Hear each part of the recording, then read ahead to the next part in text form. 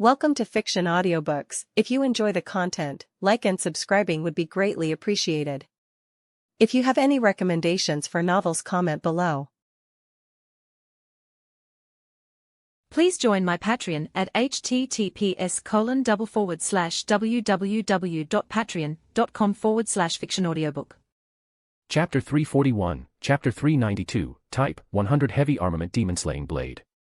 Very soon, Kaiser and Nagisa Akatsuki arrived on the 7th floor and parted ways in front of their respective apartment doors. Kaiser took out the apartment key that had been given to him in advance, opened the door to room 705, and walked in. Passing through the entranceway into the apartment, what entered Kaiser's field of vision was a 3-bedroom, 1 living room layout, equipped with a kitchen, dining area, washroom, and bathroom. If a whole family were to live here, it would feel a bit cramped, but for a single occupant, the space was overly spacious. Not bad. At least it's much better than the apartment I started with in the previous world. That apartment had a layout where entering through the door led directly into the room, with only a single restroom that included a shower. Compared to the current place, it was at least 10 times worse. It's just a bit empty. Looking at the bare room without a single piece of furniture, Kaiser found it hard to believe that a family had lived here before. Of course, someone had definitely lived here previously. Otherwise, how could he have been so lucky as to find a vacant apartment for rent right next to his surveillance target? The Yamadas that Nagisa mentioned were undoubtedly relocated by people from the Lion King organization. Otherwise, Kaiser, as a monitor, couldn't possibly have just happened to live near Nagisa and become her neighbor. Better get some furniture first. Kaiser had no intention of sleeping on the floor tonight. Thus, he pulled out his phone once again and began shopping online. When he left High God's Forest, the Lion King organization had given him an allowance as necessary funds, totaling 10 million yen. Though it was yen, 10 million still equated to several 100,000 yuan in purchasing power. As long as he didn't splurge on luxury goods like Erica, Rias, or Claudia, furnishing the place with a cozy and livable feel would pose no problem at all. Kaiser went on a spree, buying a sofa, coffee table, curtains, bed, wardrobe, and other furniture, enough to fill every space except the kitchen. As for the kitchen utensils, though he wasn't incapable of cooking, otherwise, he wouldn't have managed living alone in the past. Being able to cook didn't mean he liked it. Especially now, as the librarian of the fantasy library, he had long lost all hope in his culinary skills and simply didn't want to cook anymore. When in the world of Asterisk, studying at Seidokan Academy, he could dine in the cafeteria. In the High School DxD world, since Kuroka and Asia around him weren't great cooks, Kaiser had cooked once or twice, but most of the time the meals were handled by Kuroka's familiars or eaten out. In the Bleach world, the Shino Academy he attended had a cafeteria. After joining the Godai 13, the 3rd Division headquarters also had its own cafeteria. And after Hinamori Momo joined the squad, Kaiser didn't even have to go to the cafeteria. This dutiful vice-captain always personally made meals and delivered them to him. As for in the world of Campione, he was a king. Why would he need to cook? Either he ate out, or Maria, Yuri and Liliana would personally prepare delicious meals for him. Even when visiting other countries, the local magic societies would immediately prepare grand banquets for him. There was simply no need for him to cook. Because of all this, Kaiser had nearly forgotten how to hold a spatula. Naturally, there was no way he would cook now. Since he wasn't going to cook, there was no need to buy kitchenware. Next, Kaiser bought daily necessities and casual homeware, spending nearly half of the allowance given by the Lion King organization before finally stopping. For the delivery address, I'll just fill in this apartment building. Hopefully it won't occupy the elevator too long this time. Thinking of the conversation that had occurred in the elevator earlier, Kaiser couldn't help but chuckle. After completing all this, Kaiser walked over to the window and opened it. Chirp, chirp, chirp. A few small birds chirped noisily as they flew by, just happening to enter Kaiser's line of sight. Come here. Kaiser beckoned with his hand, and one of the small birds suddenly froze midair and flew toward him. You'll serve as my eyes for now. Kaiser gently stroked the bird's feathers, then activated the authority of the King of Beasts, releasing a subtle power that flowed into the little bird's body. In the next moment, the bird's gaze changed, and an unusual aura began emanating from it. Though its appearance didn't change, under the enhancement of the King of Beasts' authority, this little bird had already transformed into a type of magical creature, becoming a divine familiar under Kaiser's control. Go. Kaiser released the bird, letting it fly to the neighboring room 704, where it landed on the window. Upon seeing this, Kaiser closed his eyes, letting his senses merge with the bird via the authority's connection. In that state, the scene visible from the bird's view inside the window was instantly projected into Kaiser's mind. In the vision, Nagisa, who had just returned home, was in her room, taking off her school uniform, revealing her slender, fair limbs. She was humming as she changed into home clothes, but suddenly stopped her actions at one moment. Why does it feel a little strange? Perhaps sensing something, the girl's gaze shifted toward the window. But at that moment, the bird that had been resting there had already flown away, so naturally, she saw nothing. How strange. Nagisa muttered and then continued dressing. That was close. Kaiser, standing by his own window, recalled the bird and scratched his face. As expected of a sword shaman with high-level medium qualifications and strong spiritual power. Though she's not on Maria Yuri's level, her spiritual sensitivity is no joke. Kaiser had thought that after becoming like this, Nagisa would have lost her qualities as a spiritual ability user, but to his surprise, her spiritual sense was still intact. That was quite rare. Looks like I'll have to be more careful with observations from now on. Kaiser came here precisely because he was puzzled by Nagisa becoming the fourth primogenitor. He didn't know how things had turned out this way. In the original story, it was clearly Nagisa's brother, Koju Akatsuki, who became the fourth primogenitor. Why had it become her now? Could it be a mistake? After having that thought, Kaiser immediately denied it. The Lion King organization was always thorough with intelligence work. At the very least, when it came to who between Koju and Nagisa had become the fourth primogenitor, they couldn't possibly have gotten it wrong. Not to mention, in the original work, the incident that made Koju become the fourth primogenitor also involved interference from the Lion King organization. It should be the same this time. Since that's the case, the Lion King organization couldn't have made a mistake about who the fourth primogenitor is. Unable to figure it out, Kaiser finally decided to come see for himself. Taking on the Lion King organization's surveillance task was merely incidental. Though he didn't know what kind of game this matchmaking agency was playing by choosing him as Nagisa's monitor. It surely couldn't be just because he possessed latent power capable of contending with the primogenitor, right? Others might not know, but Kaiser, who knew the original story, understood perfectly. The Lion King organization's official reason for assigning monitors to the fourth primogenitor was surveillance, but the real reason was to provide a sword shaman to serve as a medium and trigger the primogenitor's awakening. Could it be that he was chosen for the same reason? But he wasn't a spiritual medium, was he? I'm going to find out what exactly you're planning. Muttering this, Kaiser turned his gaze to the shoulder bag behind him. He took down the bag, unzipped it, and pulled out its contents. What appeared in Kaiser's hands resembled the main wing of a fighter jet, approximately 120 centimeters in length. Straight, joint-like engravings were etched across it like patterns, and the whole thing shone with a silvery gleam under the sunlight, a heavy long blade made of smooth metallic curves. This heavy silver blade was currently folded in a way that stored its edge, exuding a strong mechanical feel. Looking at this silver greatsword, Kaiser's thoughts drifted back to that day. What is this? In the spacious main shrine, a box containing the silver greatsword appeared before Kaiser. This was something the three saints had just handed to him. This is a farewell gift for you, and also a martial divine tool to enhance your power. One of the three saints slowly spoke, causing Kaiser to raise his brows. Divine armament, naturally, this was not the same as the god-slaying tools wielded by Campione. So-called divine armaments were weapons developed and researched over many years by the Lion King organization, crafted using modern technology, ancient knowledge, and various techniques from curses and magic, anti-demon armaments. Though developed by the Lion King organization, some of these divine armaments used materials or cores inherited from the mythological era, while others were directly modified from such artifacts. Even those not linked to mythology employed extremely rare techniques or materials and were incredibly powerful. Among these divine armaments, some even possessed special abilities capable of threatening a primogenitor. The silver greatsword before Kaiser was one of them. Among the divine armaments developed by the Lion King organization, there is one type of armament specifically designed to suppress and paralyze demon armies, known as the Heavy Demon Purging Bow Type 6. Another of the three saints spoke up at just the right time. The Heavy Demon Purging Bow Type 6 has two forms, normally in the form of a sword, but it can also transform into a bow. In bow form, it can use special spell-type arrows to fire high-density chanting spell bombardments. In sword form, it is engraved with a simulated space-severing technique that generates an absolute defense barrier nullifying physical attacks, and its blade can sever spatial connections. The last of the three saints continued. Due to difficulties in mass production, this divine armament is now planned to have its functions divided into two, producing the Heavy Demon Purging Bow Type 6 and Heavy Demon Purging Sword Type 6, the one who spoke first resumed explaining. And considering the arduous nature of your mission, we decided to modify, enhance, and reconstruct the Heavy Demon Purging Bow Type 6 with rare technology and materials, to custom craft a personal divine armament for you. That is the divine armament before your eyes. Its name is Type 100 Heavy Armament Demon Slaying Blade, Silver Radiance Qilin. Chapter 342, Chapter 393, Silver Radiance Qilin. The Type 100 Heavy Armament Demon Slaying Blade, Silver Radiance Qilin. This was a divine armament created based on the Heavy Demon Purging Bow Type 6, with its sword form's abilities strengthened, modified, and restructured. Engraved upon its body were 3 layers of pseudospace severing formulas, and these 3 formulas were not separated but interlinked and combined, thus its power far surpassed that of its prototype, Heavy Demon Purging Bow Type 6. At the very least, its sword form was far inferior to this Type 100 Heavy Armament Demon Slaying Blade.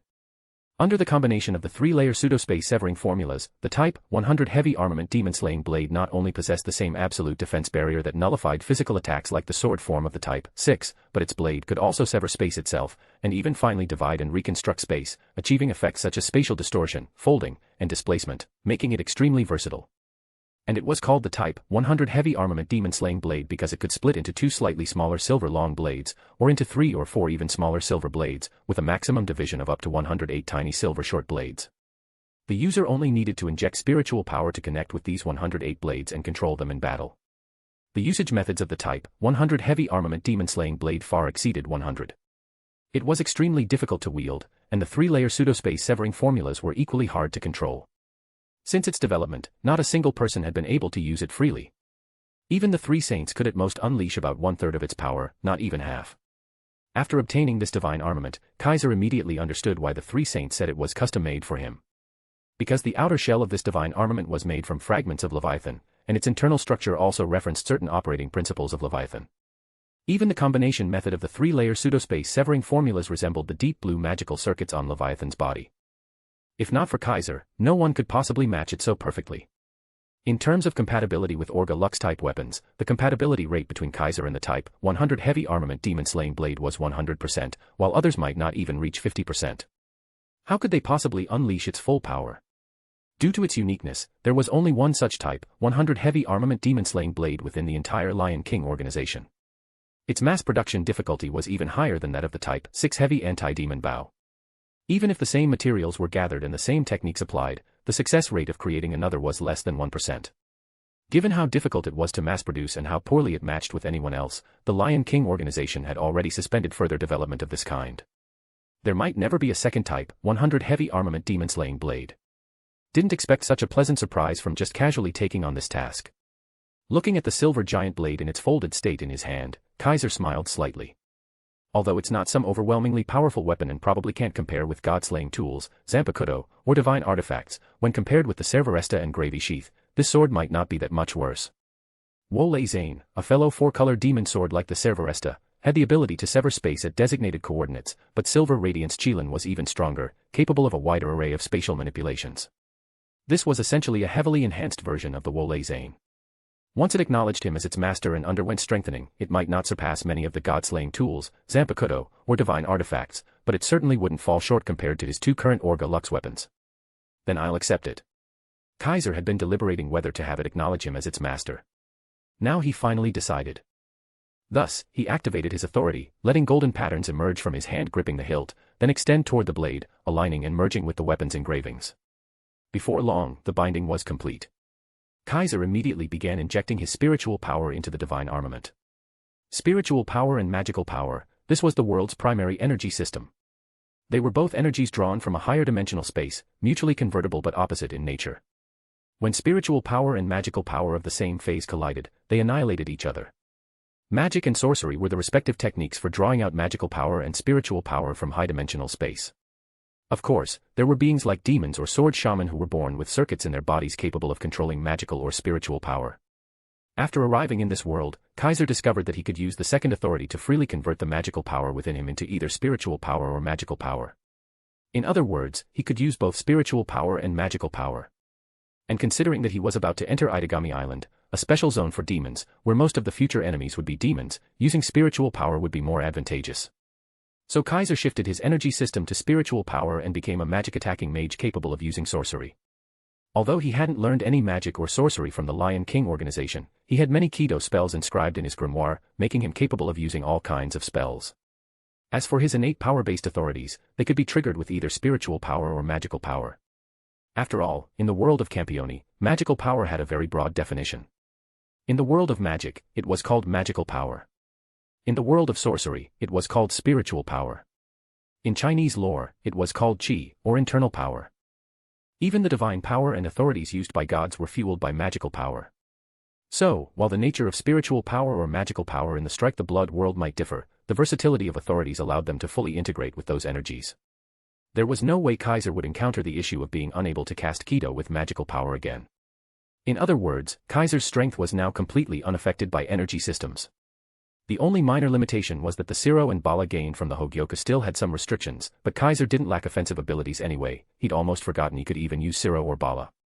In practice, Kaiser rarely used Siro or Bala, so they weren't even in his consideration. At this moment, as Kaiser injected vast amounts of spiritual power into the Type 100 heavy armament demon-slaying blade, Silver Radiance Qilin, the silver giant blade finally unfolded before him. Like the smoothest machinery in the world, the folded silver giant blade first expanded into the form of a giant sword, and then began to split, transforming into multiple silver blades that flew into the air. They automatically linked with Kaiser's spiritual power, and at his command, they danced freely in the air. Wherever the silver short blades passed, the space rippled and fluctuated like water. Show. Show. Show. Show. Show. These were the sounds of the silver blades slicing through the air, and of space being severed. Kaiser casually caught one of the silver short blades. After thinking for a moment, he lightly drew it across his own arm. With that slash, Kaiser's arm was immediately cut open, bleeding profusely. Not bad. Seeing this, Kaiser was pleased rather than surprised. You had to understand, his current physical strength was astonishing, comparable to Salvatore Doni empowered with protection of steel or Sun Wukong in his Vidrai indestructible body. But no matter how tough the body, against a blade that could sever space, it would still be wounded. Once the wound on his arm healed through high-speed regeneration, Kaiser manipulated the silver short blades to fly around before him. The connections between space were severed, the inside and outside were isolated. In such a state, even high-yield missiles or nuclear bombs falling in front of Kaiser would be blocked by this absolute defense barrier. The strongest spear that can sever space, and the absolute defense that can block all physical attacks once space is severed. Kaiser nodded, speaking to himself. Not bad at all. If used well, this one divine armament alone might be enough to defeat a true ancestor, right? The original Type 100 heavy armament demon-slaying blade might not have possessed such power, but once recognized by Kaiser and enhanced by authority, it definitely did now. All in all, Kaiser was quite satisfied. Clack, clack, clack. Amid mechanical clanking sounds, the silver short blades flew back into Kaiser's hand and recombined into the silver giant blade. After a moment's thought, Kaiser dismantled a corner of the silver blade and extracted a dagger-sized short blade. I'll keep this one on me. Kaiser stored the silver short blade at his waist, while the incomplete silver giant blade folded up and was stored within his body. Ding dong. At this moment, the doorbell rang. It was the delivery of all the various things Kaiser had ordered online. The next morning, as daylight arrived and the sun once again shone its scorching rays down on Itagami Island, room 705, where Kaiser resided, had undergone a complete transformation. The once empty apartment was now filled with all kinds of furniture. The living room was arranged warmly like a proper home, with sofas and coffee tables complete, a high-end television set, and curtains now hanging. It finally looked like a place where a normal person lived. The dining room had tables and chairs, the washroom was stocked with various toiletries, and aside from the still empty kitchen, every other area had been properly arranged, making it hard to believe that just last night the place had felt so cold and desolate. In the master bedroom, beside the freshly made bed, Kaiser stood before a full-length mirror. He wore a white shirt and black slacks. Though it looked like casual clothing, this outfit was actually the male student uniform of Saikai Academy, a genuine school uniform. A uniform, huh? Looking at the youthful, carefree version of himself in the mirror, Kaiser scratched his head. I've been a Godii 13 captain, a demon lord who slayed gods, and now I have to wear a school uniform and go to school. This is just too bizarre. This wasn't enrollment in the Shino Academy, it was a transfer into an ordinary educational institution. Japanese, math, English, these were the subjects he was about to study, not sorcery or magic. A completely normal student life. I'm not really opposed to it, but still, for someone pushing 100 years old to go back to school, it's a complicated feeling. Kaiser casually grabbed the silver short blade from the bedside table, stored it at his lower back, and covered it with the hem of his shirt before turning around. Whatever, I'll just treat it as reminiscing about youth. After all that fighting and killing, living a normal student life once in a while didn't seem so bad. With that thought, Kaiser left the bedroom, and left the house. Saikai Private Academy. This was a co-educational 6-year junior and senior high school. With a student population of about 1,200, by urban standards, it was a fairly typical school in Itagami City, where the youth population was high. Because Itagami Island was artificially constructed, chronic land shortage was inevitable. As such, schools like Saikai Academy had limited space, but all the necessary facilities were present. Saikai Academy had a gymnasium, swimming pool, and student cafeteria, all of which were shared by both the junior and senior high divisions. Therefore, it was common to see junior and senior high school students mingling throughout the school. Within this Psychi Academy, atop the highest floor of the senior high faculty building, was a teacher's office. This office, located in the spacious top floor with a grand view, was even more imposing than the principal's office. Luxurious to the extreme, it had thick carpets, velvet curtains, and antique furniture. In one corner, there was even a bed with a canopy, giving it the atmosphere of a refined palace bedroom. To call such a place a teacher's office was already extravagant. To call it a principal's office would still feel excessive. What was even harder to believe was that the person who owned this office was a young girl. Were you just now thinking something extremely rude? Inside the luxurious office, a somewhat displeased voice suddenly rang out. It was a voice full of authority, but the speaker was a young girl sitting behind the desk, her legs not even reaching the floor. She wore a black Gothic Lolita dress, held a lace fan in hand, had long, glossy black hair reaching her waist, and her features were exquisitely delicate, unquestionably a beauty. However, her apparent age was only around 11 or 12. Rather than calling her a beauty, it would be more accurate to call her a beautiful young girl, or rather, a little girl. Her facial features and physique were unmistakably childish, like a porcelain doll that one couldn't help but want to reach out and pat on the head. I didn't, don't say things like that. Facing the doll-like adorable girl, Kaiser held back a laugh and responded with the classic three-part denial. TCH. The girl clicked her tongue in clear annoyance, her gaze at Kaiser filled with hostility. So, the guy transferring into my class, is that you? That's right. This young girl before him was going to be Kaiser's homeroom teacher. Chapter 343, Chapter 394, each one more special than the last. Natsuki Minamiya, English teacher at Psychi Academy High School Division and homeroom teacher of Class 1B, claims to be 26 years old and is said to have inherited the bloodline of a distinguished noble house, which is why she often appears particularly dignified and commanding. As a teacher, she is quite capable and has a high reputation among the students, very popular with them.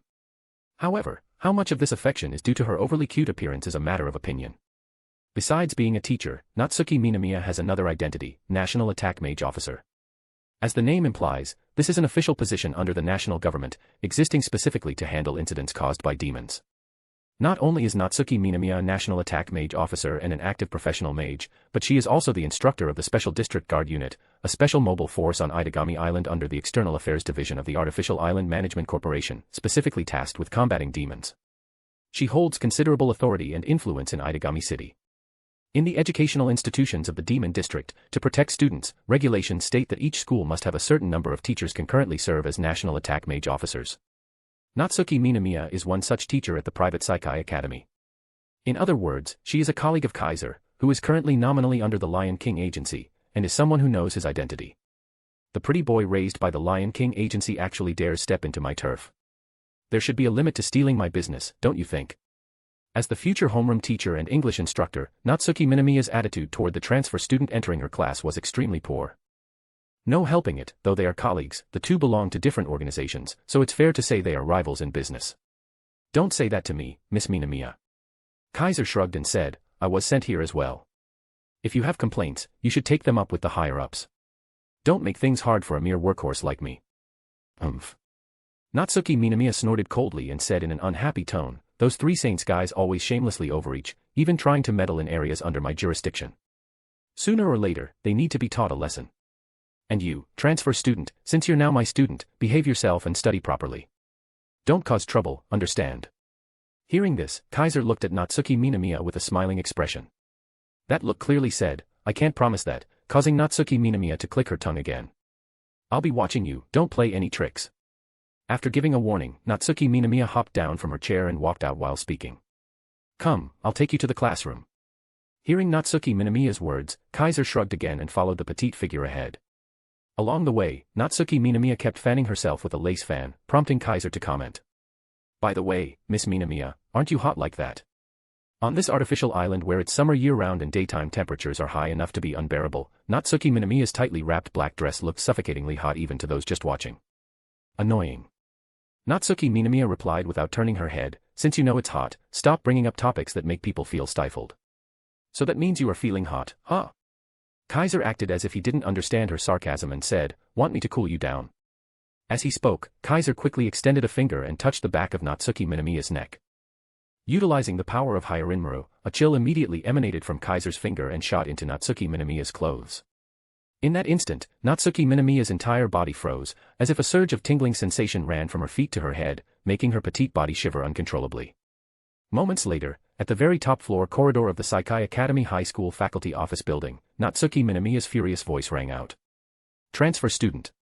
Are you looking to die? Crackling sounds erupted through the hallway.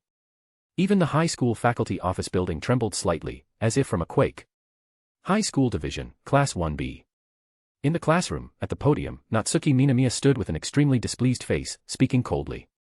As you can see, a transfer student will be joining our class. Natsuki Minamiya didn't even glance at Kaiser standing next to her, but her meaning was clear. It was his cue to introduce himself. My name is Kaiser.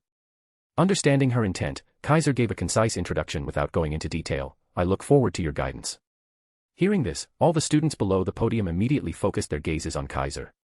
Among them, some looked curious, others showed faint suspicion, and many of the girls gazed at Kaiser with sparkling eyes, as if drawn to him.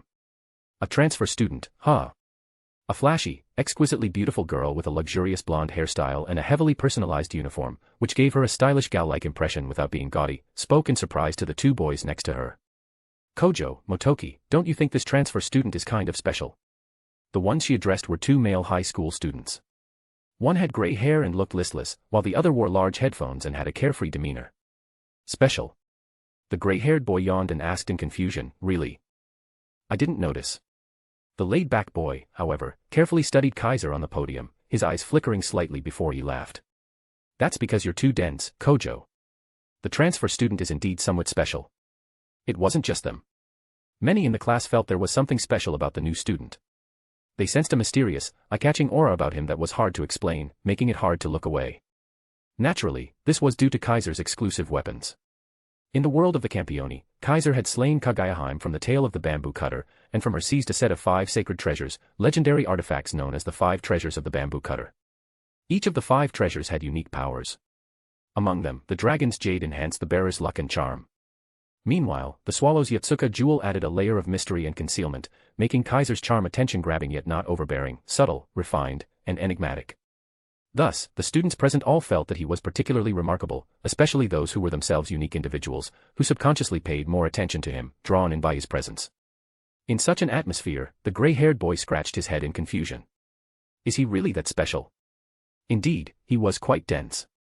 But Kaiser wasn't. He immediately noticed him, met his gaze, and smiled. Seeing this, the gray-haired boy was briefly stunned before quickly returning the smile. Only then did Kaiser shift his gaze and look toward Natsuki Minamiya. Where should I sit, Miss Minamiya? Natsuki Minamiya looked impatient, crossed her arms, and snorted coldly. Just find any open seat. Do I need to lead you there myself? Ha ha. The students in the class all burst out laughing. Fuo, the laid-back boy, whistled and said, looks like Natsuki-chan isn't too fond of transfer students. Natsuki-chan is angry, the fashionable girl said in surprise. Did the transfer student do something to upset her? As soon as the words fell, 2 pieces of chalk whizzed through the air like bullets and exploded on the foreheads of the two. Ow. Ah. They both cried out in pain. Don't add a chan to a teacher's name. Still in the posture of throwing chalk, Natsuki Minamiya shouted furiously. She's scary. The gray-haired boy was startled. The words slipped out instinctively, earning him a sharp glare from Natsuki Minamiya, and he quickly ducked his head like a quail. What are you looking at? Hurry up and find a seat. Then Natsuki Minamiya noticed Kaiser's playful expression and grumbled unhappily. Got it, Natsuki-chan. Dragging out the chan, Kaiser swiftly made his way down from the podium. Damn brat. Natsuki Minamiya barely restrained herself from attacking him. Thinking back to what had happened earlier in the high school faculty office building, a look of caution flashed in her eyes as she regarded Kaiser. She had attacked in anger, not going full force, but aiming to subdue him, yet he effortlessly dodged it, and she hadn't even managed to touch him once. She was Natsuki Minamiya, a certified National Attack Mage officer, instructor of the Special District Guard Unit, known as the Witch of the Void. In Europe, she even had another title, Demon Slayer. Every time she acted, it was a calamity for the demon targets. She had nearly never failed, countless criminals had been arrested and vanished because of her. She could manipulate space magic as easily as breathing, something ordinary people couldn't even use. Frankly speaking, even the 3 saints, hailed as humanity's strongest mages, had no guaranteed victory against her. Natsuki Minamiya stood at the pinnacle of all mages. For someone like her to seriously try to catch someone, and still fail against a high school freshman. Thinking of the intel she had gathered on him, Natsuki Minamiya cursed inwardly. The idiots at the Artificial Island Management Corporation actually said this guy doesn't use jutsu or magic, so he's harmless for now. Harmless, my ass. Chaos Dragon, in a way, this guy might be even more dangerous than that girl who became the fourth primogenitor. Just what were the Lion King agency people scheming? Why would they send someone like this to Itagami Island, and let him get close to the fourth primogenitor? The world's strongest vampire and the world's strongest demonic beast, what kind of apocalyptic duo is that? If something went wrong, all 560,000 residents of Itagami Island could go down with them. Did those bastards even understand the consequences? Sigh. As if foreseeing an unsettled future, Natsuki Minamiya sighed quietly. Unaware of Natsuki Minamiya's complex thoughts, Kaiser sat down at an empty seat next to the gray-haired boy, under everyone's gaze. All right then. Natsuki Minamiya glanced at Kaiser, who had clearly chosen that spot on purpose, composed herself, and announced with a stern face. Let's begin the lesson. The students immediately focused and opened their textbooks. Though the one teaching at the podium looked younger than them, none dared challenge Natsuki-chan's authority. Any who tried, well, they were still there rubbing their reddened foreheads, teary-eyed. No matter how cute she looked, Natsuki Minamiya was a certified national attack mage officer. If you pissed her off, you'd better pray you didn't get strung up to the ceiling by some suddenly appearing chain. There was a common belief at Private Saikai Academy, if you had to offend someone, offend the principal, not Natsuki Minamiya. She was the real top authority in this school. And so, the students earnestly listened to the lesson, even the gray-haired boy who had looked so lethargic earlier perked up. Kaiser rested his chin in his hand, watching Natsuki Minamiya speak eloquently at the podium, then glanced at the two boys and one girl next to him, smiling inwardly. Perhaps, my school life won't be so boring after all. After all, the people here, each one is more special than the last. Several dozen minutes later, the bell rang to signal the end of class. Natsuki Minamiya decisively ended class, leaving even the textbook behind, and walked out while fanning herself with her lace fan. Only then did the students relax and begin to gather around Kaiser to chat. Hey there, transfer student. Welcome to our class. You're called Kaiser, right? Such a unique name, are you not from this country? The students were clearly still very curious about Kaiser and asked him questions one after another. Especially the girls, who seemed quite enthusiastic, clearly charmed by him. Facing these lively, ordinary students, Kaiser didn't put on airs. He smiled and chatted casually, saying just enough, very laid back. All right, don't crowd around. It's hot, don't scare the transfer student away. The laid-back boy removed his headphones and jokingly dispersed the crowd. Geez, these guys are way too curious. The stylish girl complained. The gray-haired boy scratched his head, then looked at Kaiser and smiled. I'm Koju Akatsuki. Just call me Koju. He introduced himself. I'm Motoki Yaes. Nice to meet you, transfer student. The laid-back boy greeted him. Asejai Aiba. The stylish girl also introduced herself. The original protagonist group had officially arrived. Chapter 344, Chapter 395, one cannot, or at least should not. Akatsuki Koju. Aiba Asejai. Yaes Motoki. These three people, at first glance, all seemed like ordinary high school students, but in reality, each had an extraordinary identity. At least, that was the case in the original story. As for now, Kaiser looked at Akatsuki Koju sitting next to him, a faint golden light appearing in his eyes. With the help of the power of the golden sword within him, activating one of Verithragna's 10 incarnations, the warrior, Kaiser at this moment possessed a special insight that could pierce through the essence of an enemy. Yet even under this special insight that revealed an enemy's true nature, Akatsuki Koju appeared before him as nothing more than an ordinary male high school student, with no abnormalities whatsoever. He wasn't a demon, and there were no signs of spiritual or magical power flowing within him. He was just a human one could see anywhere on the street, so ordinary that he couldn't be any more ordinary. Looks like he really is different from the original story, and didn't become the fourth progenitor. Kaiser was now half convinced of this. And the reason it wasn't fully convincing was because Aiba Asejai, sitting next to him, also appeared to be nothing more than a normal female high school student in his eyes, with no abnormalities. But in truth, Aiba Asejai's uniqueness was in no way inferior to the fourth progenitor, in fact, in some ways, she even surpassed it. However, very few people knew this. Besides Kaiser, even Aiba Asejai herself was unaware of her special nature. On the other hand, Yaes Motoki, who looked like a carefree slacker, caught Kaiser's attention for his unusual constitution. Hyper-adaptive ability user. This referred to those born with special constitutions, humans who nonetheless possessed extraordinary abilities, otherwise known as psychics. Unlike spirit users or magicians, the abilities of hyper-adaptive users were often extremely rare skills, but not systematizable. Although phenomena that defied scientific, sorcery, or magical understanding occurred frequently, they were still regarded as irregular and thus typically not taken seriously. The Yaes clan was a powerful conglomerate closely tied to the founding of the demon district Itagami Island, and also a lineage from which many of these special ability users originated. Yaes Motoki was one of the family's members. Didn't expect that, even though Akatsuki Koju is no longer the fourth progenitor, someone from the Yaes family would still appear at his side. Kaiser silently pondered. In the original story, Yaes Motoki's reason for staying close to Akatsuki Koju was to monitor the fourth progenitor living on Itagami Island. Now that Akatsuki Koju was no longer the fourth progenitor, Yaes Motoki was still at his side. Could it be a roundabout tactic, trying to approach Akatsuki Koju in order to get to Akatsuki Nagisa? Speaking of Akatsuki Nagisa, Kaiser was also full of doubts.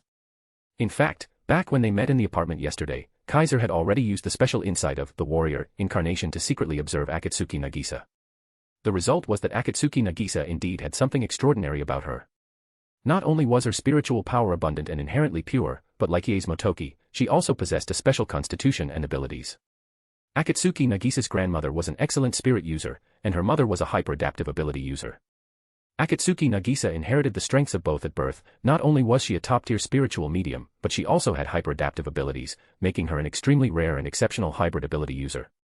She was a natural-born talent for being a High Miko, and in this regard, she might even surpass Maria Yuri. Now, she had become the fourth progenitor, which was as ridiculous as Maria Yuri becoming a Campione. She was a special individual among special individuals, far more striking than Akatsuki Koju becoming the fourth progenitor in the original story.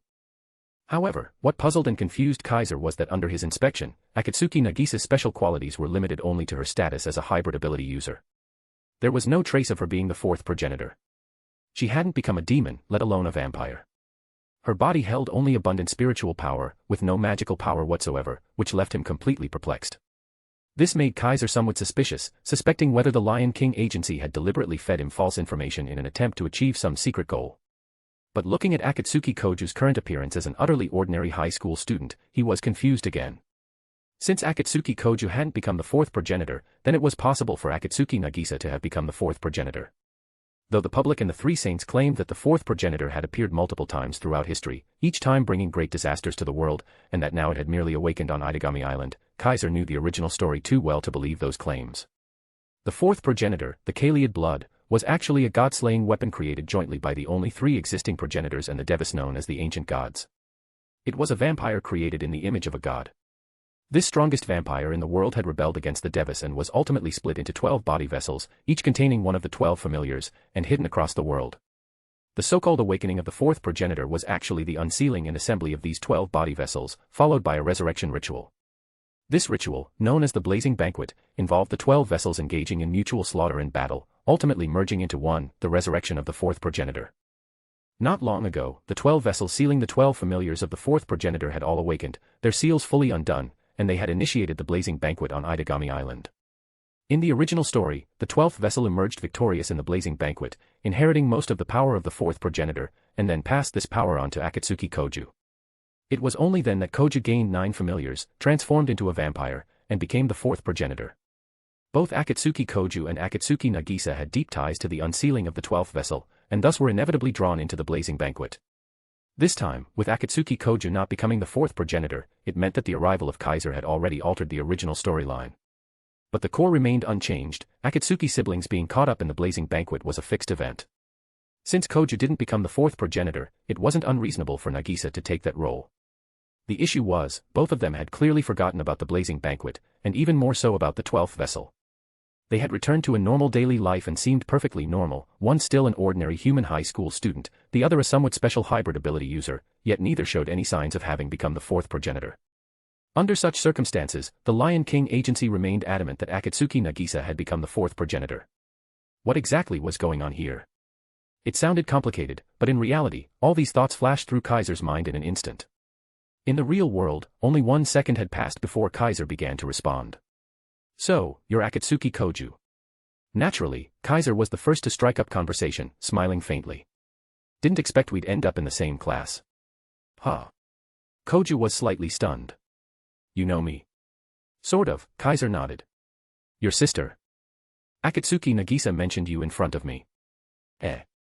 Koju was even more taken aback. You know Nagisa too? Oh. Iba Asagi was also surprised. So you're an acquaintance of Nagisa. With that, Koju looked at Kaiser with a trace more wariness in his eyes. Meanwhile, Yaes Motoki watched Kaiser with a meaningful smile, saying nothing. You didn't know. Kaiser smiled as though he didn't notice the wariness in Koju's eyes. I'm actually your neighbor, my place is right next to yours. Neighbor. Koju was momentarily stunned, then seemed to recall something. Come to think of it, the Yamada family in Unit 705 moved out recently. I did hear someone new had moved in and rented it. I'm the new tenant, Kaiser smiled. I met Akatsuki Nagisa just yesterday, we took the same elevator. She's quite talkative and spent the whole ride up to the 7th floor complaining about you. Hearing that, both Iba Asagi and Yaes Motoki couldn't help but laugh. That's so Nagisa-chan. Iba Asagi commented. Seems like little Nagisa has more and more complaints about you, Koju. Yaes Motoki teased Koju. Geez, why's she still such a blabbermouth? Koju was embarrassed and helpless, scratching his head. Why would she say all that to a new neighbor? Well, you're always dumping the housework on her. Iba Asagi scolded. You're the older brother, but your little sister's the one taking care of you. Even I want to lecture you, let alone Nagisa. Yeah, compared to Koju, little Nagisa's much more dependable. Yaes Motoki stuffed his hands in his pockets, showing no mercy to his good friend as he joked. She's not just cheerful and cute, but also a domestic expert. She handles all your household chores, doesn't she? Sure, having such a capable sister is a blessing, but Nagisa's still a middle schooler. Making your little sister take care of you like that is just embarrassing, Koju. Shut up. Koju growled in frustration. I help out with housework too, okay. But you guys know what Nagisa's like, she's got a borderline pathological obsession with cleanliness. If I do anything, she nitpicks everything, I can't get anything done. His friends showed no mercy in rebutting his excuse. That's because you're too sloppy. Isn't it exactly because you're too sloppy? Iba Asagi and Yaes Motoki spoke in unison. You guys. Can you let me save some face in front of the transfer student and neighbor? Koju was shaking with anger. Kaiser, like an amused audience member, watched the comedy play out, a two-man act, no, a three-man act, before finally speaking. Nagisa-chan is indeed cute and reliable. Having such a sister is something to be envied, Koju. That line immediately made Koju wary again. She's not as great as you say. She nags, she's annoying, like an old lady muttering all day, don't be fooled by her. Koju stammered with forced calm. She's not. Nagisa's super cute, okay. Koju, stop bad-mouthing that kid. Iba Asagi immediately defended Nagisa. In contrast, Yaes Motoki's smile grew even more offbeat. Come on, Asagi, try to understand him, Yaes Motoki chuckled, putting an arm around Koju's shoulder. There's a guy his age saying his little sister's cute, how could he not react? Especially since he's a total siskin. Who's a siskin? Koju snapped like he'd been stabbed in the heart. That's not true. I just. Seeing Koju flustered beyond words, Iba Asagi showed a look of disdain, while Yaes Motoki burst out laughing. Even Kaiser gave Koju a strange look, then added. Koju-kun, even though we've just met today, I still want to say, one cannot, or at least should not, have those kinds of thoughts about their own little sister, okay? Kaiser's words struck Koju like a lightning bolt. I am not a siskin. Koju's roar echoed throughout the entire high school building. At that moment, the school bell rang, covering up his shout and rendering his rebuttal futile. Koju's siskin label was probably something he'd never shake off again.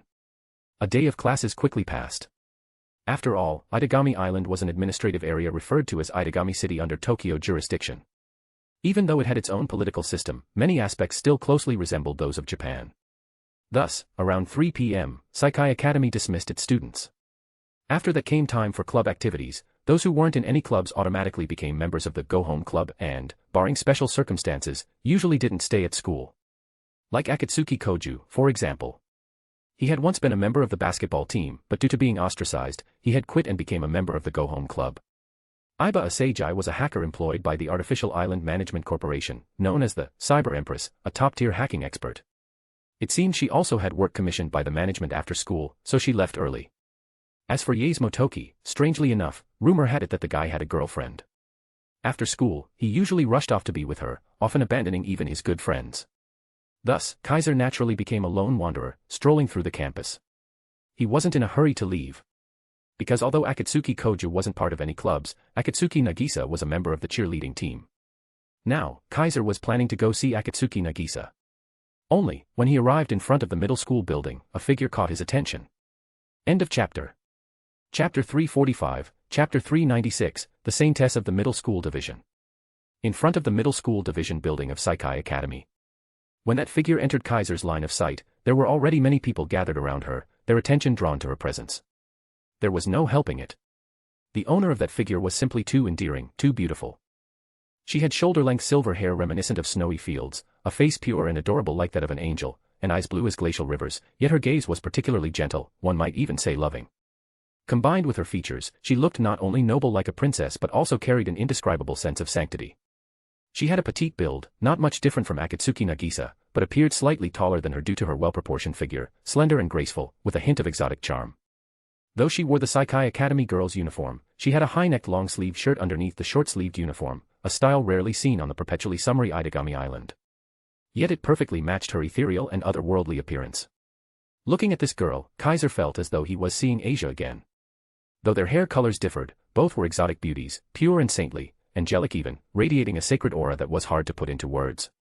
Naturally, the people nearby were captivated by this saint-like girl. Many couldn't help but stop in their tracks, especially the boys. Their gazes were filled with admiration, longing, and even infatuation, yet not a single one dared approach her. It wasn't that they didn't want to, it was that they didn't dare. Kaiser understood. It was precisely because that girl was too pure, too untainted, that people hesitated to approach her. Sometimes, being too beautiful can create a sense of distance, making people instinctively shrink back. The crowd wore hesitant expressions, and not a single one dared to step forward. Of course, the girl herself hadn't noticed this. Because, at this very moment, she was standing beneath a tree, looking up at it with a worried expression. Kaiser followed her line of sight up into the tree and spotted a small animal. Meow. Perched on a branch was a tiny kitten, shivering uncontrollably, looking like it could fall at any moment. Seeing this, the girl's worry visibly deepened, and she began to show signs of anxiety. Regrettably, those around her were only watching her and had no idea what she was looking at, or why she was standing under the tree. In other words, besides Kaiser, no one else had noticed the presence of the kitten. If even one person had looked somewhere other than directly at the girl, they would have realized this was a once-in-a-lifetime chance to strike up a conversation. I give you all a chance, and none of you are any good. Kaiser looked at the hesitant, tongue-tied boys with a helpless smile. Seeing the girl grow increasingly worried and anxious, Kaiser thought for a moment, then decided to step forward. You're not planning to wait until it falls down and try to catch it, are you? When this voice came from behind her, the girl was clearly startled. She turned around and saw Kaiser standing there. Her glacial blue eyes showed clear surprise. Meanwhile, the boys who had been too afraid to approach now all turned their eyes toward Kaiser, their gazes full of resentment. Kaiser ignored them entirely. He met the girl's beautiful eyes and smiled. Is that your cat? Kaiser pointed to the shivering kitten in the tree and asked. And no, it's not. The girl seemed to only now realize someone was speaking to her. She quickly shook her head in response. Her voice was clear and gentle, like a nun softly praying in a monastery, giving the impression that one's entire being was being purified just hearing it. Upon hearing that voice, Kaiser even felt that he could eat 3 full bowls of rice with just her voice as seasoning, even without any side dishes at dinner. Then why have you been staring at it this whole time? Kaiser looked directly into the girl's eyes, instinctively softening his tone as he asked. I'm sorry. The girl immediately apologized, her face full of remorse. I was just a little worried about that little one. Sorry for bothering you, senpai. No need to go that far. Kaiser chuckled and shook his head. So, it's a stray that wandered in. Most likely. The girl seemed quite knowledgeable on the matter. Though I haven't looked up close, it's filthy all over, so it doesn't seem like it has an owner. Kaiser looked up and indeed saw that the kitten was quite dirty, it certainly didn't look like a pet. Ran into the academy grounds after being abandoned. Kaiser muttered to himself, causing the girl's expression to darken slightly as she looked down. She looked as though she were mourning the fate and origin of such a tiny life, like a compassionate Virgin Mary. Could I trouble you, senpai? The girl softly expressed her intent, it was obvious what she hoped Kaiser would do. Alone, she could only stand watch beneath the tree, ever vigilant for when the kitten might fall, ready to catch it at a moment's notice. But with Kaiser's arrival, she gained a sliver of hope. No big deal. Kaiser naturally understood what she meant, but narrowed his eyes slightly. Honestly, it can probably make it on its own. Don't underestimate the resilience of life, all right. That sentence made the girl pause again. Kaiser didn't elaborate. He simply walked beneath the tree and looked at the kitten. Come. He beckoned toward the kitten as if commanding a pet. The next second, the girl witnessed a surprising sight. Meow. The kitten that had been trembling atop the tree suddenly seemed to have received a supreme command, as if it had seen the Cat King, and gathered up its courage. It cautiously retraced its steps, reached the trunk, and latched onto the bark with its paws, sliding down like it was on a slide. Before long, the kitten safely reached the ground, gave a soft mewl, and ran toward Kaiser, leaping into his arms. See. Kaiser hugged the kitten and smiled at the girl. It came down, didn't it? At his words, a mixture of disbelief and awe sparkled in the girl's eyes. Senpai, you're amazing. The girl gazed at Kaiser with adoration, her deep blue eyes rippling like waves, as if she'd become one of Kaiser's little fangirls. It's probably this little guy that's amazing. Kaiser gently stroked the kitten in his arms. Isn't it a bit odd to be praising me? No, you deserve it, senpai. The girl shook her head. I don't know how you did it, but you definitely did something just now. That's the only reason this little one wasn't afraid and had the courage to come down, right? Hearing this, Kaiser couldn't help but think to himself. As expected of a spirit medium who's inherited a vast bloodline of spiritual power, her sixth sense is sharp. From the very first glance, Kaiser had already recognized her. Still, he asked her a question. I haven't asked your name yet, what is it? Kaiser's question made the girl immediately stand up straight. Forgive me, senpai. She bowed politely and replied in a gentle, saint-like voice, my name is Canon Canase. I'm a third year in the middle school division. Canon Canase, this name was far from obscure at Private Psychi Academy. Mention Canon Canase from the middle school third year, and nearly 99% of the academy would instantly know who she was. Her name was practically legendary. Because she was exceptionally beautiful and stood out immensely, she had been the center of attention among both boys and girls since enrolling. Many boys secretly admired her, and even girls were drawn to her overly sacred beauty and aura. It was said that in the middle school division, if any boy dared approach her for a chat, the rest would swarm him and punish him, sometimes even with fines. Due to her divine beauty, people called her the saintess of the middle school division, quietly admired and protected by many. Of course, that was only her surface identity. In truth, her unearthly beauty was a sign that she was no ordinary student. Unfortunately, the only person who seemed to know this secret at Private Psychi Academy right now was probably Kaiser, and even across all of Itagami Island, very few knew the truth about Canon Canase. I'm Kaiser, first year in the high school division. Kaiser, as if carefully admiring Canon's beauty, or perhaps to show he acknowledged her, looked her straight in the eye and said, I just transferred here today. Pleased to meet you, Canon. A transfer student, is that so? Canon looked a bit relieved. No wonder you were willing to talk to me. Oh. Kaiser asked curiously, what do you mean by that? And no, it's nothing, just something that came to mind. Canon seemed embarrassed. I'm very shy by nature, and with my odd hair color, everyone at the academy tends to avoid me or stay away. I was thinking, if you weren't a transfer student, maybe you would have done the same. That's just because very few people have the courage to approach you, it has nothing to do with being a transfer student. Especially for boys, those who dare approach you must get death stares from the others, right? Feeling the hostile gazes coming from all directions, Kaiser shrugged. Maybe. If I weren't a transfer student, someone might have grabbed me by the shoulders and stopped me from getting near you. Kaiser said jokingly, but it made Canon feel inexplicably guilty. Sorry, it's all because of me. The girl seemed to blame herself for everything. Don't say that. You haven't done anything wrong. Seeing her remorseful expression, Kaiser changed the subject. So, what do we do with this little guy? Kaiser grabbed the kitten by the scruff of its neck and held it up. Canon didn't scold Kaiser for being rough but instead hesitated. Senpai, couldn't you take it in? Sadly, no. Kaiser shook his head. The apartment I'm living in doesn't allow pets. That wasn't something Kaiser made up, it was clearly stated in the warning notice he received upon moving in. I see. Canon seemed disappointed but didn't push it. In that case, senpai, please give the little one to me. As she spoke, Canon reached out her hands to receive the kitten from Kaiser. Meow. Unexpectedly, the kitten began to struggle and cried out as if unwilling to leave Kaiser, clearly reluctant to go over to Canon. This. Canon looked surprised and confused. Don't be difficult. Kaiser lightly smacked the kitten on the head and scolded, she was the one who worried about you the whole time under that tree. She's also trying to give you a future. Don't be ungrateful, little one. The kitten seemed to understand and quieted down. Canon, here. Kaiser placed the kitten into Canon's arms. It no longer resisted and instead rubbed its face affectionately against her chest as if sensing a kindred spirit. This little one really listens to you, senpai. Canon gently held the kitten and looked at Kaiser with shining eyes. Senpai, are you some kind of animal trainer? Something like that. Kaiser didn't deny it and smiled lightly. There probably aren't many animals that wouldn't listen to me. That's amazing. Kanon looked at him like a little fangirl again. Senpai must be a good person, that's why animals like you and obey you. That was a big misunderstanding.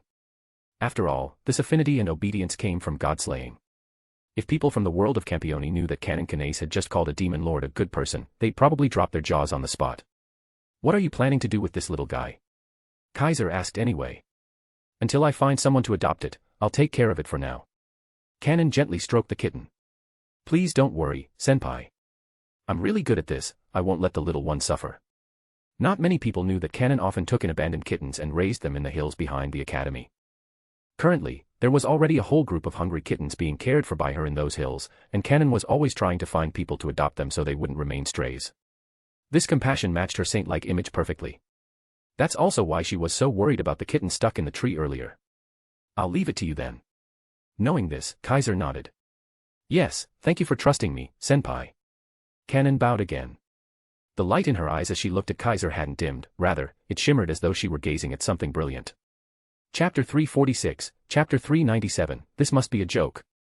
As time passed, the sun began to set. The glow of the evening sun gradually dimmed, and clouds of sunset appeared in the sky. Only then did the temperature on Itagami Island start to noticeably drop, and the heat of the day began to fade bit by bit. And before the sun completely set, Nagisa finally ran out from the middle school building. Oh no, I spent too much time on training, I'm going to miss making dinner. There was a trace of anxiety on Nagisa's face. Is it still in time to go buy ingredients now? At this time, there probably isn't much meat left, right? And today there's a special offer too. I totally missed it. Even though the girl was running fast, she kept chattering non-stop, so much so that she didn't notice someone appearing in front of her and ran straight into them with her head down. Watch out. By the time Nagisa reacted, it was completely too late, making her cry out in surprise. However, the person who appeared in front of her seemed especially relaxed. Oh my. With a light twist of the body, that person effortlessly dodged the oncoming Nagisa. Ah. Nagisa only felt a blur before her eyes, then her whole body lunged into emptiness. She completely lost her balance and was about to fall to the ground. Before a frightened expression could even appear, she felt someone grab her hand, and her body was pulled in, falling into an unfamiliar embrace. The one who should be more careful is you, you know. As this somewhat familiar voice came from above her head, Nagisa looked up with lingering fear. What entered her vision was a face that wasn't quite unfamiliar, but also not really familiar. It's you. Nagisa immediately recognized the person. Wasn't this the neighbor she met yesterday? Hello, Akatsuki-chan, we meet again. Kaiser, holding the girl who still looked shocked, smiled and looked down at her as he spoke. Are you okay? Did you get hurt? I am fine. Nagisa first shook her head in a daze, then finally came back to her senses and realized her current situation. Feeling the boy's warm embrace and his scent so close, the girl blushed without surprise. Sorry. It's all my fault for not watching where I was going.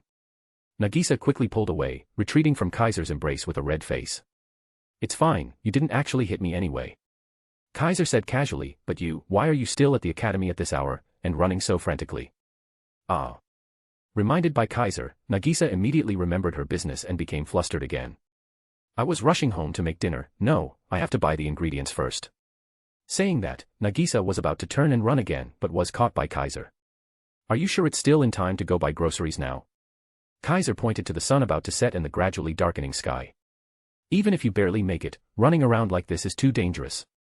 It was lucky it was me this time, but what about next time? What if you run into a child, or crash into a vehicle?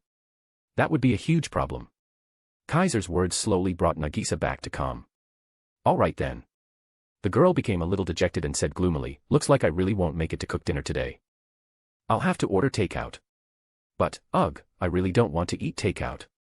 Takeout isn't healthy at all.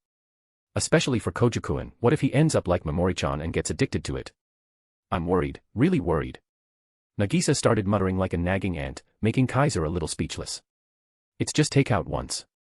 No need to get so worked up, right?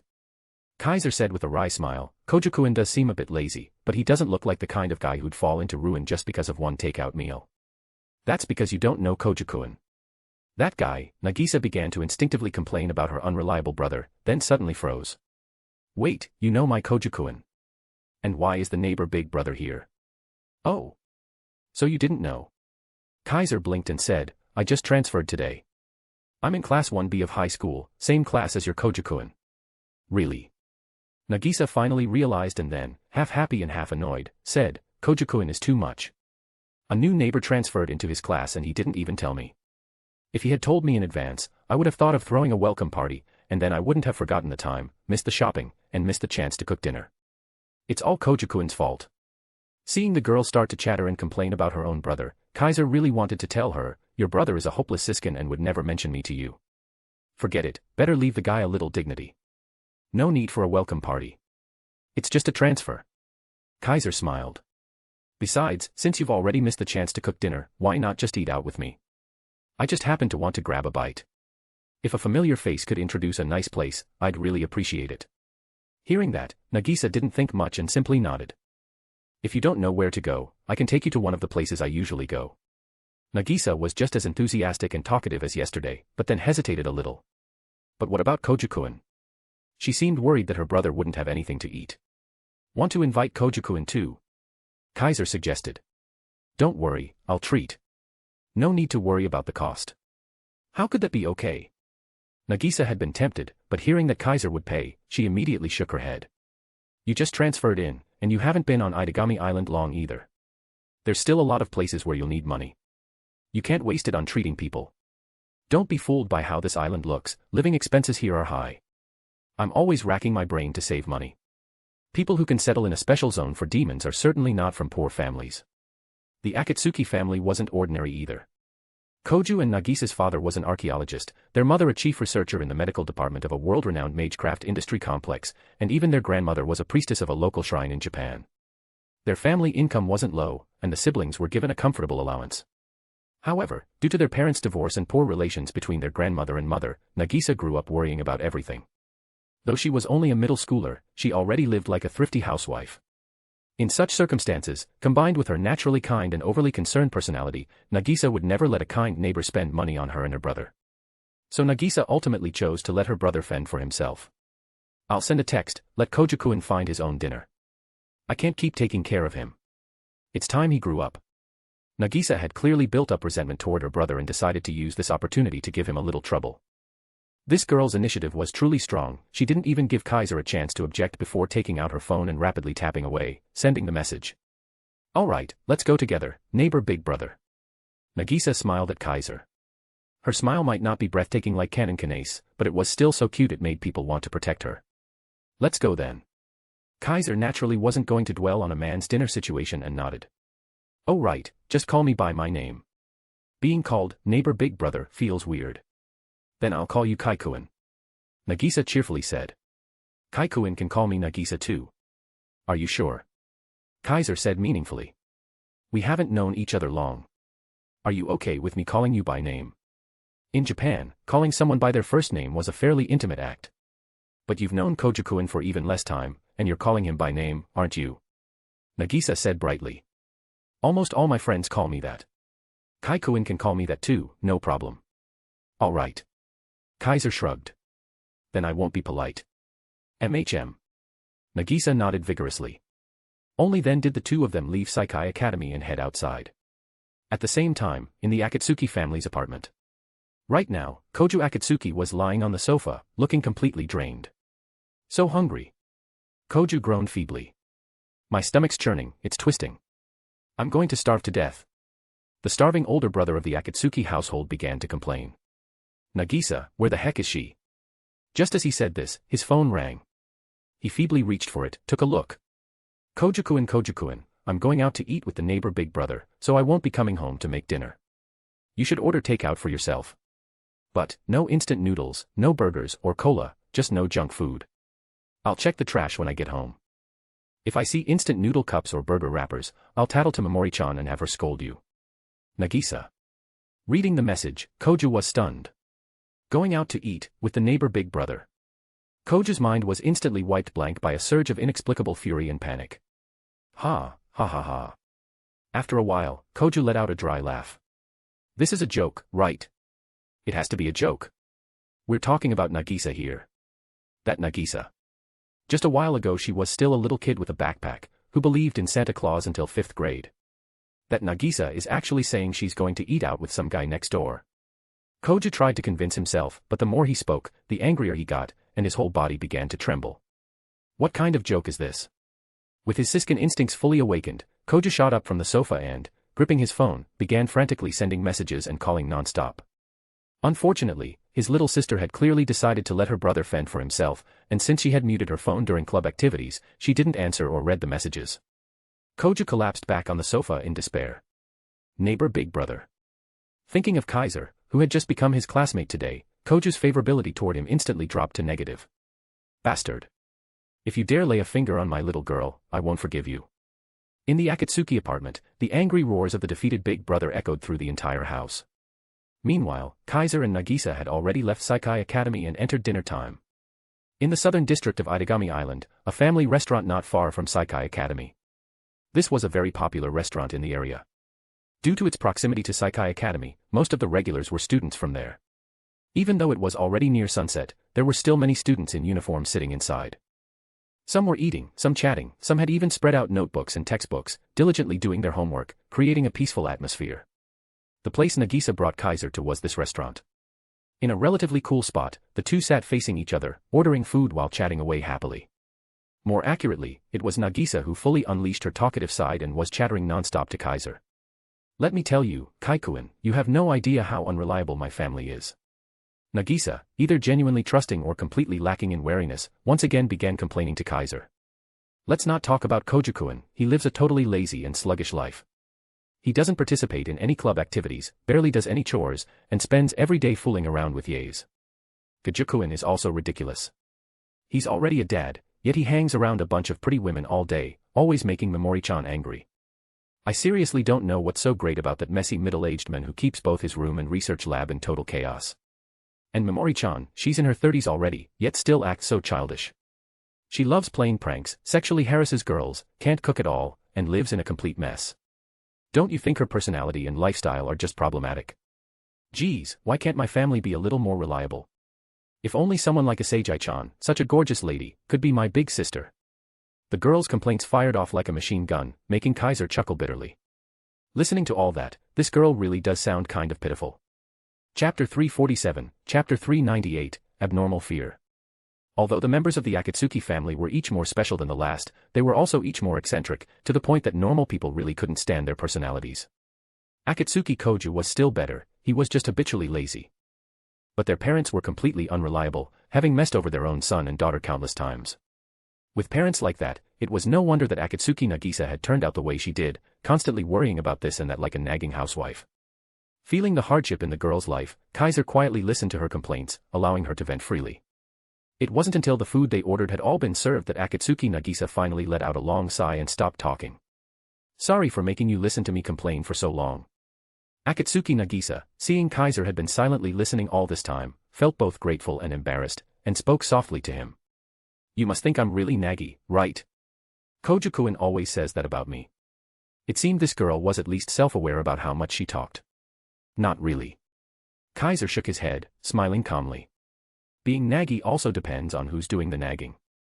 If it's a cute girl like you, Nagisa, I think there will be plenty of people willing to listen to your complaints. Ah, really? Akatsuki Nagisa's cheeks flushed slightly as she smiled shyly and said, actually, even for me, I don't usually talk this much, but I don't know why, facing you, Kaikuin, I just can't help but say a few more words. This wasn't just an excuse.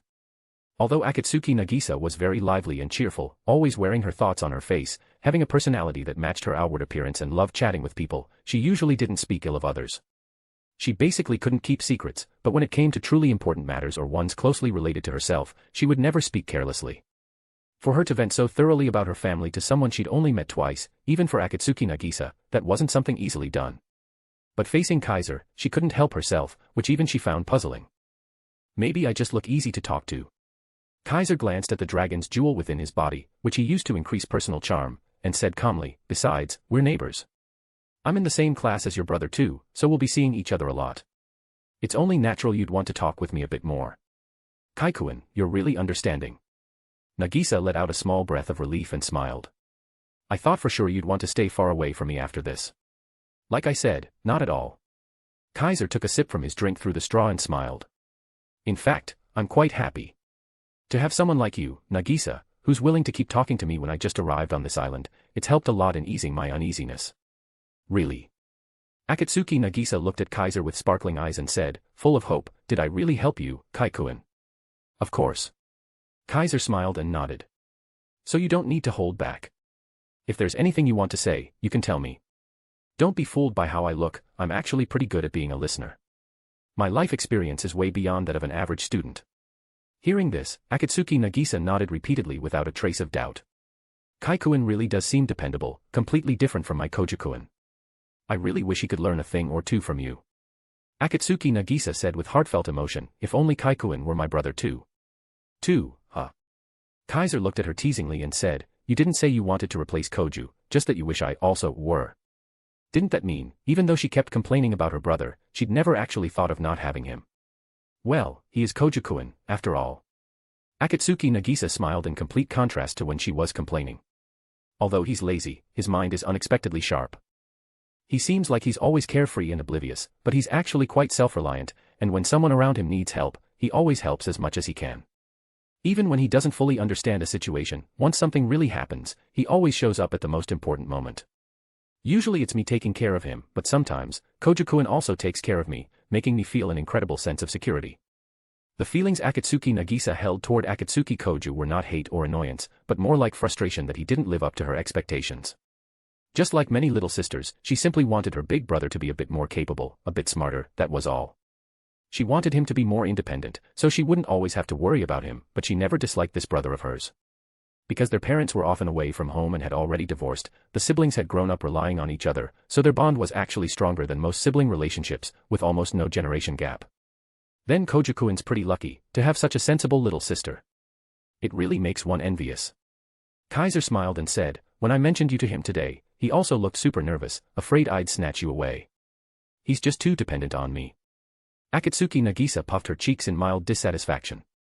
I'm not a child anymore. Why's he always worrying about stuff like that? Maybe in his eyes, no matter how old you get, you'll always be the little sister who needs his protection. Kaiser smiled calmly. Just like even if he becomes an adult, goes into society or gets into college, in your eyes, he's still that unreliable brother who needs your care. Yeah.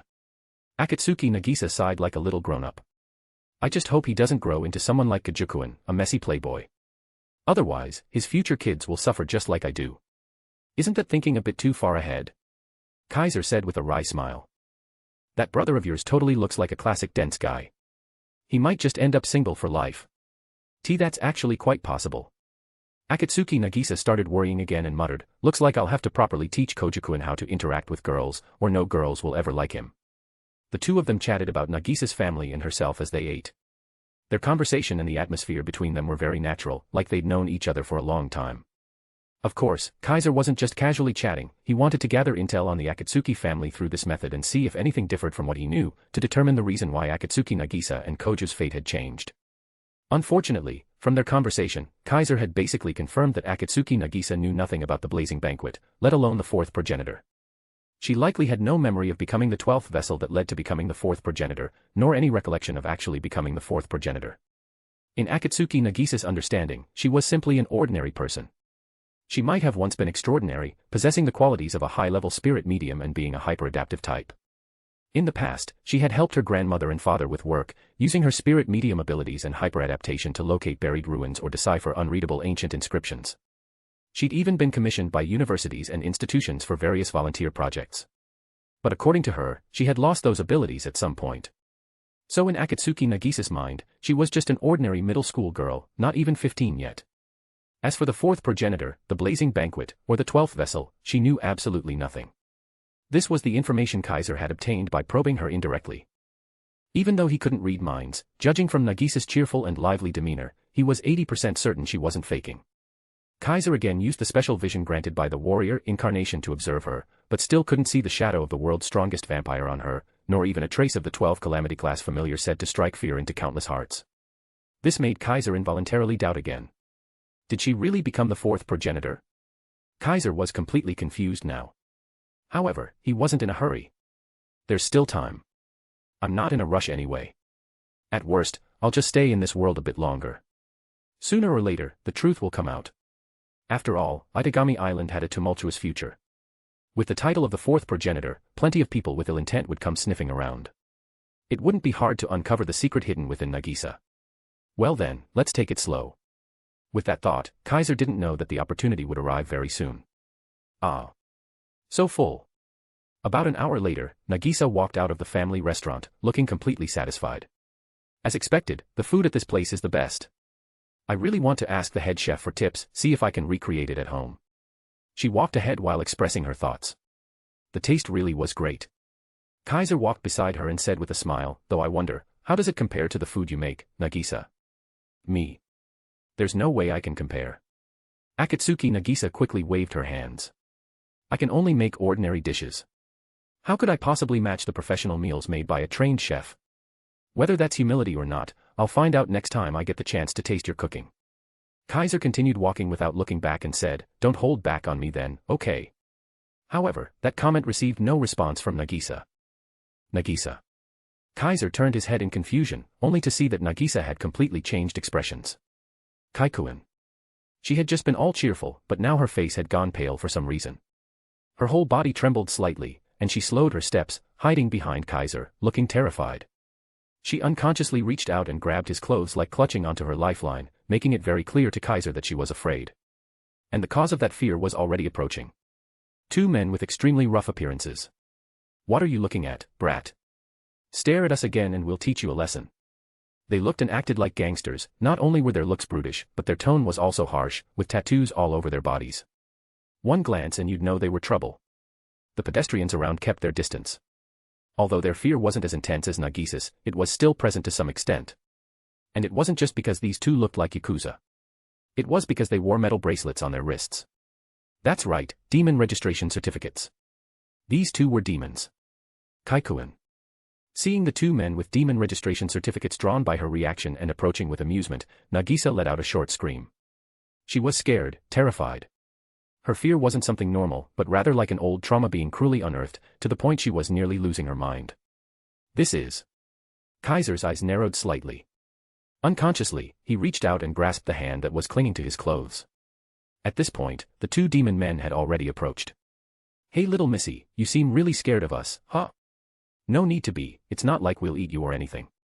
Noticing her unusual reaction, the two looked like they'd found a new toy. Instead of backing off, they drew even closer, grinning wickedly. Don't come any closer. Nagisa clutched Kaiser's hand tightly, her face growing paler and her body trembling even more. Hey. That's just rude, isn't it? What are you so afraid of? We're actually really nice guys, you know. The two demon men tried to get even closer to Nagisa, continuing to tease her. But Kaiser had already pulled her into his arms. Let me give you two a piece of advice. Holding the trembling girl, Kaiser spoke expressionlessly. While I'm still in a good mood, disappear. Now. Those words shifted the demon's attention to Kaiser. Huh? Who the hell are you supposed to be? Just a student, getting cocky. Their attitudes toward Kaiser turned nasty, clearly provoked. Don't think just because we're wearing these we won't lay a finger on you. You damn human brat, don't get ahead of yourself. One of them even reached out to grab Kaiser's collar. Kaiser watched the scene unfold, unmoved.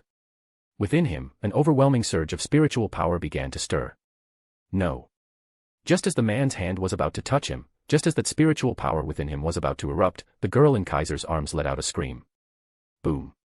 In an instant, heaven and earth changed color. Chapter 348, Chapter 399, Vessel. An identical existence. Boom. As Akatsuki Nagisa curled up and let out a scream filled with fear, a roar resounded through the atmosphere. It was the commotion caused by the sudden appearance of an extraordinarily immense magical power. With the constant rumbling of the air and the ground subtly shaking, Nagisa, who was curled up in Kaiser's embrace, released an extraordinary magical power throughout her body. That magical power, vast and powerful, directly formed a terrifying storm that not only blew Kaiser away but also sent the two nearby demons flying. Such strong magical power. Kaiser stabilized his stance, his feet scraping violently along the ground within the storm of magical power, sliding a considerable distance before finally coming to a stop. Thunk, thunk, thunk, thunk. Suddenly, loud alarms began blaring all around, and red warning lights flashed wildly, causing the nearby citizens to panic and flee. Detected abnormal magical values in the southern district. Magical power peak value undeterminable. Alert. Alert. Begin evacuation immediately. Dispatch the Special District Security Force to investigate. Inside the command center of the Artificial Island Management Corporation, as abnormal data appeared across a large monitor and red warnings flashed, the officials in charge of monitoring emergencies on Itagami Island fell into a frenzy. Meanwhile, on the now deserted streets, Nagisa was still releasing an astonishing amount of magical power, forming the eye of a typhoon that recklessly unleashed energy outward. Nagisa. Kaiser raised a hand, facing the wind stirred by magical power, and shouted toward the girl who had become the typhoon's eye. However, Nagisa, who had just been screaming in fear, now appeared as if she had lost her soul. Though standing there, her eyes were completely vacant, as if possessed by something invisible, her face devoid of expression. Her previously tied-up hair had somehow come undone, her long jet-black hair flowing on its own without wind. Perhaps because it had usually been kept short, the hairstyle curled peculiarly, with hints of different colors faintly flashing upon it. You. Kaiser no longer called out to her. Because he knew that the girl before him was no longer the cheerful and lively one he had known. Even without using Verithragna's 10th incarnation, the warrior, to observe her with the special vision that could see through the essence of his enemy, Kaiser could clearly feel the earth-shattering transformation taking place in the girl named Akatsuki Nagisa. Her once human body began to reveal demonic traits. Her previously abundant spiritual power was replaced by overwhelming magical power. Her high-grade spirit medium constitution vanished in an instant, transforming into that of a demon cursed with immortality. As her eyes turned a blood-red hue, the highly talented Hai Miko had now, right before Kaiser's eyes, become an immortal, undying, and highest-ranked vampire. Boom. The moment the transformation completed, the magical power bursting from the girl transformed into an all-encompassing frigid aura. The cold froze the air and gradually turned the surroundings around her into a field of white. Crystals of ice and snow danced like petals, and snowflakes and icy winds ravaged like a hurricane. In front of this terrifying chill, the entire street rapidly became a wintry wasteland. Kaiser clearly saw it, in the midst of the ice and snow, at the center of the white world, a figure as transparent and pristine as a glacier appeared behind Nagisa. It was a beautiful figure no more than 10 meters in length. Its upper body resembled that of a human female, while the lower body was a fish tail. Wings grew from its back, its fingertips shaped into sharp talons like a raptor's claws, its body surrounded by frigid air.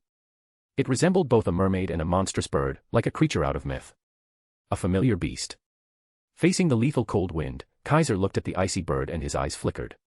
Familiar beast. This was a kind of servant magic beast that only vampires could control and raise. It was said that they were summoned beasts from another world, magical power aggregates that, once manifested, could possess independent will. They were anomalies not meant to exist in this world, possessing destructive power beyond the norm, coming in a variety of forms with an array of abilities.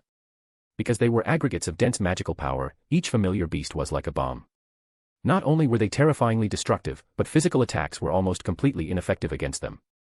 Even the weakest among them could surpass cutting-edge tanks and armed helicopters in combat power, and the stronger ones could easily annihilate entire towns, truly fearsome. They consumed the lifespan of others as the price of manifestation. Thus, only vampires with infinite negative life force could command familiar beasts. If a regular human tried to summon one, they would have their lifespan drained in an instant. Originally, vampires were not particularly strong among demons. At least, their physical strength did not match that of beastmen, and their innate abilities were inferior to many demons. But because vampires could raise familiar beasts in their blood and summon them for battle, their race had become akin to kings among demons. There were countless demons in the world, but only 3 vampire progenitors had founded the 3 great night empires, proving the vampire's position among demons. Because of familiar beasts, vampires were considered the strongest demon race. And among those strongest vampires, the progenitors stood at the very peak, beings equivalent to demon lords. The progenitors' power lay in their ability to summon the strongest familiar beasts, each possessing the terrifying strength to burn armies, destroy cities, and crush nations. The reason the legendary 4th progenitor was hailed as the world's strongest vampire was because they controlled 12 Calamity-class familiar beasts. Now, the icy bird that appeared before Kaiser was precisely one of those 12 Calamity-class familiar beasts. Rumble rumble. The manifestation of a progenitor-class familiar beast caused the entire Itagami Island to shake. The mechanical structures beneath the sea rumbled violently, mysterious patterns glowing atop them, barely holding together. This isn't good. Realizing this, Kaiser furrowed his brows. Itagami Island was merely an artificial island. Though 560,000 people lived on it, its total area was only about 180 square kilometers, not very large. Sardinia, which Kaiser had visited before, had a total area of 24,090 square kilometers and a population of about 1.656 million, yet it was nearly destroyed during his battle with 2 gods just from the aftermath. Tokyo had a total area of 2,199.94 square kilometers, with a population of about 14.1862 million. When Kaiser fought Vauban there, everyone lived in fear. As for Nikko City, with an area of 320 square kilometers, it was completely sent back to the Stone Age after Kaiser's battle with Sun Wukong. Compared to these places, Itagami Island was tiny, not even as big as Nikko City. Therefore, ever since arriving on this artificial island, Kaiser had always reminded himself, if he planned to take action here, he must control his power well, or he might accidentally sink the island. And a progenitor-class familiar beast's power was comparable to a natural disaster, enough to easily shatter the island. If this ice familiar beast continued to release power recklessly, Itagami Island would soon become a shattered frozen land. You should stop about now, don't you think? Kaiser stood fully exposed to the freezing wind and called out to the girl amidst the icy world. Do you really intend to destroy this island? Number 12. Upon hearing this, a ripple finally stirred in the girl's hollow eyes. She slowly turned her head and looked at Kaiser, her crimson eyes devoid of human emotion. Kaiser met her gaze calmly, completely unwavering. Is it thee? After a while, an equally emotionless voice came from Nagisa's mouth. What?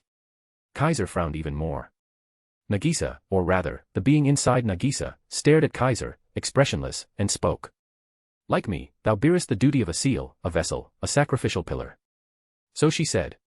I remember thee. It was thy magical power that roused me from long slumber. These words inevitably startled Kaiser. What did you say? Kaiser looked astonished. But the other party gave no explanation, her hollow eyes simply watching Kaiser. Though thou art a being identical to me, and though a fated connection exists between us, regrettably, right now, I only wish to protect this girl. The crimson in her eyes deepened. Even thou shalt not obstruct me. As her words fell, the ice familiar beast behind her suddenly moved. Boom. With a roar and tremor in the air, the ice familiar beast swung its fish tail. That beautiful, translucent tail, carrying terrifying cold, could instantly reduce the entire street to ruins if it landed. Facing the blow, Kaiser suddenly moved as well, not retreating, but advancing. Bang. The frigid fishtail struck him directly, producing a loud blast. This attack would have instantly vaporized the flesh and blood of even a robust demon, reducing them to ashes. Even powerful vampires, without near progenitor-level life force, would have died instantly. Logically speaking, even someone as physically powerful as Kaiser, if hit by such an attack, should have been blasted away like a cannonball, vomiting blood as he crashed. However, astonishingly, despite taking a progenitor-class familiar beast strike, Kaiser was completely unharmed, and even bounced the crystalline tail away. This. The expressionless girl was momentarily stunned. But Kaiser, at the same moment he deflected the strike from the ice familiar beast, dashed forward like a gale, arriving in front of her. Unfortunately, your familiar beast is ineffective against me, Kaiser declared. Vampire familiar beasts were indeed powerful, especially those of the progenitors, surpassing even divine beasts, and comparable to some heretic gods. But ever since knowing he would come to this world, Kaiser had realized he might become the nemesis of familiar beasts here. For one reason. Familiar beasts are high-density magical aggregates manifested with will. In other words, they are essentially massive magical power.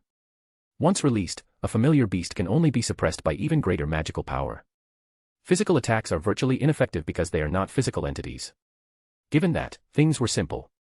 My body possesses extremely strong magical power resistance, capable of repelling all magic, spells, and mysteries. Even a god's authority may partially fail against my magical power resistance. Though the progenitor's familiar beast is strong, as long as it cannot break through my magical power resistance, it will be repelled by my body. Therefore, in this world, vampire familiar beasts could hardly harm Kaiser. Bakudo number 61, 6 rods prison of light. Kaiser pointed at the girl. Spiritual energy surged, and 6 bars of light shot from all directions, locking her body in place. Boom. The ice familiar beast behind her reacted instantly, diving in attack, only to be swatted apart by Kaiser with one hand. Yes, the familiar beast of the world's strongest vampire, a progenitor-class familiar beast, was swatted away with a single palm. If anyone else had seen that scene, their jaws would surely have dropped. Thou. The girl widened her eyes slightly, wanting to say something, but couldn't. Because Kaiser now held a blade that radiated a dangerous aura, one that made her instinctively afraid. Her intuition told her, if she were struck by that blade, she would die. Even as an immortal, undying progenitor vampire, she would die. That blade was not aimed at her physical body, but at her very existence, a being without a physical form, merely sharing a vessel with another. Though I'd love to have a good chat with you, let's wait until you've calmed down. Kaiser reversed the blade and knocked the girl lightly on the forehead with the hilt. Don't worry. There's no soul society in this world, perhaps not even a netherworld that accepts souls. Just in case, I'll only use part of Konso's power to put you into a sleep state. Kaiser removed the unsealed crown of heaven's hilt, revealing a circular symbol inscribed with the word soul on the girl's forehead. Get some rest. Next time you wake up, let's talk properly. As those words entered the girl's ears, her eyes were already closing. The massive magical power dissipated, the demonic body vanished, and the girl with wind-blown hair collapsed. Kaiser caught the unconscious girl and held her in his arms. By the time armed helicopters flew in from the sky and special district security vehicles arrived on the scene, Kaiser and Akatsuki Nagisa had already disappeared, leaving only a street of white, silently radiating cold. Chapter 349, Chapter 400, The True Fourth Progenitor. Night gradually deepened. As the neon lights began to appear in every corner of Itagami Island, Kaiser had already brought Nagisa Akatsuki back to his own apartment. He didn't take Nagisa back to room 704 where the Akatsuki family resided, but instead brought her to his own place, laying her still unconscious body on the bed in his bedroom. How truly unbelievable. Looking at the sleeping Nagisa lying on his bed, Kaiser had observed her several times, yet couldn't see a trace of the appearance she had just now when she transformed into the vampire progenitor. Let alone the 12 familiar beasts residing in her body, there wasn't even the slightest hint of magical power. She was entirely a normal human being. After watching for a while, Kaiser suddenly flipped his hand, and an ancient stone emblem appeared in his palm. What do you think? Kaiser spoke toward the stone emblem in his hand. Buzz. The stone emblem in Kaiser's hand immediately began to tremble. After a moment, a vast darkness surged forth, completely engulfing it. Not long after, from within the darkness, a girl about 13 or 14 years old slowly emerged. She wore a white Greek-style one-shoulder robe, had short silver hair that seemed to glow with the radiance of moonlight, and her eyes resembled pitch-black onyx. To enslave me, and now seek to borrow my wisdom, don't you think that's far too shameless? The Trinity Queen stared at Kaiser expressionlessly, her attitude exceedingly unfriendly. Who told you to recklessly take what belongs to others? Kaiser replied indifferently. Consider this a lesson, don't go around merging others' possessions into your body, or you'll pay dearly. That was something I had lost. Athena stared at Kaiser and said faintly, not yours. But once it recognized me as its master, it already belonged to me alone. Kaiser smiled and said, if it's the current you, surely you understand that by now. Athena stared at Kaiser and fell silent. All right, take a look for me. Kaiser pointed at the sleeping Nagisa and said, I really can't see anything more. But if it's you, you should be able to see what I couldn't, right? Seeing Kaiser change the subject, Athena snorted coldly, but in the end still turned her gaze toward the sleeping Nagisa. Her eyes became bright and sharp, like those of an owl. At that moment, the girl named Nagisa Akatsuki began to be analyzed in Athena's gaze. As the goddess of wisdom, Athena governed the heavenly wisdom and could easily see through countless mysteries incomprehensible to the world. There were bound to be very few things in this world that could puzzle her, and even fewer that could elude her wisdom. Moreover, Athena was also the queen of Trinity, the ancient Earth Mother goddess. Whether it was the sky, the sea, the earth, or the underworld, all had once been domains she ruled. As long as Athena took it seriously, her gaze could even pierce through the three realms, let alone see through the structure and secrets of a mere human body. Thus, what even Kaiser couldn't see, Athena discerned within mere seconds. So that's how it is. This kind of relationship, huh? Athena murmured aloud. How is it? Seeing this, Kaiser immediately asked, what did you see? Athena didn't answer Kaiser right away but countered with a question. You know what lies within this girl's body, right? Upon hearing this, Kaiser silently nodded. Of course he knew what was inside Nagisa. That is another soul that originally did not exist within her body, a being that should have already died. In the original work, at the end of the blazing banquet, the Akatsuki siblings survived thanks to the help of the 12th vassal. One became the 4th progenitor, and the other lost her powers as a spirit medium, becoming an ordinary person. The 12th vassal, to aid the Akatsuki siblings and to bring the blazing banquet to an end, ultimately died by the hand of Koju Akatsuki. However, the 12th vassal didn't truly die. Before her consciousness vanished, she was absorbed into Nagisa's body using Nagisa's own spirit medium abilities, the two became one. If nothing unexpected occurred, the soul sleeping within Nagisa should be the 12th vassal, the one who forged a deep bond with the Akatsuki siblings during the blazing banquet and aided them through the crisis, Aurora Florestina. Kaiser revealed the origin of the alien soul within Nagisa. Sleeping Beauty, huh? Athena let out a cold laugh. Quite fitting. Athena stretched out her jade-like fingers, the tips sliding across Nagisa's delicate face. As she caressed the girl's cheek, she slowly spoke. As you said, there is indeed a foreign soul sleeping within this girl's body. This foreign soul is usually dormant, only awakening when the girl faces danger. When she awakens, her power and essence rise to the surface along with her consciousness, overriding the girl's presence and manifesting externally. Athena glanced at Kaiser and said blandly. Therefore, when she is not awake, this girl is just an ordinary human, not the so-called strongest vampire in the world. This girl has not become the fourth progenitor as you believed. The true fourth progenitor is the one you mentioned, the 12th Kaliad blood, Aurora Florestina. Athena's meaning, Kaiser more or less understood. Simply put, unlike in the original story where Aurora granted the fourth progenitor's power to another before dying, in this world, Aurora didn't pass on that power, she died with it. After her death, just like in the original, Nagisa absorbed her residual consciousness and merged with her. However, since this time Aurora had already become the fourth progenitor and hadn't given up her power, that power entered Nagisa's body along with her residual consciousness and fell into slumber. Nagisa herself hadn't truly become the fourth progenitor, she had merely merged with her. The true fourth progenitor was still Aurora. Therefore, the fourth progenitor's power and essence would vanish while Aurora slept, and only when Nagisa, the host of the fourth progenitor, encountered danger, would the true fourth progenitor awaken, overwrite Nagisa's existence, and manifest the essence and power of the vampire progenitor upon her flesh, allowing the true fourth progenitor to appear in the world. This was the same concept as divine possession. When facing danger, Nagisa, as a spirit medium, essentially summoned the spirit of the fourth progenitor, allowing it to possess her and become the fourth progenitor herself. When not in danger, Nagisa had no reason to summon that power, and thus she remained a normal human. Only when Aurora's consciousness surfaced would she become the fourth progenitor. No wonder I couldn't figure out why she didn't have even a trace of magical power normally. Kaiser said in sudden realization, and the reason she lost her power as a spirit medium must be because she used all her strength to sustain Aurora's residual consciousness, right? It's like her memory is fully occupied, there's no space left to store anything else. Athena said indifferently. Although she's an extraordinarily gifted spirit medium, she's still human. Even if the so-called fourth progenitor is on par with a heretic god, it's near impossible for a human spirit medium to fully contain its existence. If that fourth progenitor harbored even the slightest malice toward the girl, or didn't consciously keep herself dormant and restrain her power and essence from surfacing, this girl likely wouldn't have survived. Just like Saishuanena, who, as a divine spirit summoner, would grow weak after borrowing even a fraction of divine power. Let alone Nagisa, who was containing within her a being on par with a heretic god. Under such circumstances, the fact that Nagisa merely lost all her power and became an ordinary human, rather than dying on the spot afterward, was already the result of her being remarkably exceptional and of Aurora's exceptional cooperation. Had Aurora been even slightly uncooperative, or had Nagisa's aptitude been just a little lower, both would have perished during the blazing banquet with no chance of survival. How did things turn out like this? Kaiser furrowed his brow in confusion. Compared to the original trajectory, this situation is way worse.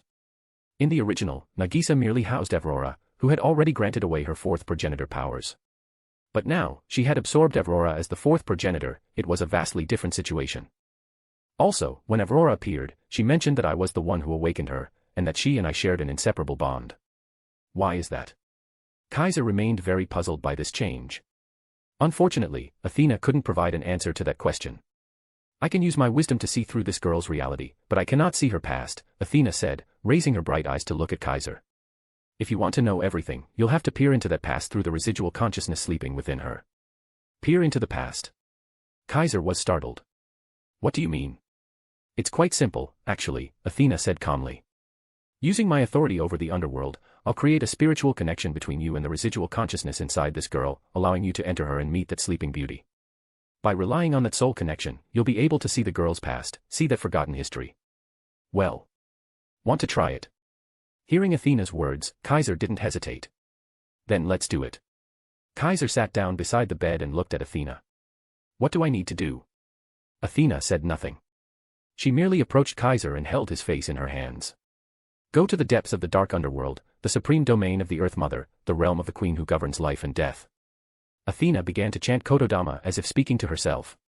O Earth, know my resolve. O darkness, understand my exalted passion. I, the goddess Athena, child of the primordial mother, am queen of the underworld. Answer my call, draw down the curtain of the sky, I am the summoner of winter, the cold ruler of life and death, the unrivaled queen above and below.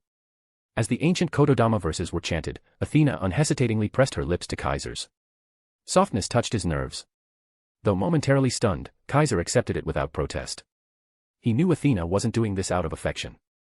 As a Campione, his magical resistance was extraordinary. If power wasn't injected directly into his body, even a god's authority would be deflected.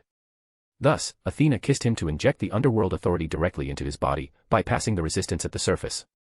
Sure enough, as Athena kissed him, a searing power passed through their mouths and entered Kaiser's body. By the time Kaiser came back to himself, Athena had already let go of his lips and instead kissed the unconscious Nagisa lying on the bed. Ah! Seeing this, Kaiser was speechless. What was this? An indirect kiss. As Kaiser was feeling strange about it, he realized his consciousness had already left his body and entered Nagisa's body. His awareness, wrapped in Athena's power, delved deeper and deeper into Nagisa's body, reaching the very depths of her consciousness.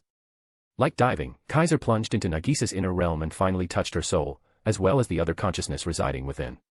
Aurora Florestina.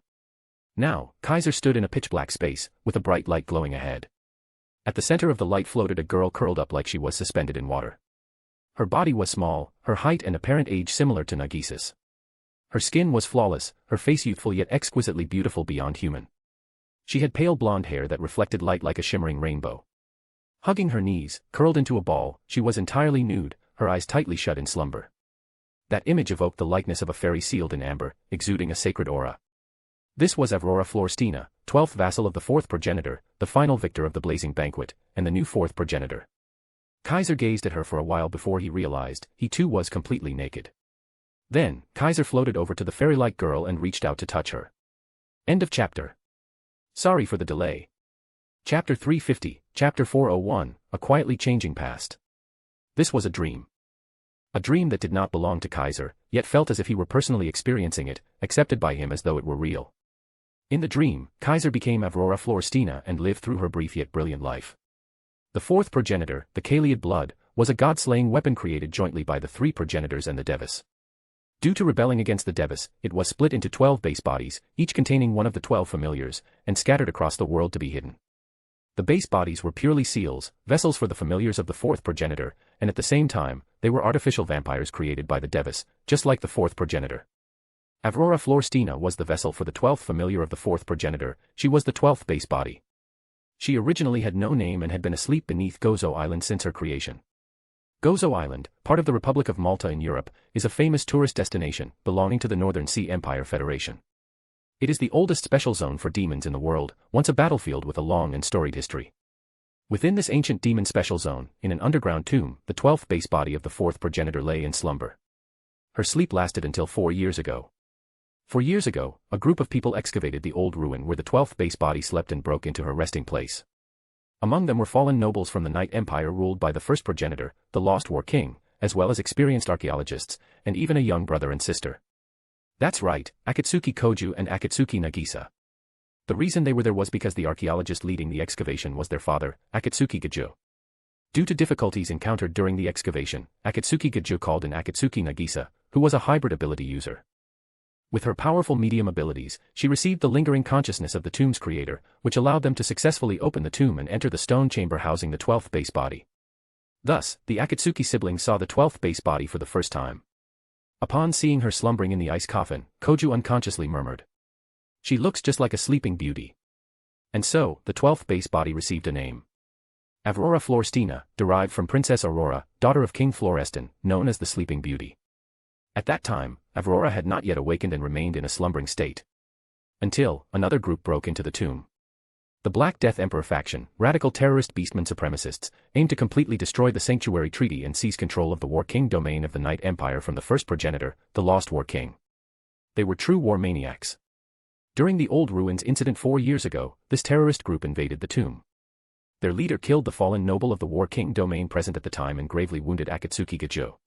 When they tried to kill Koju and Nagisa, Nagisa forcibly broke Aurora's seal and drew out her power, killing the leader. The rest of the terrorists were annihilated, none survived. From then on, Nagisa's frail body couldn't endure such trauma and fell ill. She and the still slumbering Aurora moved to Itagami Island, where they were monitored. This is pretty similar to how I was treated. Watching this unfold, Kaiser thought to himself. He had also appeared around 4 years ago and was taken in by the Lion King Agency, placed under their surveillance, and transferred to High God's Forest for training. Could it be that at that time, I already had some connection with Aurora? Kaiser couldn't help but think this. And what happened next confirmed his speculation. Up to this point, everything Aurora experienced more or less aligned with the development in the original story. But at this moment, a clear deviation occurred. Kaiser personally witnessed the first and only interaction between him and Aurora when she was transported to Itagami Island while still asleep. When the aircraft carrying Aurora flew toward Itagami Island and passed over a dragon vein, the Leviathan sleeping there awakened. At that time, Avrora's seal had already been broken once, and the magical power within her, similar in nature to Kaiser's, began to leak out. This triggered a reaction in the sleeping Kaiser inside the Leviathan. Thus, the Leviathan awakened and, sensing Avrora's magical power, appeared on Itagami Island. Avrora was startled awake by the Leviathan's magical power and awoke as well. So, Avrora escaped from the ice coffin, fled the transport aircraft, and went missing on Itagami Island. Meanwhile, due to Kaiser's awakening, the Leviathan's vessel and sacrifice, his body, first surfaced, washed ashore on Itagami Island, and was discovered by members of the Lion King Agency. Both were vessels, one sealing the familiar of the strongest vampire, the other sealing the world's strongest magical beast. Both were sacrifices, human pillars, artificially created lives. Thus, their magical power resonated with one another, and they awakened simultaneously, setting off on different life paths. Kaiser was taken in by the Lion King Agency, while Avrora wandered clumsily around Itagami Island, eventually finding Nagisa, who was receiving treatment there.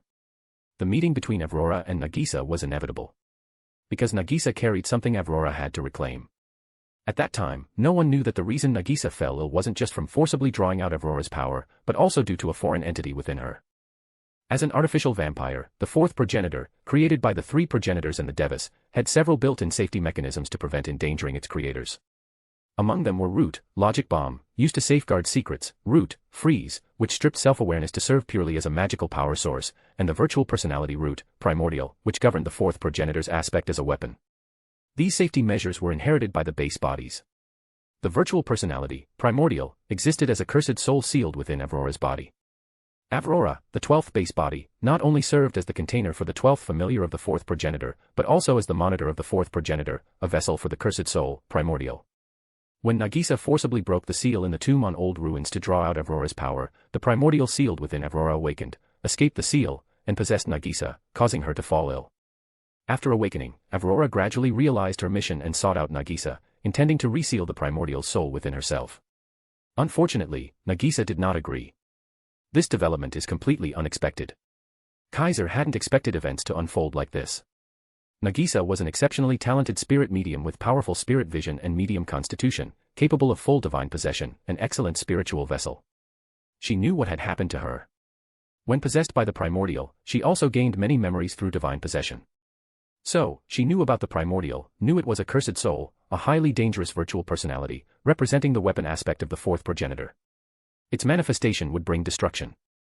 At the same time, she understood Avrora's mission, that she was a vessel, a sacrifice. If she were to seal the primordial again, Avrora would have to die. After all, the seal by the Devas had already been broken.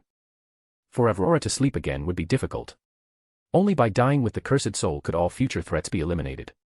How could a kind girl like Nagisa possibly agree to that? After all, Avrora had been asleep since creation and had only just awakened. In other words, her entire life had only just begun. It was no different from that of a newborn baby. From Nagisa's perspective, asking Avrora to fulfill her mission was no different from sending a baby to die. Thus, Nagisa firmly rejected Avrora, and their conflict lasted 3.5 years. They were once enemies and even dragged those around them into their conflict. They also became friends, despite Nagisa being seriously ill and Avrora being childlike and innocent. They traveled to many places together, shared meals, encountered dangers, supported each other, and became deeply bonded. In the process, they developed an extraordinarily deep bond. Until 6 months ago, the blazing banquet began. The other 11 base bodies besides Avrora all arrived on Itagami Island, shattering that peaceful time. During the blazing banquet, the awakened primordial used Nagisa as a focal point to collect the other 11 familiars and succeeded in reviving. To save Nagisa, Avrora, supported by Koju and others, fought the primordial and successfully separated its soul and the fourth progenitor's power from Nagisa, sealing them within herself.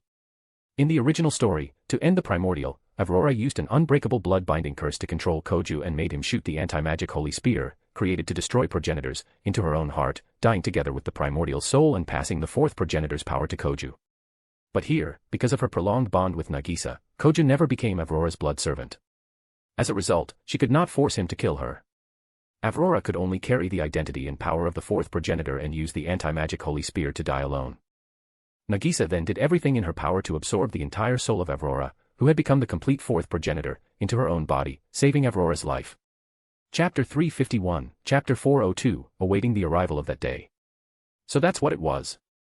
After experiencing Avrora's short life firsthand, Kaiser finally understood why things had developed into their current state. It was precisely because of his existence, because he had chosen to approach an important component of this world, namely Leviathan's background, that the butterfly effect was triggered, causing events to evolve into their present form. Although he had never met Aurora in person, the moment the two of them resonated magically outside of Itagami Island and awakened together, the future had already undergone an irreversible change. As a result, Koju Akatsuki didn't become entangled with Aurora as he had in the original story and didn't end up becoming the fourth progenitor. Instead, it was Nagisa Akatsuki, who first came into contact with Aurora and effectively disrupted her slumber and seal, who became involved in all sorts of emotional entanglements with her, ultimately absorbing the deceased Aurora, who was originally destined to die as the fourth progenitor, into her body and became what others saw as the fourth progenitor. In truth, Nagisa didn't exactly become the fourth progenitor, she merely became the vessel for the already deceased fourth progenitor. The true fourth progenitor is still Aurora, not Nagisa Akatsuki. The Lion King Agency probably knows this, which is why they sent me as an observer. In the original story, the fourth progenitor was Koju Akatsuki, and the Lion King Agency also dispatched an observer. On the surface, the goal was the same as the one Kaiser had been given, to monitor the behavior of the fourth progenitor and eliminate them if they proved dangerous. But in truth, the Lion King Agency's intent was to prevent the fourth progenitor from acting outside their expectations, and to secretly use him to solve certain issues. That's why they sent an observer to help awaken him. Because the fourth progenitor had been created hastily, and because Koju was just an ordinary high school student before becoming one, he was initially not acknowledged by the familiar beasts within him, unable to command them, and his power was extremely unstable. To help Koju gain recognition from his familiar beasts and obtain the authority to control them, the Lion King Agency deliberately placed several mediums around him. As long as he drank the blood of an excellent medium, the familiar beasts within him would be satisfied and obey his summons. That was the true purpose of the observer. But now, the one who became the fourth progenitor is Aurora. She was originally the vessel of the familiar beasts of the fourth progenitor and was inherently capable of commanding them. Even if a medium was required, Nagisa Akatsuki, being a high-level medium, could satisfy the appetites of all the familiar beasts. The Lion King Agency had no need to send mediums, but still sent me. Their goal was clearly the same as 4 years ago, to use the unique similarity between me and Aurora to stimulate her and awaken the slumbering fourth progenitor within Nagisa. Therefore, Kaiser felt certain, the Lion King Agency definitely knew that the true fourth progenitor was not Nagisa Akatsuki, but Aurora. As for Nagisa Akatsuki, her role from the beginning was that of a vessel for the fourth progenitor. Moreover, she had already lost all memory related to this aspect and had even forgotten about Aurora's existence. Her excellent spirit medium abilities had also been entirely lost, she was a vessel, nothing more. The reason she developed a fear of demons was because her body's self-protection instinct was acting up, causing her to suffer from a phobia of demons. Judging from Koju Akatsuki's appearance, he must have lost his memories of the blazing banquet and of Aurora, just like Nagisa. More than that, it seems they've completely lost all memory of what happened on Gozo Island back then. That should be due to the blazing banquet or perhaps the logical bomb, right?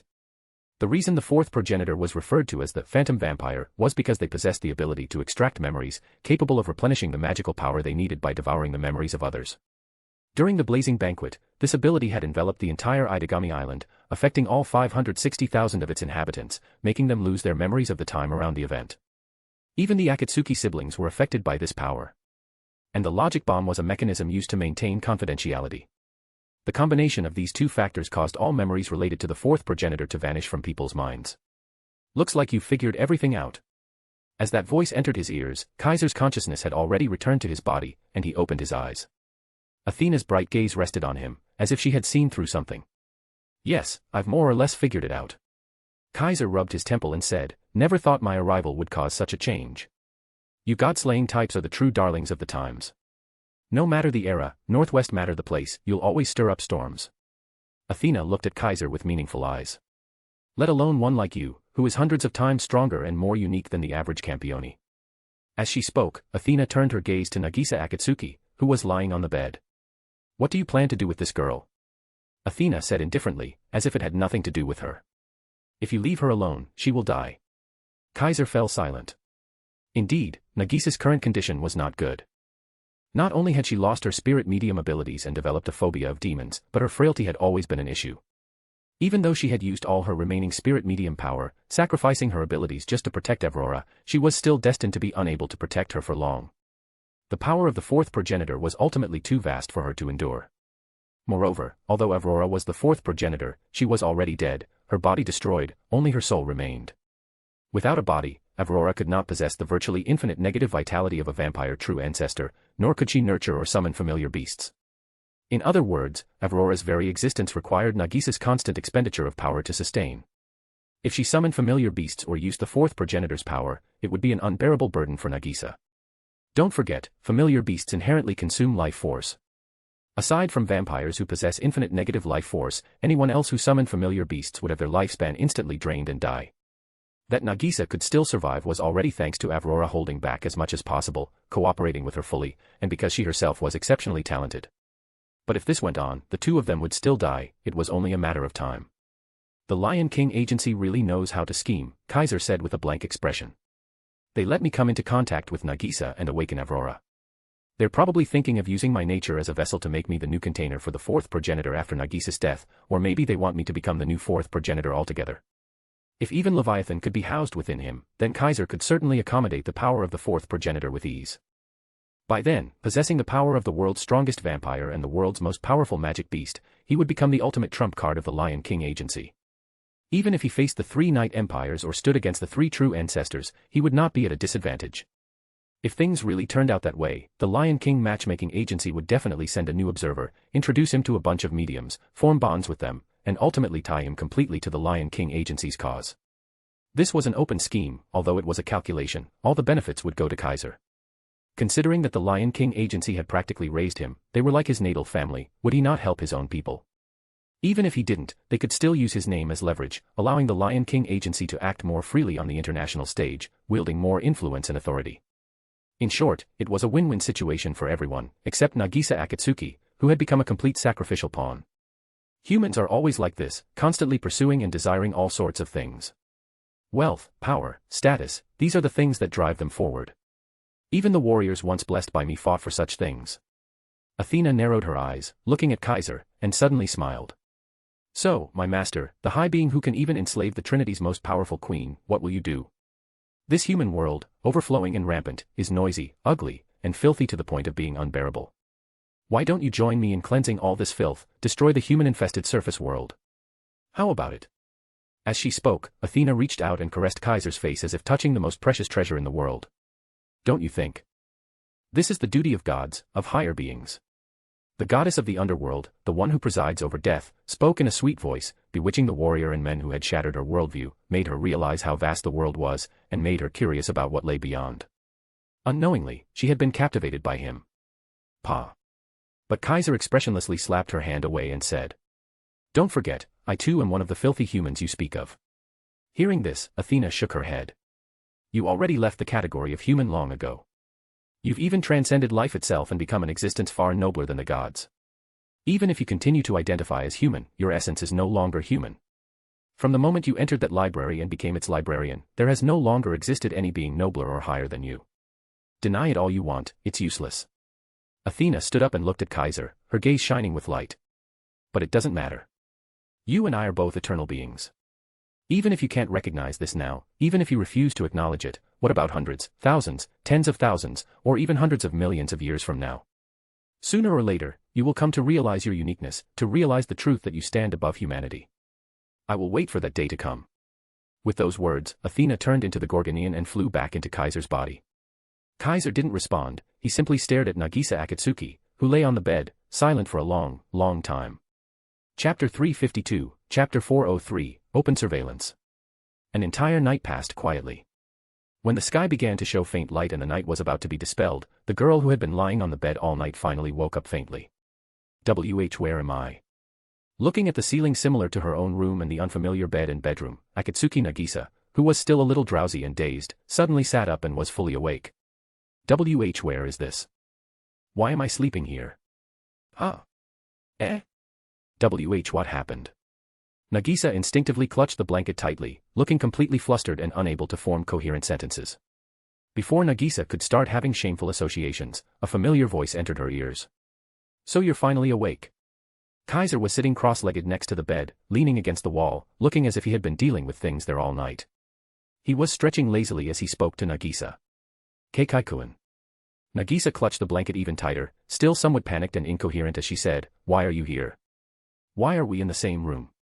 Is this some kind of prank?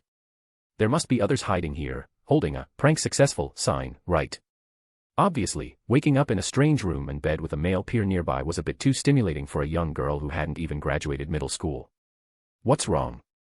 Kaiser looked at the panicked Nagisa, blinked, and said, "Did you forget what happened last night?"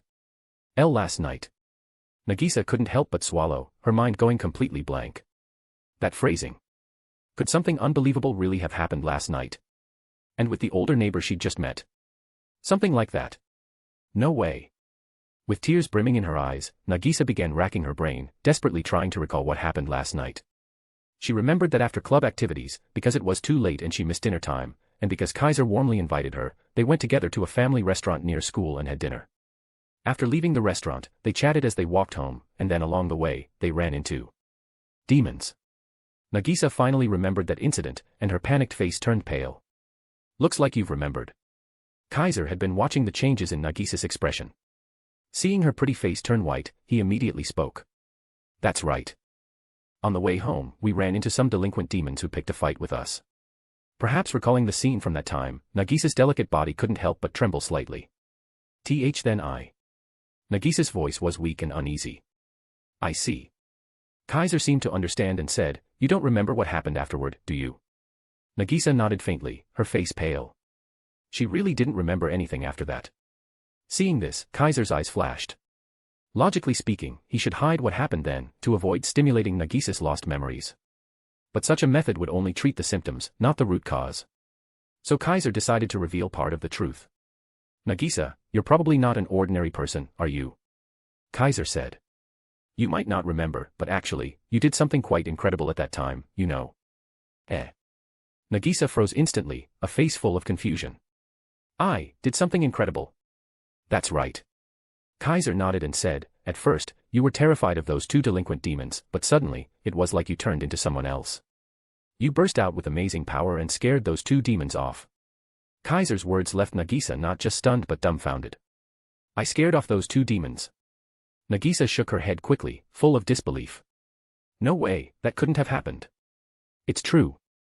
Kaiser looked into Nagisa's eyes, as if to add weight to his words, and said, I saw it with my own eyes, saw how you looked at that time. You were like someone possessed by something, completely unlike yourself. Hearing that, Nagisa suddenly fell silent. Possessed. The girl murmured with a complex expression. Could it be? As for matters regarding the fourth progenitor, Nagisa had indeed completely forgotten. However, matters unrelated to the fourth progenitor, or those related but unimportant or unnecessary, Nagisa hadn't forgotten. For instance, she remembered that she used to be a mixed ability user, not only possessing extremely excellent spiritual medium aptitude but also once having clairvoyance. She remembered helping her grandmother and father with work for a time, and using her spiritual sight and medium abilities to locate underground ruins, deciphering unreadable ancient inscriptions, and even being commissioned by universities or special institutions to do many volunteer archaeological activities. Even though she had forgotten what happened on Gozo Island, she still remembered the work she had done in the past. Therefore, Nagisa knew that she had originally been a highly gifted spirit medium, possessing powerful spirit vision and exceptional spiritual medium aptitude, allowing her to perform full divine possession, a remarkable spiritual vessel. Kaiser's words made Nagisa immediately think that she might have briefly regained the abilities she once lost and had been possessed by some entity at that time. That was likely why, in Kaiser's view, she had become someone else and burst forth with astonishing power she didn't normally possess. That me. I didn't do anything else, right? Nagisa asked worriedly and a bit fearfully. I didn't do anything excessive, did I? For some reason, Nagisa was particularly afraid of this point. As if she once did something terrifying under the possession of some dreadful entity. Fortunately, Kaiser shook his head. Nothing too outrageous, since I was there and stopped you just in time. Kaiser said this, which made Nagisa freeze again. You stopped me, Kaikuin. The girl looked completely incredulous. Seeing Nagisa like that, Kaiser smiled. Come to think of it, I haven't told you my true identity yet, have I? As he spoke, Kaiser pulled a document out of his pocket. This is my qualification certificate. Kaiser handed the document to Nagisa and said, I'm a special agent of the Lion King organization, an active national sword shaman. Upon hearing this, Nagisa widened her eyes. Kaikuin is an sword shaman. Nagisa exclaimed, a special agent of the Lion King organization. Yes. Kaiser nodded and said, the Lion King organization is a special agency under the National Public Safety Commission, established to prevent large-scale magical disasters and terrorist attacks, while also conducting intelligence gathering and espionage. It's an organization that traces back to the Heian era, protecting the imperial court from vengeful spirits and demons, older than even the current government. I'm a fresh graduate this year from a facility specialized in cultivating such talent. After graduating, I received official sword shaman qualification. The reason I came to Itagami Island is because of an organizational assignment. From now on, I'll be stationed here, responsible for handling matters related to Itagami Island. Kaiser put away his certificate, smiled at Nagisa, and said, "So, don't be fooled by my appearance. I'm actually quite capable. Luckily, I was with you last night. Otherwise, who knows what might have happened while you were in that state." Kaiser's self-reveal, while surprising to Nagisa, also quickly made her understand and accept it. A national sword shaman, a fresh graduate assigned by a special agency, and her neighbor and upperclassman having such a background, though unexpected, it wasn't unbelievable. After all, Nagisa herself wasn't a normal person, and there were others like Natsuki Minamiya stationed at Saikai Academy too. So that's why Kaikuen transferred here. Nagisa quickly accepted it and gratefully said, "I'm really glad you were there last night. Otherwise, I might have done something terrible.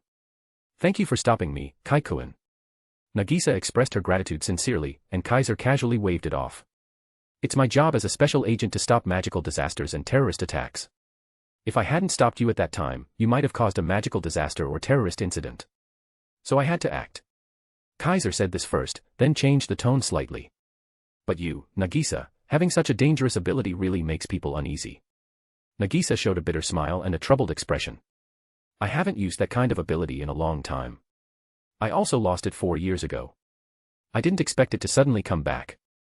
I'm really at a loss myself." Nagisa's expression was filled with confusion and a hint of dejection, her face visibly complex. "Can you still use that ability now?" Kaiser asked casually. "No, I can't." Nagisa shook her head. "If you hadn't mentioned it, I wouldn't even have known I could still use that ability until now. That's a bit troublesome." Kaiser said nonchalantly, "Looks like your situation is a bit complicated. In that case, for the time being, stick with me. I'll watch over you and see how to resolve this issue. If you enter that out-of-control state again, I can stop you in time to prevent anything irreparable." Hearing this, Nagisa, though a bit hesitant, thought about how she might unknowingly cause something irreparable and ultimately agreed with Kaiser's decision. Thus, Kaiser went from operating in the shadows to openly becoming the one monitoring Nagisa's side. Chapter 353, Chapter 404, Was I the One Who Was Wrong? 7th floor of the apartment, room 704. When the sun finally rose from the edge of the sea, Nagisa Akatsuki at last returned home. She gently and quietly opened the front door, peeked her head in to look inside the house, and then tiptoed in, looking just like a guilty thief. Because the sun had just risen, the lighting in the house was still insufficient, dim enough that Nagisa couldn't see the state of the living room. So, Nagisa cautiously turned on the lights, and was immediately startled. "Kojo-kun." Yes. Nagisa saw Koju Akatsuki. Under the lights that brightened the living room, on the sofa directly facing the entrance, Koju was sitting there. His face was stiff, his eyes bloodshot, with clearly visible dark circles under them. His entire body radiated an aura of grievance and fury, causing Nagisa to involuntarily take a step back. Nagisa. Looking at his younger sister who hadn't returned all night, Koju seemed as though he was about to vomit blood or burst into tears, as he slowly opened his mouth. "Why didn't you answer your phone? Why didn't you reply to my texts? Why didn't you come home all night?" Koju, as if he had gone completely insane through the night and had become mentally and physically exhausted, sounded hoarse as he spoke. "Where did you go?" This simple question filled Nagisa with fear. Kojo-kun. Nagisa asked weakly, "Are you angry?" "Angry?"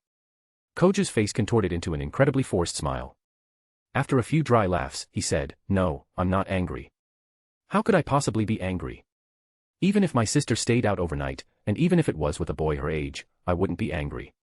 So, it's about time you told me, right? What exactly did you do out there? What did you do with that bastard?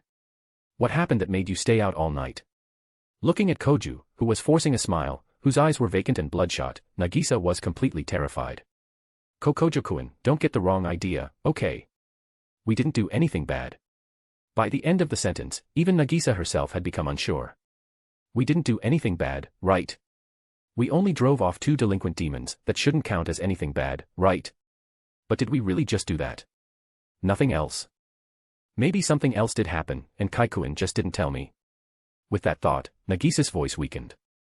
However, she had no idea that her guilty demeanor made her words entirely unconvincing and directly snapped the already tightly wound string in a certain Siskin's mind. I'm going to kill that bastard. Koju's eyes turned bloodshot, as if he had become a true vampire progenitor. He rolled up his sleeves, ready to charge out the door. Koju-kun. Nagisa immediately cried out and hurried to grab him. Don't be rash, Koju-kun. Let go of me. I'm going to kill the bastard who dared lay a hand on my sister. It's not like that. You've misunderstood. Kaikuin didn't do anything to me. You're even defending him. He must have tricked you. Listen to me first. That bastard. Nagisa still has some time before she turns 15. She hasn't even graduated middle school yet. She's just a kid. I am not a kid. What? So you're saying you've already stepped onto the path of adulthood? Ah, no, that's not what I meant. I didn't mean that not being a kid meant that. I'm gonna kill him. Nuu. And thus, the Akatsuki household in the early morning became exceptionally lively, enough to disturb the neighbors left and right. In the middle of washing up, Kaiser heard the commotion, and the corner of his mouth twitched slightly. Now I definitely won't be able to clear my name, even if I jumped into the Yellow River. Thankfully, Nagisa hadn't minded why he didn't send her home last night and instead brought her back to his own place, otherwise it would have been hard for Kaiser to explain. Well, this is actually kind of funny too. Kaiser quickly stopped caring about the matter, continued washing up, and prepared to head to school. He had already made plans with Nagisa that from today on, they would go to and return from school together, and except for going home, they would act together no matter where they went. This is the proper way for a fourth progenitor and his watcher to get along. Indeed, I've taken the heroine's route. Reconfirming this once more, Kaiser left the bathroom and headed toward the door. Kaiser didn't wait for Nagisa outside room 704. Instead, he went downstairs first and waited for Nagisa outside the apartment entrance. And so, Kaiser waited for nearly an hour. Then, Koju showed up. Take this. Charging out of the apartment door, Koju looked like a king of fighters with his rage meter maxed out, swinging a punch directly at Kaiser who was standing outside. That punch was fast and fierce. Though thrown by an ordinary human high school student, it carried an aura that made it seem like even a strong and burly beastman might not compare. Unfortunately, that fast and fierce punch was effortlessly dodged by Kaiser. Isn't this Koju-kun? As if he hadn't noticed Koju's anger and that punch just now, Kaiser greeted Koju with the same demeanor he had when they first met yesterday. Good morning. Heading to school too? That calm expression easily pushed Koju's rage meter back to full. You've got the nerve to greet me. Koju shouted, trembling with fury. You kidnapped someone's sister for a whole night, and you dare greet me. This means you're mentally prepared to have a real fight with me, right? For that usually laid-back Koju to be this angry, to become so aggressive, it could only be because it involved his sister. And there was no doubt that Kaiser had stepped right on that landmine. So, he let out a laugh, both amused and helpless. Don't say it like that. I'm just happy to be getting along well with a classmate's sister. As soon as those words came out, Koju instantly exploded. How dare you say that? Take this. Koju charged forward in a rage, launching a barrage of attacks at Kaiser. And honestly, he wasn't bad. As expected of someone who used to be on the basketball team, his agility was leagues above the average high schooler. Koju had once been the star of the basketball team. None of his teammates could keep up with him, which is why he was ostracized and ended up quitting the team. Now, with his anger unleashed, he was fighting with quite a bit of force.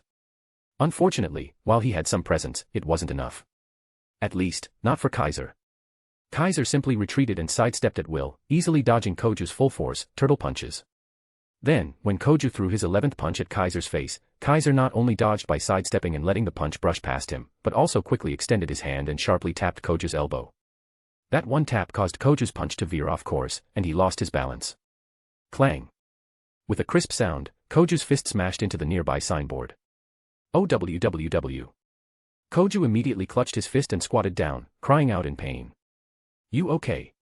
Kaiser also squatted beside Koju, speaking with a seemingly concerned tone. Why were you so careless? Next time try to aim better before you punch, okay? As he spoke, Kaiser poked at Koju's reddened, swollen hand, causing him to hiss in pain. Why you bastard? Koju quickly backed away from Kaiser, shouting with teary eyes, just because you're good at fighting, don't think I'll let you off. Such deep resentment, huh? Kaiser raised an eyebrow and said with a smile, it's just your little sister staying over at the neighbor's house for one night. Is that really something to get so worked up over? You've got the nerve to say that. Koju was so mad he laughed, raging as tears welled up in his eyes. Nagisa's just a middle schooler. You beast. How could you do that to her? At that, Kaiser finally understood. So Koju had no idea that while Nagisa did sleep over at his place, nothing had actually happened between them. Most likely, he thought his sister had already been completely defiled by Kaiser, which is why he got this worked up. Well, it made sense. A girl spending the night at a boy's place, not returning home all night, unreachable by phone, ignoring texts, just the two of them alone, it would be hard to believe nothing happened. Nagisa may have explained, but the agitated Koju probably didn't listen. In that case, Kaiser had no intention of explaining. Oh. So you do know Nagisa's just a middle schooler?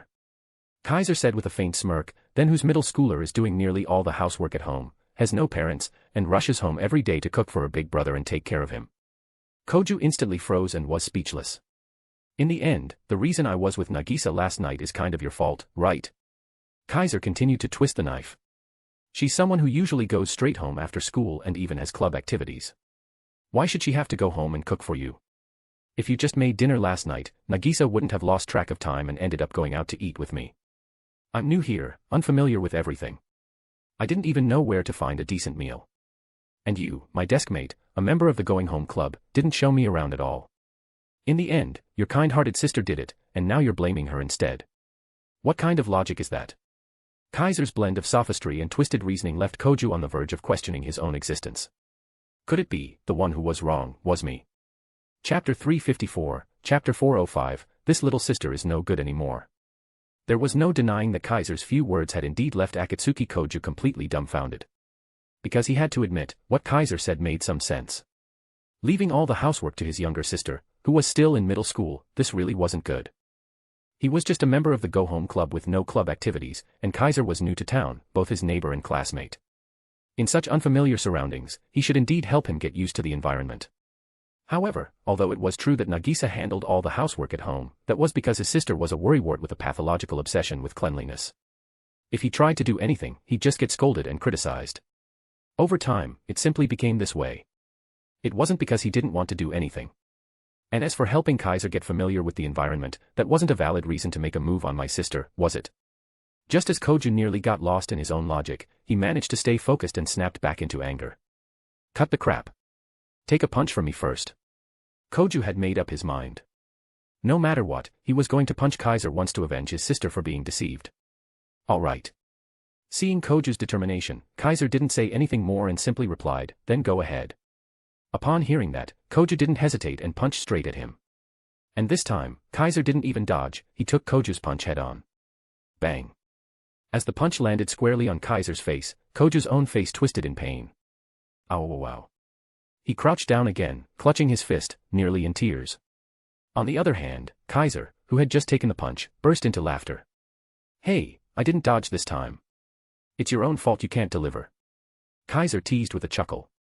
No joke, his current physical strength could rival that of someone like Doni, who used the protection of Steel Authority to become nearly undead, or Sun Wukong, whose body was indestructible. His body was as hard as steel. Forget a punch, even being stabbed, slashed, or sprayed with machine gun fire wouldn't leave a scratch. Forget that Koju was just a regular high schooler. Even if he did become the fourth progenitor like in the original story, punching Kaiser wouldn't do a thing.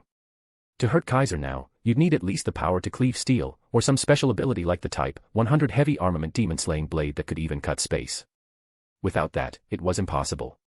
Even if you could hurt him, Kaiser had high-speed regeneration, the immortality granted by the Hogyoku, and even healing-type divine tools like the Hurai branch. Not just minor injuries, even if he were blown to pieces and reduced to ashes, he'd still recover instantly. For Koju to try and hurt him with mere mortal fists, pure fantasy. Why is your face so hard? Koju's face was flushed red with pain, staring at Kaiser in confusion. Who knows? Maybe I've got thick skin. Kaiser folded his arms and smiled. Anyway, I gave you the chance. If you couldn't do anything with it, that's your own problem. Koju nearly lost it at that remark. I don't believe this. Just as Koju was about to go for another round, a sharp voice rang out. Koju-kun. A voice even angrier than Koju's erupted at the entrance of the apartment. And Nagisa. Koju's expression froze. The next second, Akatsuki Nagisa came stomping over, her steps full of fury. What are you doing, Koju-kun? Nagisa yelled at Koju like an enraged wildcat.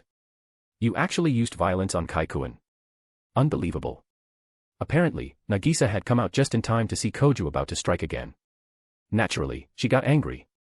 And seeing Nagisa this angry, Koju, who had looked furious a moment ago, suddenly shriveled. He might shout at her at home, but in reality, Nagisa had always been the highest-ranking member of the household. Their divorced parents were no contest. His father was a doting dad who couldn't say no to Nagisa, and his mother was barely functional and under Nagisa's strict management. Even their grandmother back home doted on Nagisa. As for Koju, he was basically the family scapegoat. It was hard to imagine how disliked he was. So in the Akatsuki household, even if you didn't count the grandmother, the ranking was Nagisa, Memori, Koju's dad, Koju. It was a good thing the family didn't keep pets, or Koju might have been ranked below the dog or cat too. Moreover, while Nagisa was normally forthright and didn't badmouth people, once she got mad, her verbal barrage became terrifying. Not just Koju, anyone would have to sit up straight and behave. Koju still remembered back in middle school when Yaes Motoki, who brought over his country's most prized and world-renowned action films to watch, got caught and was subjected to a relentless verbal assault by an enraged Nagisa. That rapid-fire scolding left Yaes with temporary gynophobia, just a glimpse of how fearsome Nagisa could be. And now, Nagisa was walking over with her rapid-fire barrage ready. I just can't believe it. It's so unreasonable. My Koju-kun actually used violence against his neighbor and classmate. Isn't that bullying? Kai-kun just transferred here. He only arrived on Itagami Island yesterday. And he's already being bullied by his classmate and neighbor. What were you thinking, Koju-kun? I don't remember ever raising you to be like this. Nagisa seemed truly furious. She launched into a full-on lecture, leaving Koju on his knees on the spot. I don't remember you raising me either. Koju muttered feebly, which only brought on more scolding from Nagisa. You dare talk back. Koju-kun, do you even realize how terrible your behavior is right now? If someone saw this, they'd think our family had no upbringing. Using violence against a new neighbor and classmate. Even Dad wouldn't go that far. What if someone called the police? You'd be taken to the station, Koju-kun. You'd get a criminal record. Then you'd be expelled from school, deported from Itagami Island, and your life would be completely ruined. The more Nagisa spoke, the angrier she got. Her imagined future scenarios began to seem real to her, and her gaze toward Koju turned full of disappointment. Koju. All I wanted was to teach the guy who made my little sister stay out all night a lesson. What did I do wrong? Does she really have to paint me as such a heinous villain? Could it be, my little sister is siding with an outsider? At that thought, Koju tried to fight back. It's all because of this guy, he. Before he could finish, Nagisa cut him off sharply. Didn't I already tell you? Kai-kun has been really kind to me. He didn't do anything to deserve your bullying. Nagisa said angrily. He even helped me out a lot. I'm still grateful to him, and you dare to bully him. Too much. That was why she was so angry.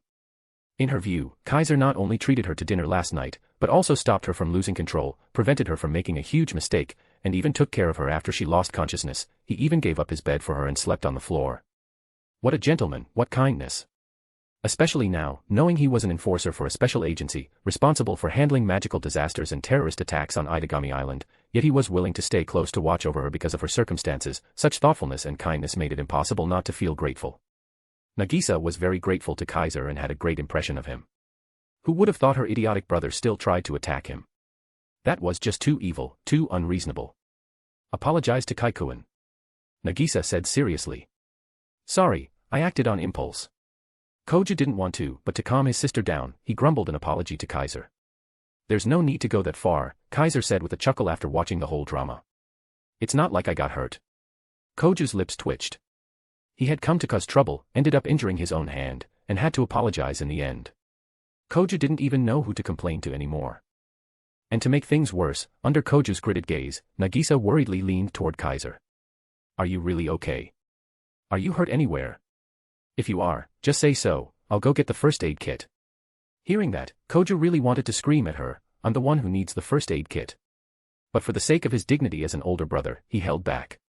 I'm really fine. Kaiser glanced at the sulking Koju and said with a smile, Koju's got some skills, but I'm not bad either. At that, Nagisa recalled that as an enforcer, Kaiser shouldn't be easily injured by a mere high schooler. That's good, that's good.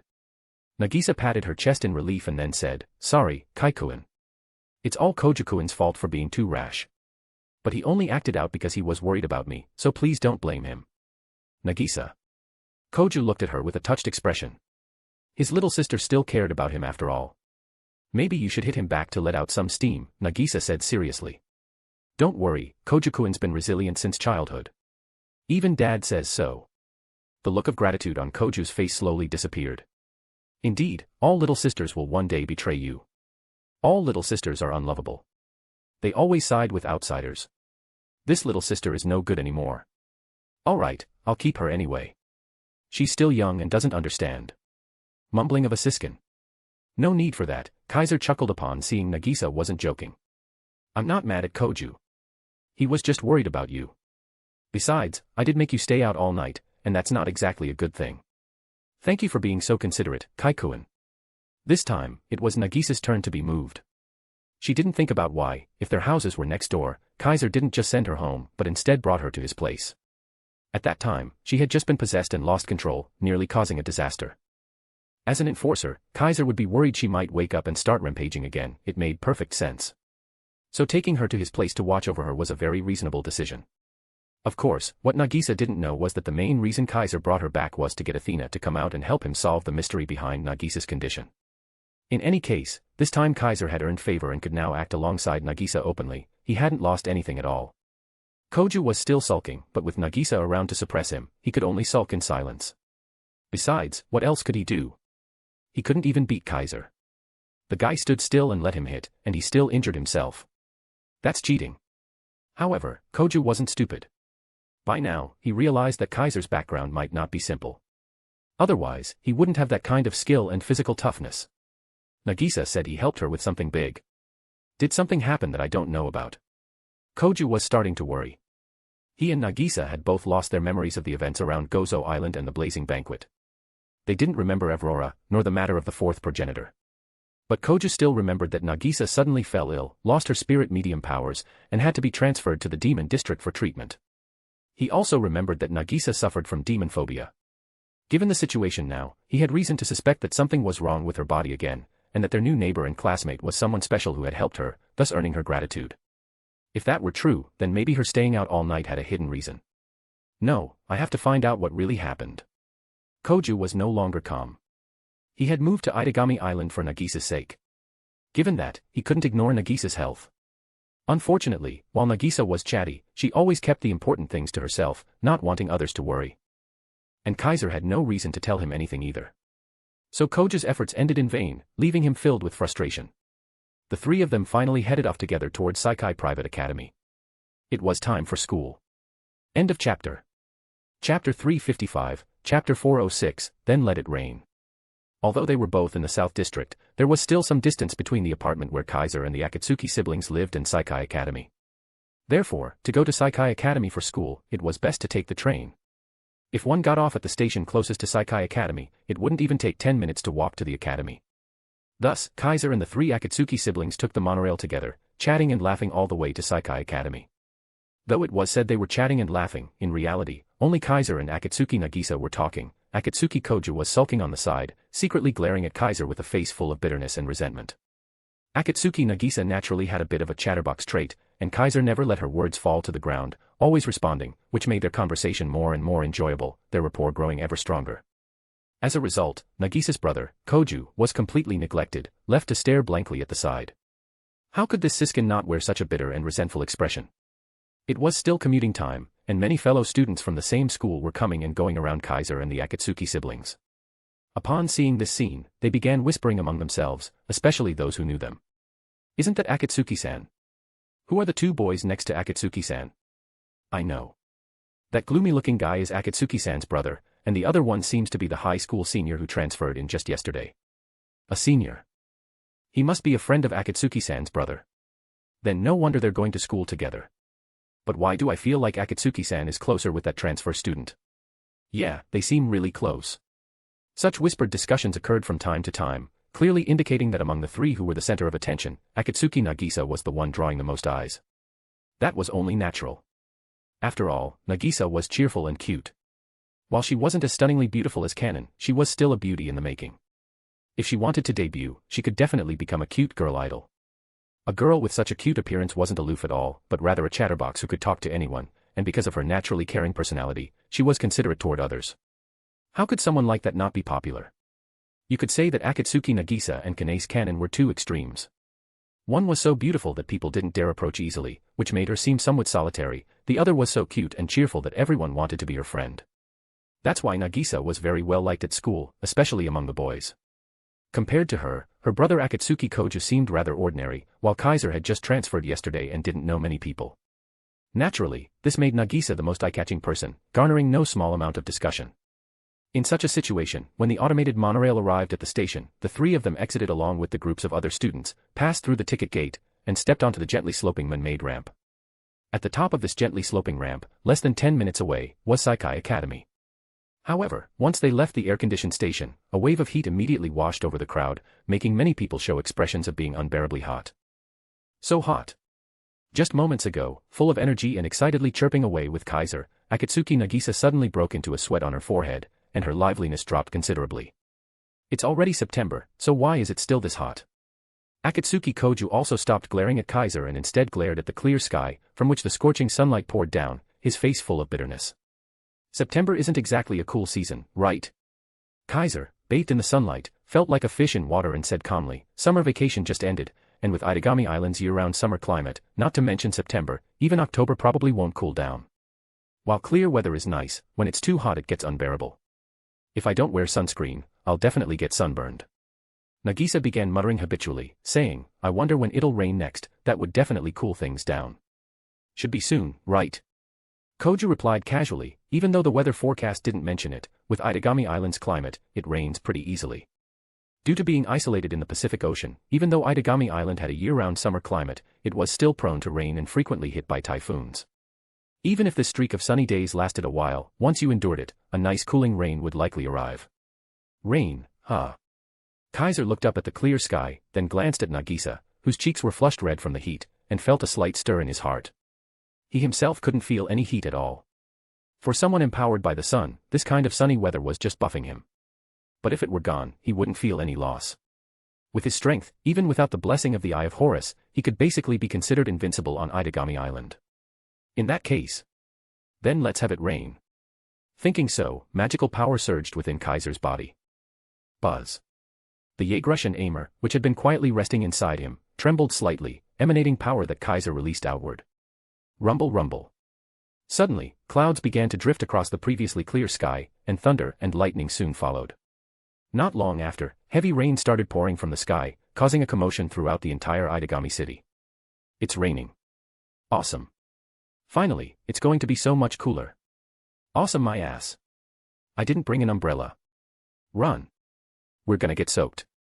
On the sloping ramp, the students in Saikai Academy uniforms all cried out and began to run. Ah. It really started raining. Nagisa also let out a surprised cry, both happy and anxious. Let's run too. Or we'll get soaked. As she spoke, she instinctively grabbed Kaiser's hand and dashed toward Saikai Academy. Watching his own little sister ignore him completely and grab their classmate's hand to run off, Koju's mouth twitched, and veins popped on his forehead. This is school. Keep some distance, damn it. Fuming, Koju chased after them. Chased by the downpour, the trip that usually took nearly 10 minutes was covered by Kaiser and the others in just 2 or 3 minutes. We still got wet, huh? In the school building's entrance, a thoroughly drenched Nagisa stood dejectedly in front of the shoe locker. What do? I don't have a spare uniform at school. Should I change into gym clothes or the cheerleading outfit? Wait, the clothes at home are still drying, right? Can't go get them. Nagisa kept chattering away, making Koju, who was also soaked, look annoyed. Forget the clothes at home.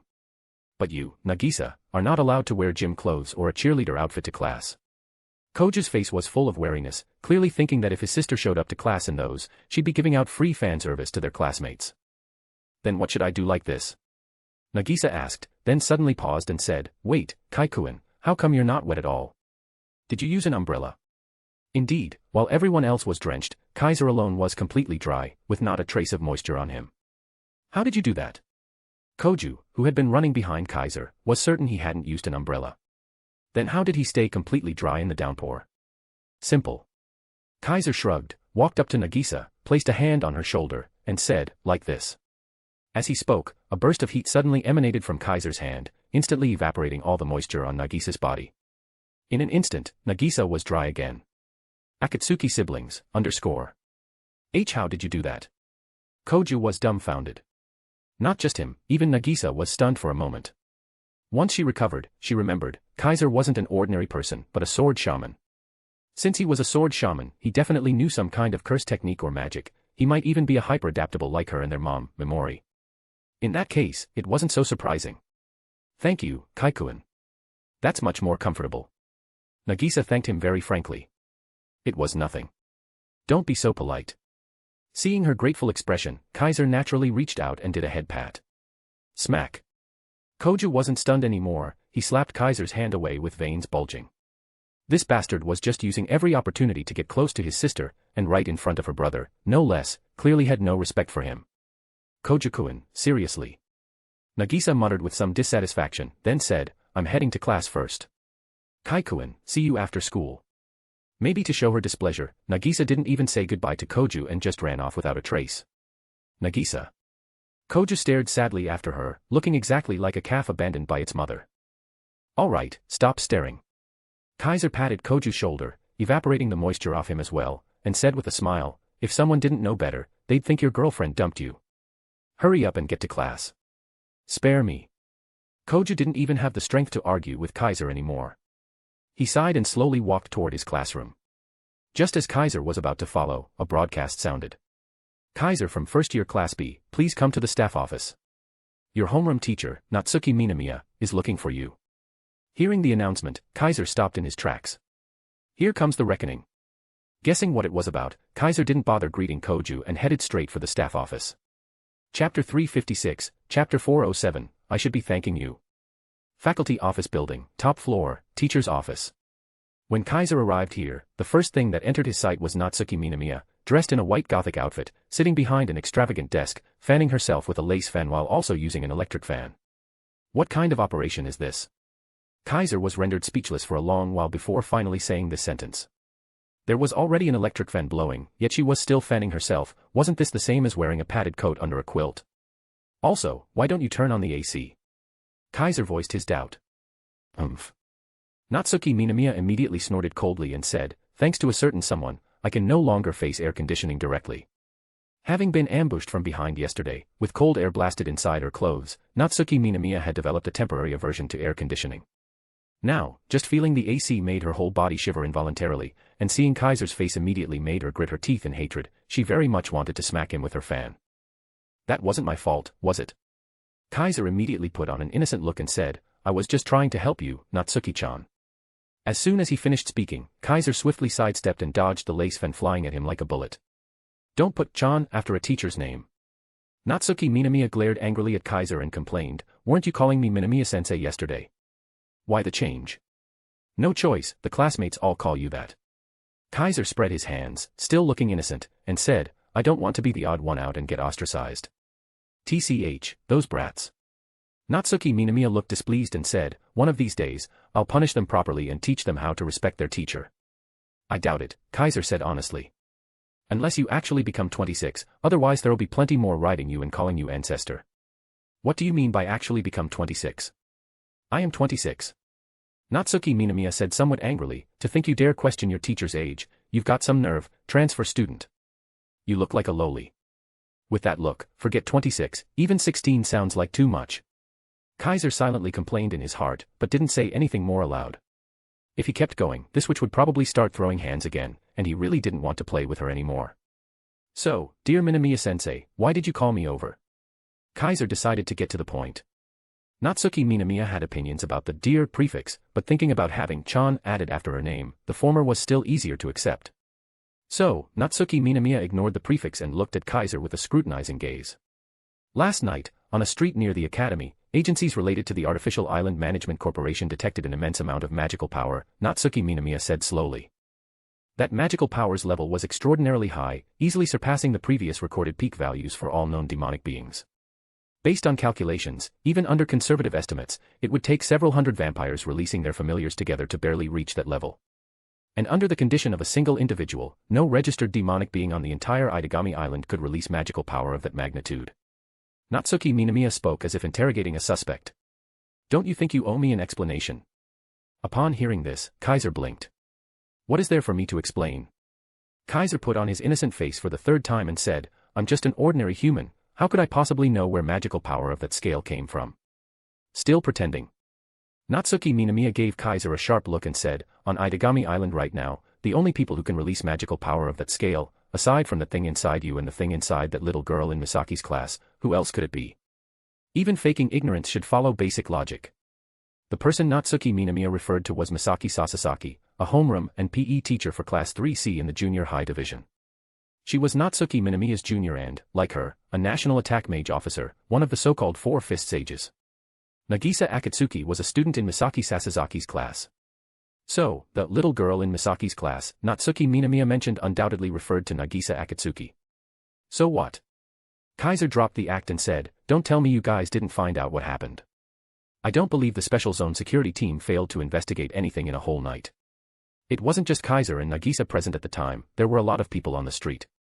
When Nagisa's demon phobia caused her to erupt, forcing Aurora to awaken, the bystanders all quickly fled, and even those two delinquent demons ran off. But afterward, as long as the Special Zone security team investigated, they would definitely be able to get some intel from those people and reconstruct the situation. In other words, what Kaiser and Nagisa did last night was basically fully exposed. At the very least, for someone like Natsuki Minamiya, who was a guiding officer for the Special Zone security team, it was already enough to convict. Then why were you still pretending? Natsuki Minamiya snorted coldly. Aren't you the one asking knowingly? Kaiser shot back, you've already confirmed the source was us, yet you still bother asking, totally unnecessary. It's procedure, Natsuki Minamiya said with a smack of her lips. Unless you really want to be arrested. Let me remind you, I wasn't the one who caused the trouble last night. Kaiser crossed his arms and calmly said, if I hadn't been there, things would have gone far beyond just setting off an alarm. Natsuki Minamiya fell silent. Indeed, if Kaiser hadn't been there, things definitely would have escalated, possibly affecting the whole Itagami Island and causing turmoil. So what, I should be thanking you. Natsuki Minamiya gave a cold sneer. You're welcome. Kaiser accepted it directly and laughed, I'm an sword shaman too, this is part of my job. TCH. Natsuki Minamiya's displeasure was completely written on her face. This was like an outsider colleague blatantly snatching her job, duties, and turf right in front of her. Of course Natsuki Minamiya wouldn't feel happy. Itagami Island was her domain. A mainland attack mage officer causing chaos here really embarrassed her. Let's see how long you can keep up that glib mouth. Natsuki Minamiya narrowed her eyes as she stared at Kaiser. Since you stopped a major incident last night, I've suppressed the matter. You don't need to worry about the Special Zone security team suddenly coming to invite you for tea.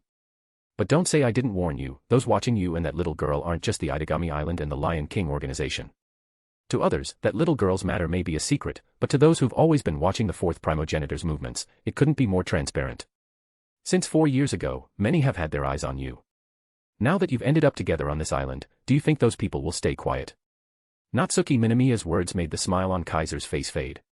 So you're saying, last night's incident wasn't a coincidence? Kaiser asked expressionlessly. I know what you're thinking, but fortunately, those two idiot demons from last night weren't arranged by anyone to test you. Natsuki Minamiya gave Kaiser a sideways glance and said, that was pure coincidence. The instigators have already been thrown in jail to reflect on their actions. Really? Kaiser's expression eased slightly and asked, then Aurora, the awakening of the true fourth primogenitor, how many people know about it now? Anyone who's been paying attention to you two probably already knows. Natsuki Minamiya said blandly, the Artificial Island Management Corporation, the Lion King organization, and even the three great night empires likely have received the reports. Especially the War King domain under the first primogenitor, someone troublesome has already been drawn here.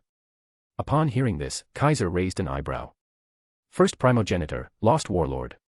Second primogenitor, Fall Gazer. Third primogenitor, Chaos Bride. Fourth primogenitor, Kaliad Blood.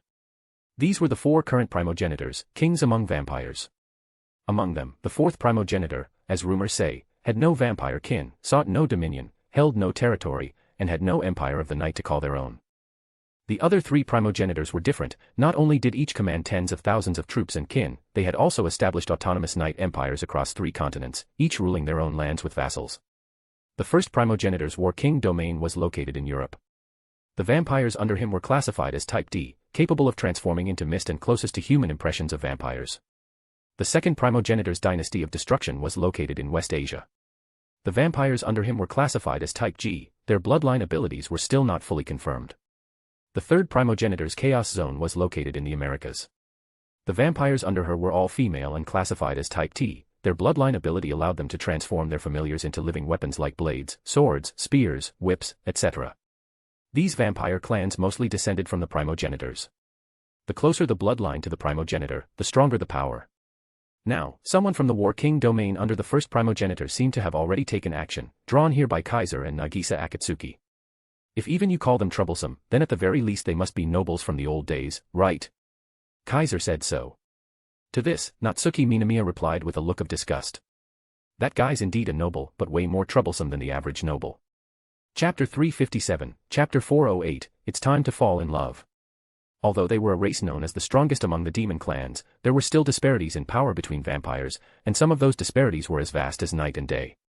Generally speaking, as immortal beings, the strength of a vampire was primarily determined by the years they had lived. This was because vampires could accumulate strong emotions and desires, thereby obtaining increasingly powerful strength. To put it more simply, the more memories a vampire accumulated, the stronger their power became.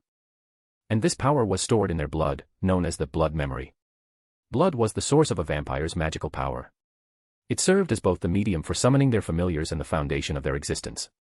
The longer a vampire lived, the more blood they absorbed, the more memories they seized, and the more magical power they could accumulate. Therefore, as the progenitors of the vampire race, the true ancestors possessed unmatched power, having lived far longer than any other vampires and accumulated far more powerful blood memory than any other bloodline. As an artificial vampire, the fourth true ancestor required the holding of an event like the Blazing Banquet during their awakening. One of the purposes was to seize a massive amount of memories, thereby increasing their inherent accumulation time and constructing a powerful blood memory to obtain magical power on par with any vampire. In view of this, vampires from the old generation, generally those over 200 years old, possessed far greater strength than the younger generation, and the familiars they had were also stronger and more fearsome. Of course, this was not absolute. If they were the descendants of powerful vampires, then even as part of the younger generation, they would inherit a portion of the blood memory from the previous generation, and be born with power far exceeding that of ordinary young vampires. For example, the second-generation vampires, namely, the offspring of the current three true ancestors, were born from true ancestors and their partners. By nature, they possessed powerful blood memory and familiars. Even if they were younger than the old generation vampires, they were still stronger than many of them, and depending on the individual, some could even display special abilities capable of rivaling a true ancestor, completely incomparable to vampires outside of that lineage. Slightly inferior to these second-generation vampires were the third-generation vampires. These were generally people acknowledged by the true ancestors and granted their blood. Though not necessarily biological offspring, they still possessed power close to that of the second generation, and some were even stronger. If the second generation were considered royalty, then the third generation were elders, nobles who could receive titles and serve important roles in the three major knight empires. The elders of the third generation would continue to have descendants, and their offspring would also possess considerable power. Even distant descendants had the potential to become nobles, not inferior to some ancient old generation vampires. And if someone was originally a noble of the old generation, even if they couldn't compare to the third generation elders, they wouldn't fall far behind either.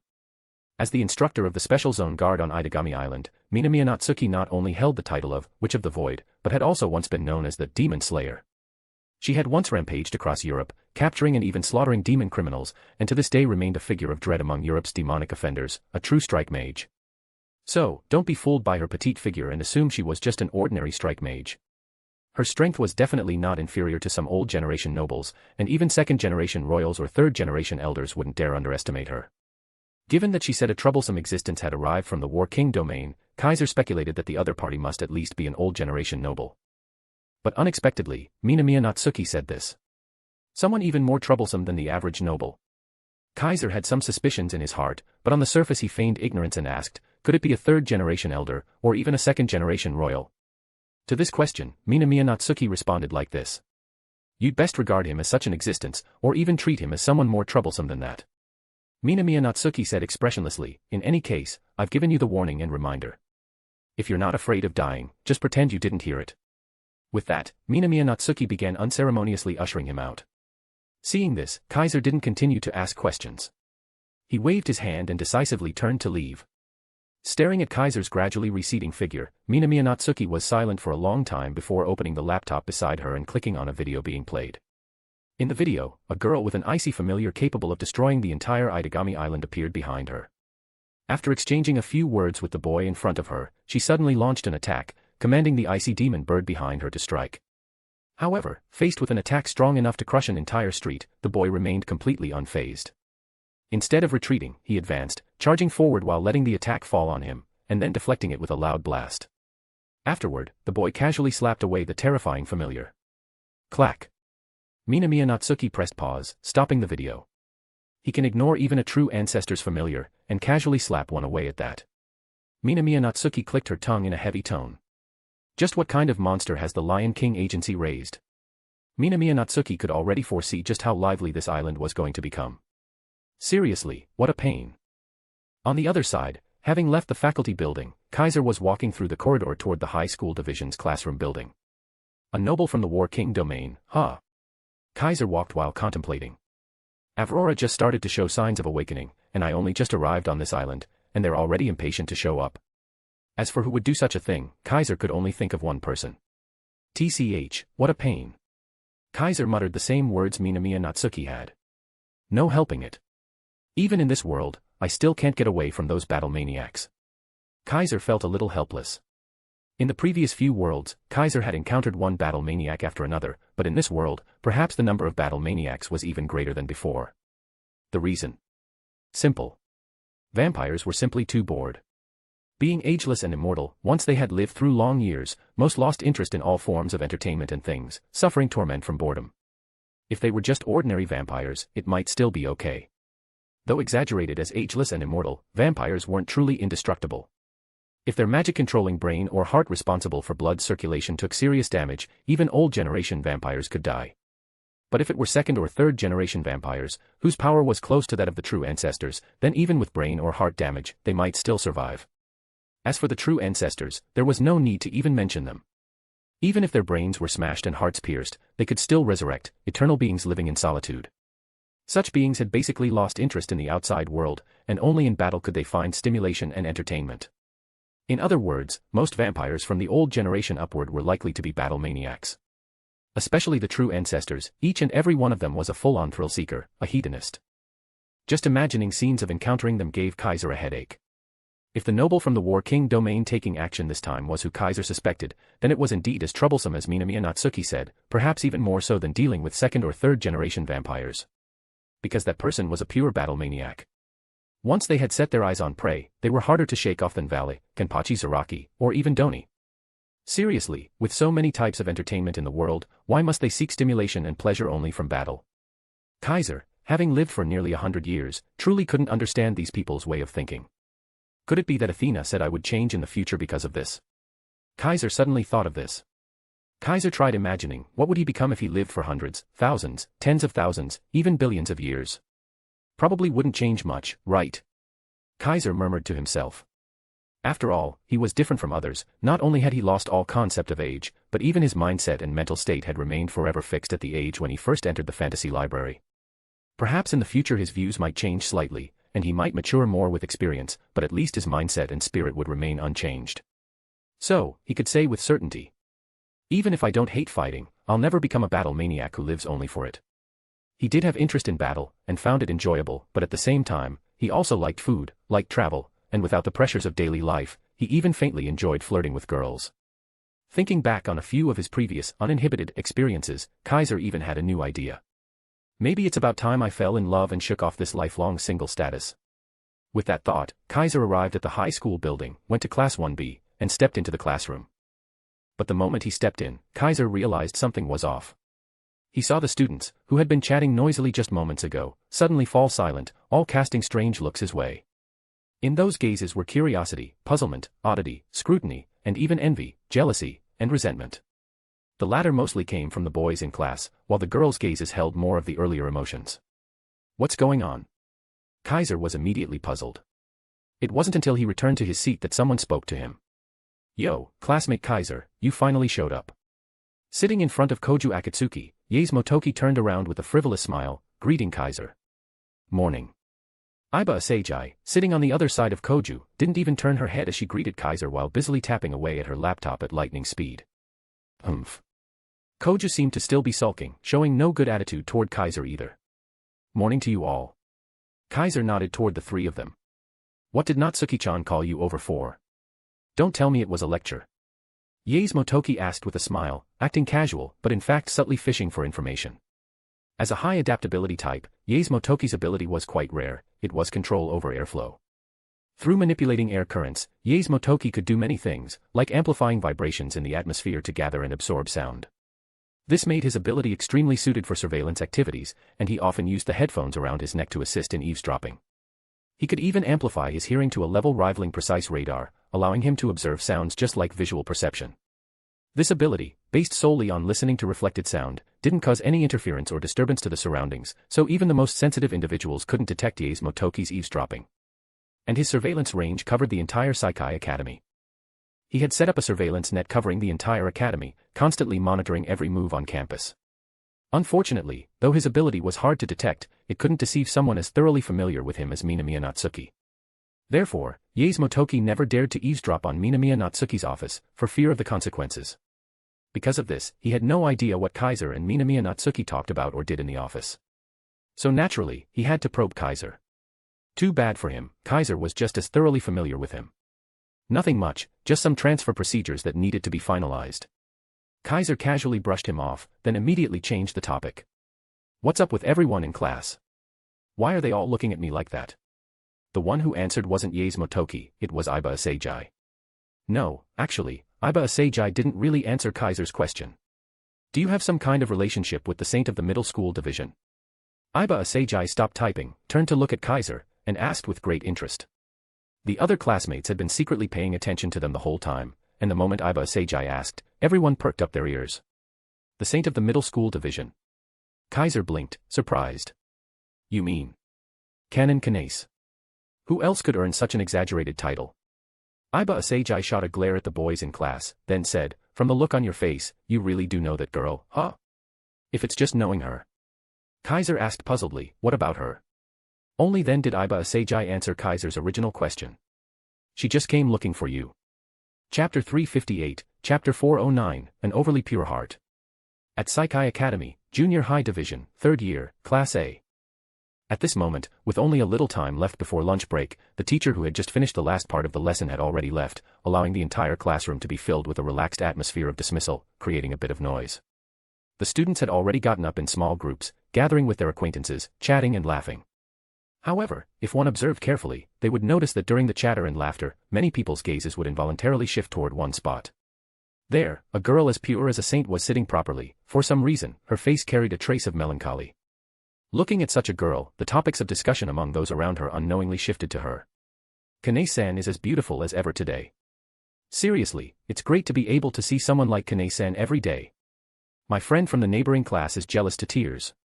How can someone in this world look so good? I guess, it's just extraordinary talent. I've always thought Kane-san is the prettiest girl in the whole academy. I think so too, but the upperclassmen in high school might have some objections. The high school division, you mean second-year Class B's Iba Asagi-senpai, right? Exactly. A portion of the upperclassmen are fans of that senpai. True, Iba-senpai is also very pretty and mature, has that Gyro vibe. But I still prefer Kane-san. Of course I think Kane-san is more beautiful. Actually, Kane-san's popularity in the academy is higher than Iba-senpai's. After all, Kane-san is just too unfair. Just don't know what she's thinking. She seems kind of down. This was the topic of nearly every boy, and even some girls were saying nearly the same thing. The saint of the middle school division, this title was simply too prominent, causing those who shared a class with her to constantly pay attention to her and gaze at her with admiration. Unfortunately, Canon Kanase was simply too beautiful, too holy. That kind of pure and flawless sacred aura made most people dare not approach, afraid of disturbing the atmosphere. Thanks to that, Canon Kanase had very few opportunities to converse with others in class. Most of the time, she was like this, sitting quietly while being secretly watched, and she herself thought it was because something was wrong with her. Thus, she didn't know just how popular she actually was at Saikai Academy, or how admired she truly was. If nothing unexpected happened, this scene would likely continue until Canon Kanase left the classroom. However, today unfolded differently from usual. Kanase-san. A female student standing at the classroom door suddenly called out to Canon Kanase, drawing everyone's attention. Ah, yes. Canon Kanase didn't seem to expect to be called on either. She was dazed for a moment, then quickly stood up. While marveling at the fragile beauty of her classmate, the girl at the door hesitated as she spoke. Someone's looking for you outside. I don't know if it's someone you know. As she spoke, the girl pointed outside the classroom, drawing everyone's gaze there. The next second, including Canon Kanase, everyone saw a person standing outside the classroom. Canon, over here. Kaiser stood at the door of third-year Class A in the junior high division, ignoring the gazes of others, and waved at Canon Kanase. senpai. Canon Kanae's eyes lit up instantly, and an expression of surprise and joy surfaced on her face. That gentle and beautiful smile caused everyone present to involuntarily stop breathing, their hearts suddenly speeding up. When had they ever seen this scene? Normally, Canon Kanae always appeared quiet and serene. When had she ever shown such a smile? With angelic features and known as the Academy Saint, this sudden smile made her seem like she was glowing, making many people feel like they had fallen in love. However, the more they were entranced by Canon Kanae's smile in that moment, the more they hated the boy standing outside the door in the next. You came to see me, senpai. Canon Kanae walked up to Kaiser, her eyes filled with gratitude as she looked at him.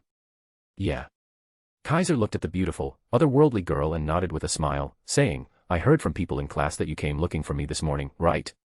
I'm very sorry. As usual, Canon Kanae apologized first and said, I know this might bother you, senpai, but I really had no other choice. It's fine. I didn't feel bothered at all. You don't need to worry. Seeing that Canon Kanae was about to bow to him, Kaiser instinctively placed his hand on her slender, delicate shoulder to stop her and said, For you to come to my class to look for me, it must be something urgent, right? Go ahead, what happened? Hearing this, Canon Kanae was just about to speak when she noticed the atmosphere around them was a bit off. Kaiser naturally noticed too. When he placed his hand on Canon Kanae's shoulder and made physical contact with her, the people who had been watching them all showed expressions of murderous rage. That expression, so easy to read, made Kaiser raise an eyebrow and reveal a faintly amused smile. As for Canon Kanae, she remained completely unaware. Looks like I was too loud and disturbed everyone. Canon Kanae lowered her voice, looking apologetic. Disturbed. Kaiser chuckled and said, I'm afraid I disturbed the pure image they have of you in their minds.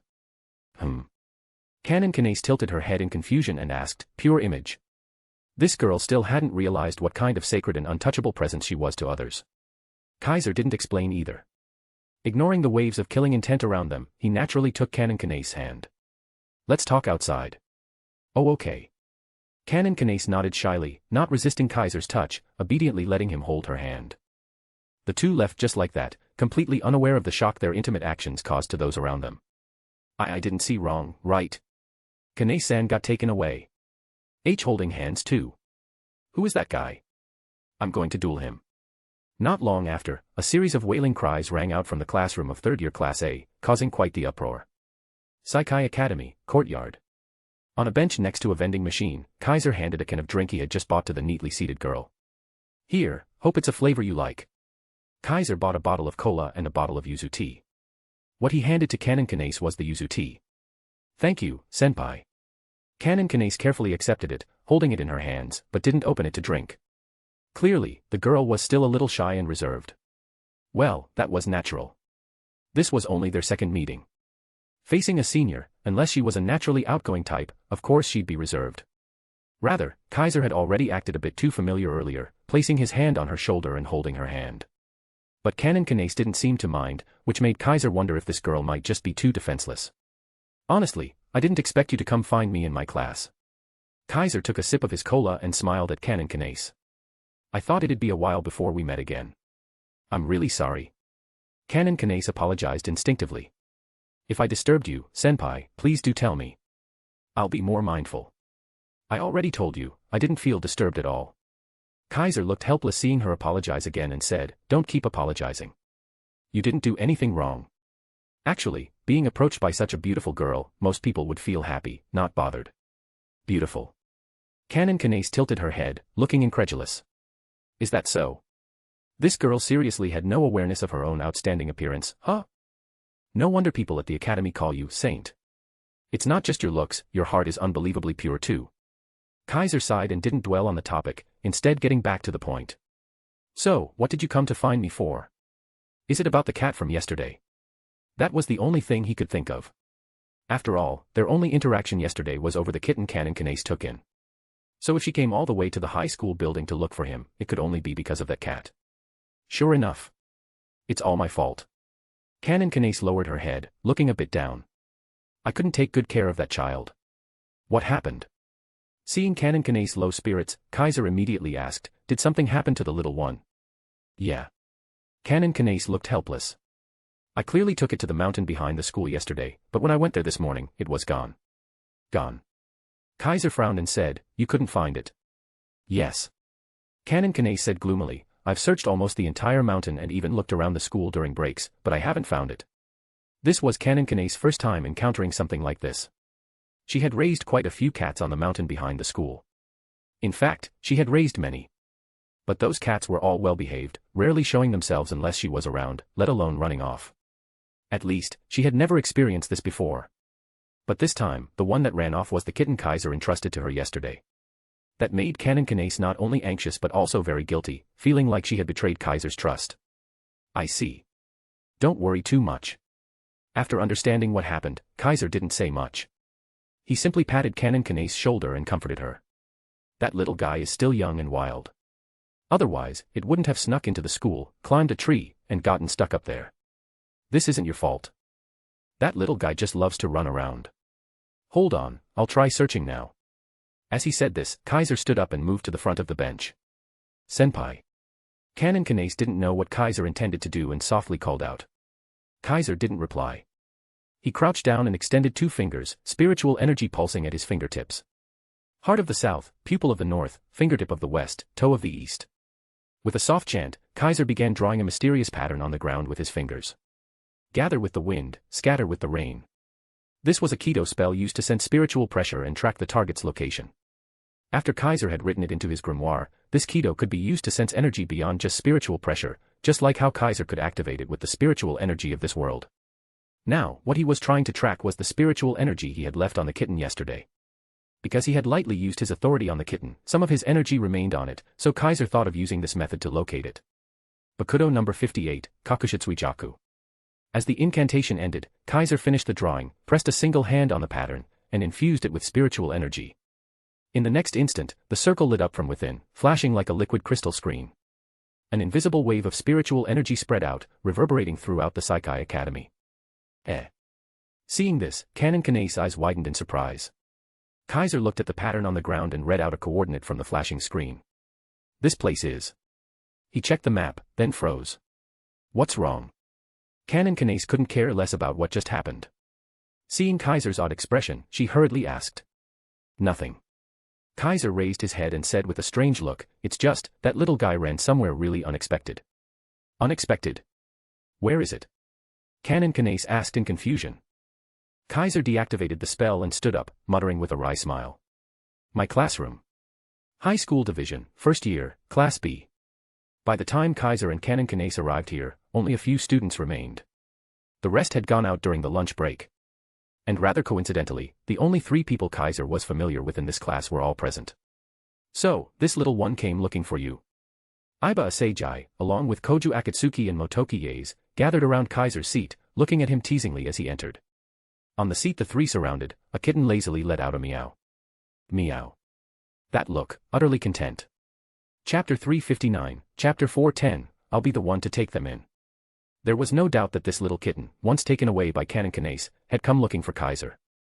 Perhaps it was instinct, or perhaps because Kaiser had used an authority on it yesterday, leaving traces of his magical power within its body, it subconsciously sought out Kaiser and eventually found his classroom, arriving at the seat still lingering with his aura.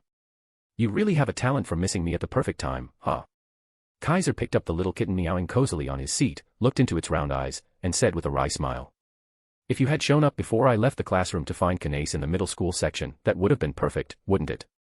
Kaiser didn't care whether the kitten could understand him or not and just started voicing his complaints.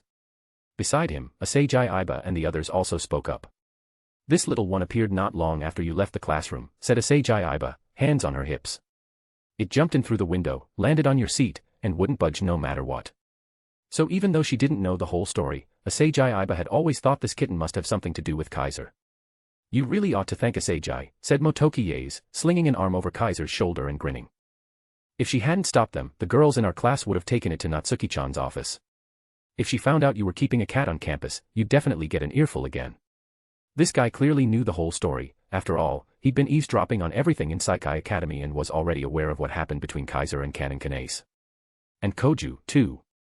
Before you got back, he even spent his own money to buy milk for this little guy. Everyone immediately looked toward Koju Akatsuki upon hearing that. I just lost at rock paper scissors, that's all. Koju scratched his head, looking annoyed. Damn it, why did it have to be me? That was some of my rare allowance money. Koju actually got a decent allowance, but because he had a thrifty and overbearing little sister at home who always managed his spending strictly, he couldn't carry too much pocket money on him. Thanks to that, he was probably going to have to settle for a cheap lunch set today. I'm really sorry. This is all my fault. Canon Kanase bowed deeply to Koju and said, it's all because I didn't watch the little one properly and made senpai spend money. Koju immediately forgot his irritation. No, it's not really your fault. Koju, uncharacteristically nervous, stumbled over his words a bit. This made Asagi Iba very displeased. Hey, Koju, what are you getting all nervous for? She gave him a look of disdain.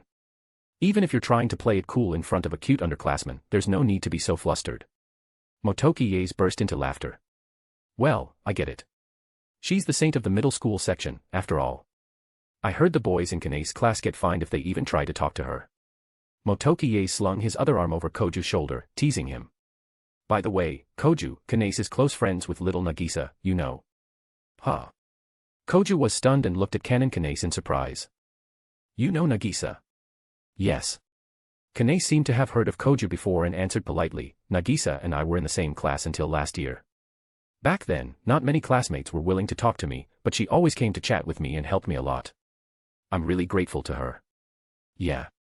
That's something Nagisa would do. Koju gave a wry smile. It's not that she's oblivious to social cues, she just doesn't like seeing classmates left out. Just think of her as a bit of a busybody. That's not true. Canon Kanase quickly shook her head. I really appreciate that Nagisa was willing to talk to someone like me. I don't think she's a busybody at all. That's just Nagisa-chan's charm. Asagi Iba shot a glance at Koju. Compared to a certain useless older brother, she's really amazing. But she can be scary sometimes too. Motoki Yaes, perhaps remembering some painful memory, shivered and muttered, best not to make Nagisa-chan mad. Keep that in mind, Kaiser. Oh. Kaiser squinted and said, I'd love to thank you for the advice, but why are you directing it at me? Because you're already pretty close with Nagisa-chan, right? Yaes said meaningfully. This morning, Koju wouldn't stop whining about it, saying you two were practically inseparable already. That's why I figured I should give you a warning. It wasn't Kaiser who reacted to that statement, but Koju Akatsuki. What do you mean, inseparable? I never said anything like that. Koju practically shouted, as if someone had stepped on his tail. And I was just speaking casually. I wasn't complaining to anyone on purpose. That panicked and revealing reaction left everyone speechless, and Canon Kanase looked at him in disbelief. Siskin. Asagi Iba muttered the insult softly, making Koju panic even more. After that, the scene devolved into Koju desperately trying to argue, no, defend himself. Unfortunately, no matter how he tried to explain, Asagi's disdainful stare remained unchanged, and Yaes kept up his smug, yeah right, expression, nearly breaking Koju entirely. Seeing this, Kaiser and Canon Kanase didn't disturb the trio's antics and quietly left the classroom with the kitten. Neither of them knew that the sight of them entering and exiting classrooms together, moving between the high school and middle school buildings side by side, had already been witnessed and spread by many, quickly becoming the talk of the entire Saikai Academy. A high school transfer student who just arrived yesterday and the saint of the middle school might be unusually close, such rumors spread through the academy at a terrifying speed, and with it, Kaiser's name was gradually becoming widely known. After finding the lost kitten, Kaiser didn't even hesitate and prepared to hand it over to Canon Kanase. But once again, something unexpected happened. Meow. Meow meow meow. Just like the day before, the little kitten that had been resting quietly in Kaiser's arms suddenly started struggling fiercely when he tried to pass it to Kanase. Stop it.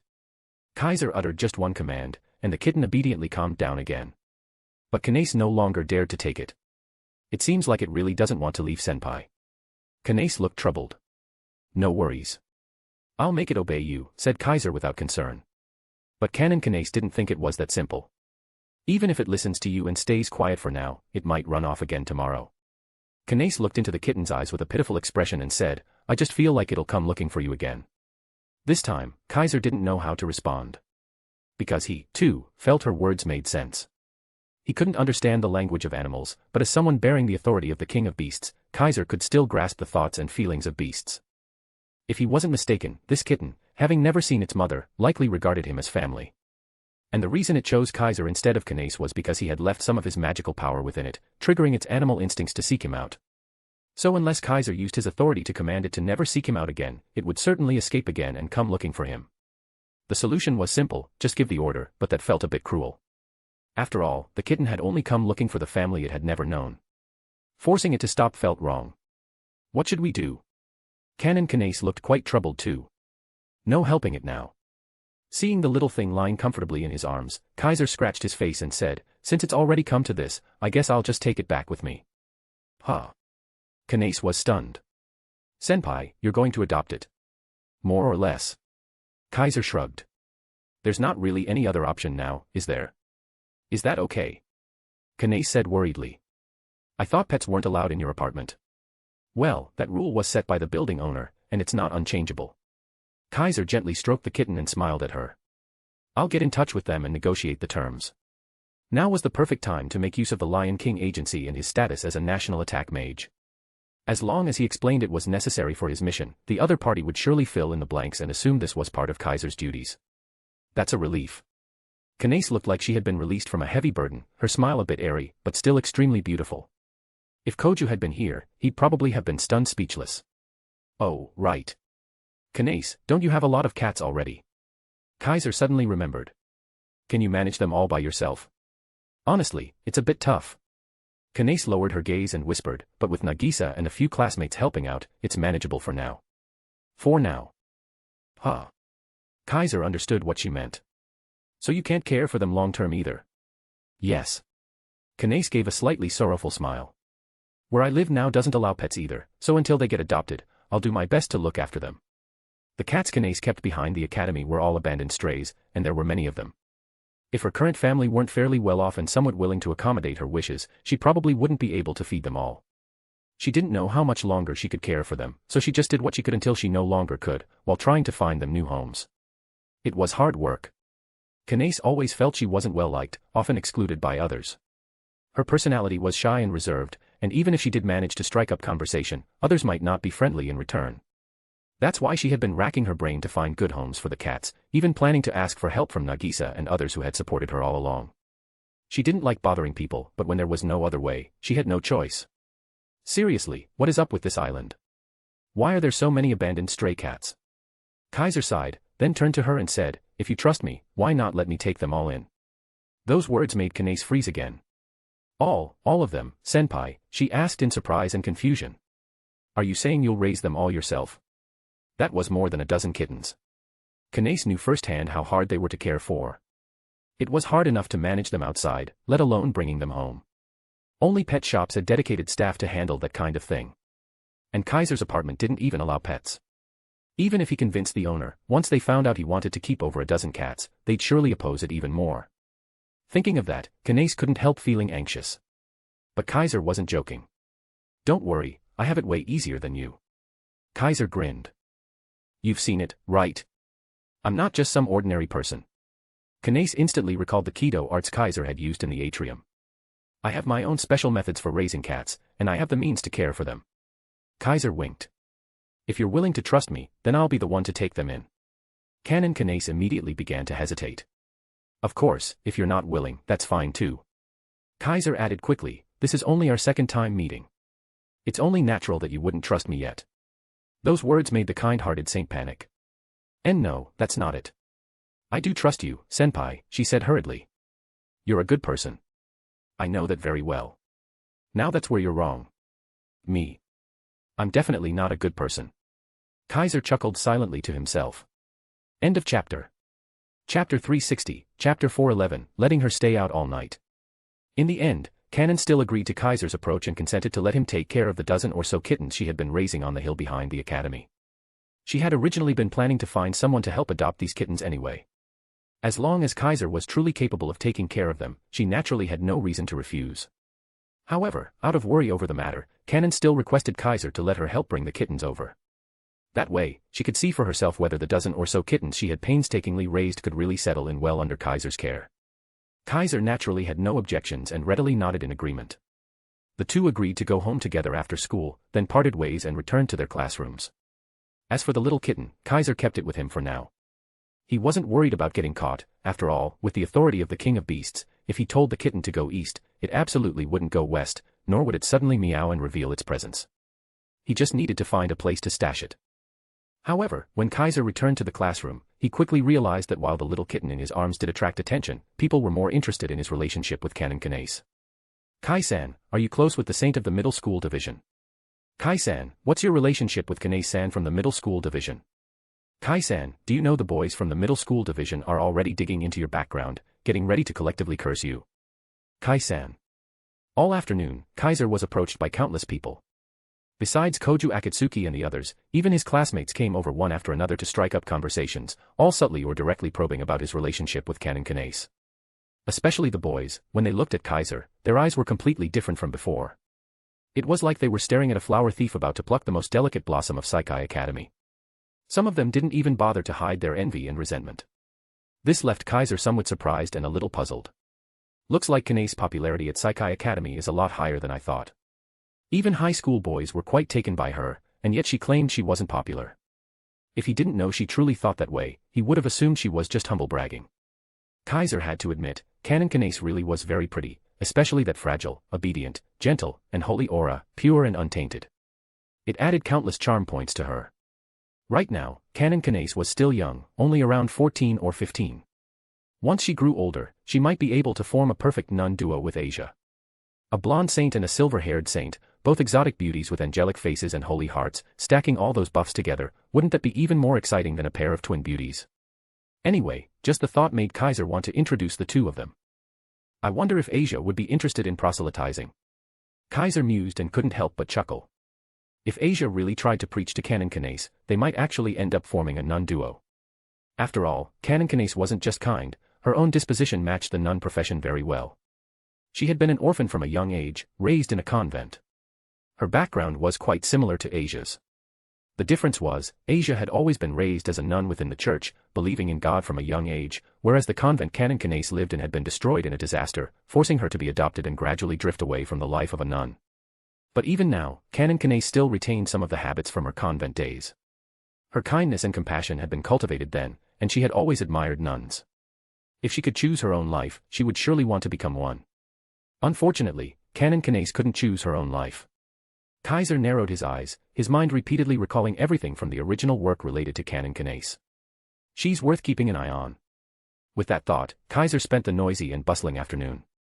After school, just as Kaiser finished packing up and was about to leave, Koju Akatsuki called out to him. You're not planning to go see Nagisa again, are you? Koju looked at Kaiser defensively. He had more or less realized by now that Kaiser and his sister might continue to get entangled. What are you looking at me like that for? Kaiser, seeing Koju's wary expression, couldn't help but feel exasperated. Relax, I won't let her stay out all night again. This remark didn't get a reaction from Koju. Instead, it left Asagi Iba and Motoki Yae stunned. Stay out all night? Yaes exaggeratedly exclaimed, you and Nagisa. Are you serious? That deliberately loud voice immediately drew everyone's attention. What? What did he say? Stay out all night? Who stayed out all night with who? Nagisa. Isn't that Koju's sister? The classmates all started murmuring, and Koju's face instantly turned beet red. Hey! Yaes. Stop spouting nonsense. Koju pounced on Yaes, wrapping his arm around his neck, nearly choking him. Although he didn't like how close Kaiser was getting with his sister, for the sake of her reputation, he couldn't allow Yaes to stir up gossip. What if rumors spread? His sister's innocence would be ruined. I give up, I give up. I won't say it again. Yaes frantically patted Koju's arm, looking like he was about to pass out. You really didn't lay a hand on Nagisa, right? Asagi Iba went over and confronted Kaiser, her gaze sharp. She had a good relationship with Nagisa and liked that girl a lot. If a classmate dared to take liberties with her, she wouldn't show mercy. You're getting involved too. Kaiser looked at Asagi with a strange expression. What, worried that your future sister-in-law might get played by a bad man? Wah. Asagi's sharp gaze immediately faltered, and she visibly panicked. That's not it. Sister-in-law. Koju turned his head with suspicion. Who's becoming a sister-in-law? None of your business. Asagi glared at Koju and snapped, definitely not you. Koju, bewildered by the scolding, was left dumbfounded. Kaiser found the three of them amusing as they clowned around, then waved a hand and said. You guys have fun, I've got stuff to do. I'm heading out. With that, before they could react, Kaiser turned and walked out of the classroom. Wait. Koju panicked and was just about to chase after him when Yaes tackled him. Damn it, Koju. You really were trying to strangle me back there. Take this. What? Ha ha ha. Stop. Ha ha ha ha. As Yaze tickled his armpits, Koju laughed uncontrollably, tears streaming down his face, unable to move. Asagi squinted at them coldly. Idiot Koju. Any girl who falls for you is cursed. The girl's helpless and bitter mutter was lost to the wind. Unfortunately, no one heard it. Meanwhile, Kaiser smoothly made his way to the middle school building and reunited with Campione. But he didn't leave right away, instead, he stayed where he was. I'm still waiting for Nagisa. Once she gets here, we'll head over together. Kaiser said this, which left Kanon slightly surprised. Senpai and Nagisa-san planned to go home together. Previously, Kanon had already learned that Kaiser was neighbors with the Akatsuki siblings. They all lived in the same apartment building. In class, Motoki Yaze had also mentioned that Kaiser and Nagisa were already quite close. But Kanon hadn't expected them to be close enough to walk home together. We did plan it. Kaiser didn't try to hide it and said, I already messaged her. She said she's not attending her club activities today, so she'll head back with us. Although Nagisa was part of the cheerleading squad, she didn't always attend every club meeting. She had been in poor health since 4 years ago. Even though she was much better now and could attend school and club activities normally, she still occasionally had flare-ups and had to take time off. Normally, with Nagisa's personality, she wouldn't want to skip club activities unless necessary. But after what happened last night, and with Kaiser planning to take in so many of Camione's cats today, she naturally had no desire to go to club. The moment she received Kaiser's message, she replied that she'd come over to help. Speak of the devil, just as Kaiser and Kanon were discussing this, a lively voice rang out from the school building. Kaikuin. Kanon-chan. They turned to see Nagisa Akatsuki waving as she ran toward them with light steps, full of energy. Her skirt fluttered as she moved, drawing quite a few admiring glances and brightening the atmosphere. Nagisa-chan. Seeing one of her few close friends, Kanon's gentle face showed rare cheerfulness. I'm not late, right? Nagisa ran up to them and said excitedly, I heard about it. Kanon-chan is letting Kaikuin adopt the cats from the back hill. That's amazing. Congratulations, Kanon-chan. As Kanon's good friend, Nagisa naturally knew how much trouble she'd gone through for those cats. Now that someone was willing to take them all in, of course she'd be happy for her, especially since that someone was her friendly neighbor whom she'd gotten close to over the past couple of days. It was double the joy, and she couldn't help but feel overjoyed. But amidst her happiness, Nagisa couldn't help but worry. But are you sure this'll be okay? I don't mean I doubt Kaikuin's ability, it's just that our apartment really doesn't allow pets. Even if Kaikuin said he'd try to convince the landlord, I think it's a long shot. That guy's super stubborn. I heard someone recently tried to negotiate their rent and got flatly rejected. That man's totally heartless. Nagisa's chatterbox nature flared up again, and she rattled off a long string of words, leaving Campione a bit stunned. I've already taken care of it. Kaiser patiently waited for Nagisa to finish before smiling and saying, I contacted him during lunch break. Just like Nagisa said, the guy was indeed stubborn. As soon as he heard that Kaiser wanted to raise over a dozen cats in the apartment, he rejected the idea outright. Even revealing his status as a national mage officer didn't make him budge much. But in the end, Kaiser only had to say, if you won't make an exception, I'll let my superiors have a word with you, and the man finally relented. Clearly, no matter how stubborn he was, he didn't want the authorities knocking on his door for a friendly chat. So I've got permission now, I can raise cats in the apartment as an exception, as long as I don't cause trouble for others. Kaiser's words brought visible relief and joy to both Nagisa and Kanon. That's awesome. Nagisa was even happier than Campione, cheering energetically. Kaikuin, you're amazing, being able to convince that guy. Even if we can't all raise them ourselves, just being able to keep them close by is great. Hey, Kaikuin, can I come over to your place often to see the kitties? I've wanted a cat for ages. Nagisa looked at Kaiser hopefully. Me too, Kanon quickly added, can I also come by to see them when I have time? It was clear she still felt uneasy. Of course, Kaiser had no reason to refuse. Ignoring the envious and jealous stares from the crowd around him as two beautiful girls begged to visit his home, he told them, you can come by any time. Hearing that, both girls smiled happily. Next, Kaiser and Nagisa followed Kanon to the hill behind the academy. There, surrounded by green trees, was a small park with a gray building in ruins. From its appearance, one could still vaguely discern traces of a former convent. This convent wasn't just abandoned, it had suffered a mysterious explosion 5 years ago. It looked as if it had been burned down, with scorch marks everywhere. It was said that many people died in that incident, and the convent was subsequently closed and left abandoned for 5 years, completely forgotten. Thus, it became a good hiding place, used by the only survivor from back then, Campione, as a shelter for abandoned cats. More than a dozen kittens hid there, and at Kanon's call, they began to poke their heads out one by one.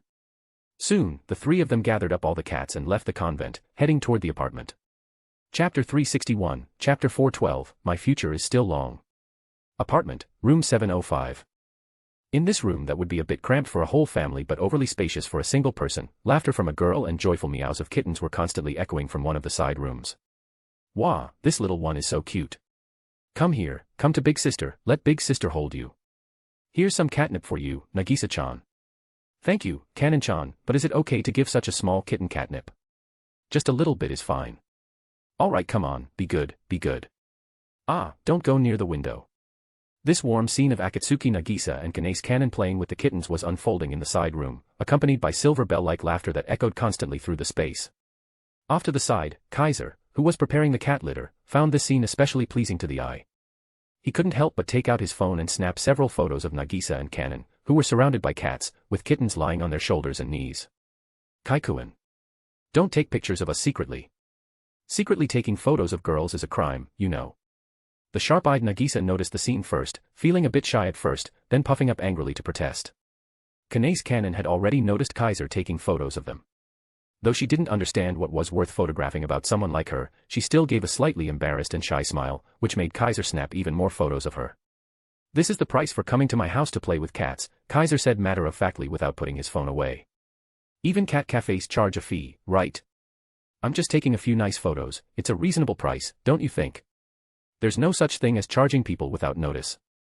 If there's such a price, you should have said so in advance. Otherwise, you really will be taken to the police station. Nagisa wasn't as easy to fool as Kanon. She snorted lightly and said, anyway, Kaikuin, you can't just take pictures of us. What if the photo doesn't look good? Alright, that last line was the main point. Girls, after all, don't really hate being photographed. As long as the photos turn out good, they might even wish for more to be taken, shoot for a whole day without issue. The only thing they truly can't accept are ugly photos. Such pictures are absolute anti-humanity records that must not exist. But Kaiser wanted to say this to Nagisa. Do you two have some kind of misunderstanding about your looks? Kaiser sighed and said, with faces like yours, no matter how I shoot, the photos will turn out great, okay. Needless to say for Kanase Kanon, she was the saint of the middle school division. Clearly just a girl under 15, yet she was already practically the school beauty of Saikai Academy, making even the high school senior girls feel overshadowed. Although Nagisa wasn't quite as stunningly beautiful as Kanase Kanon, she was still a bona fide beauty in the making. In the future, she might not fall short compared to Kanase Kanon. So, no matter how they were photographed, left, right, top, bottom, even upside down, they would still look good. Even making silly faces would come off as cute. Kaiser openly said these things, making both girls a bit embarrassed. Geez, it's not as exaggerated as you say, Kaikuin. Nagisa said this with her mouth, but the visible joy on her face showed that she was still quite pleased with Kaiser's compliments. Nagisa-chan is definitely very cute, Kanase Kanon said. Unlike me. Kanon-chan, are you joking with me? Nagisa was a bit dumbfounded. You're the saint of the middle school division. It's not just your class, there are tons of boys in our class who like you too, you know. How could that be? Kanase Kanon didn't quite believe it, fiddling with her hair and saying, no one really wants to talk to me. I can tell. This girl, she's way too unaware of her own beauty. See, it's that line again. Didn't I already tell you, it's not that people don't want to talk to you, it's that they don't dare to. Nagisa slapped her forehead and looked toward Kaiser as if asking for help. Kaikuin, you tell her too. Let Kanon-chan properly realize how pretty and popular she really is. Forget it. She's fine the way she is. Kaiser didn't go along with it and said bluntly, as long as Kanon remains unaware of her looks, I can keep boosting favorability by constantly praising her. This strategy's difficulty is really low. This isn't a game. You're not allowed to use underhanded tactics to win over girls' hearts. Stupid Kaikuin. Nagisa was unhappy, huffing angrily. I was even thinking of treating Kaikuin to dinner tonight, but now, no dinner for you. Was that a threat? You're using this to threaten a godslayer? What kind of godslayer would accept such a threat? I apologize, I'm sorry. Kaiser immediately changed his tone and said, please, Lady Nagisa, spare me just this once. Don't let me starve to death at home tonight. Upon hearing this, Nagisa burst out laughing. I'm telling you, Kaikuin, you're being way too dramatic. Seeing Nagisa laugh, Kanon also laughed. But in her glacier blue eyes, a hint of envy quietly appeared. She envied the close relationship between the boy and the girl, close enough to mess around so casually. She also envied that the two were neighbors, able to eat dinner together, laugh together, and spend a beautiful evening together. Unlike herself. Thinking about what she had to do after returning home, Kanan's gaze lowered, hiding the gloom that nearly surfaced. But watching the kittens running around and rolling freely in the spacious room, playing happily, Kanan unconsciously felt at ease again. Kaiser's apartment was the same type as the Akatsuki household, 3 bedrooms, 1 living room, with kitchen, living, and dining areas. It was definitely a bit large for just one person. Especially the rooms, Kaiser only needed one for his bedroom. Of the remaining 2, he planned to turn one into a computer room. As a demonic zone, Itagami Island was at the forefront of researching demons, and many new technologies were born here, including internet tech. So, even though the world's current timeline was in 2011, in a place like Itagami Island, some science and tech were still quite advanced. Kaiser had discovered many online games in this world that he had never heard of before and became interested, thus the idea of converting a room into a computer room. Because his gains from the previous world were already enormous, not only becoming a Campione and acquiring a very special physique, but also obtaining around 10 authorities, Kaiser didn't have such grand ambitions this time. So this time, Kaiser didn't plan to deliberately create an exciting life for himself. He planned to enjoy life a bit and relax. After all, even if he did nothing, as long as he existed in this world, this fantasy world would gradually turn into reality. So what's wrong with taking it easy for a while? There weren't any especially appealing armaments in this world either. Given that, slowing down the pace of growth might not be a bad thing. Now, Kaiser had already basically passed the early phase of being weak and lacking in power, there was no need to be so obsessed with chasing strength anymore. This idea also came from that conversation with Athena. My future is still very long. With the Hogyoku residing in my body, I am destined to be undying and immortal. So for hundreds, thousands, tens of thousands, even hundreds of millions of years to come, must I keep obsessively pursuing strength like this? There was no need at all. He absolutely didn't want to become like those battle maniacs, who could only find stimulation and entertainment in combat in the future. With that in mind, Kaiser decided to slack off temporarily, take it easy, and occasionally stir things up with a fight for fun. As for power, leave it to fate. He was already strong enough. Then, the last room, Kaiser had originally planned to use it as a storage room, but now intended to convert it into a cat room. From now on, the dozen or so cats in the house would live there, their eating, drinking, and bathroom needs would all be taken care of inside. Devoting an entire room to raising cats. It had to be said, that was quite generous. And this was what made Kanan feel reassured. She believed that Kaiser would never mistreat these kittens. Just like that, Kanan stayed in Kaiser's home for over an hour before finally saying goodbye and leaving. Kaiser and Akatsuki Nagisa didn't walk her out. Someone will come to pick me up. Kanan only said that one line, then left the apartment with a somewhat ethereal smile. After Kanan left, Nagisa also went home, saying she was going to make dinner. However, before leaving, she said this. It's been a long time since I saw Kanan-chan smile so happily. According to Nagisa, Kanan didn't seem very happy at school. Occasionally, she would even show a sad expression, which made others feel uneasy. At first, the reason she approached Kanan was because she saw that sorrowful look. I heard Kanan-chan used to live in a convent 5 years ago. She's an orphan. After an accident at the convent, everyone died, only she survived. Kanan-chan must be very sad, right? Thank goodness someone adopted her. Leaving those words behind, Nagisa left. Thank goodness someone adopted her, huh? Kaiser watched Nagisa leave and murmured softly. That might not necessarily be a good thing. Perhaps that was just the beginning of another kind of sorrow. With this thought, Kaiser returned to the cat room. Come here. With a single command, all the kittens came running to him. Spiritual power surged within Kaiser's body, and the authority of the King of Beasts quietly unfolded and activated. Buzz. Waves of the authority spread out, reaching each of the kittens. Before long, the eyes of each kitten became bright and intelligent, as if they had been enlightened and gained wisdom. Under the influence of the King of Beasts, these kittens had now become magical creatures, Kaiser's familiars. Chirp chirp chirp. Outside the window, flocks of little birds flew over, landing on the sill. Their eyes were just as lively and human-like as the kittens.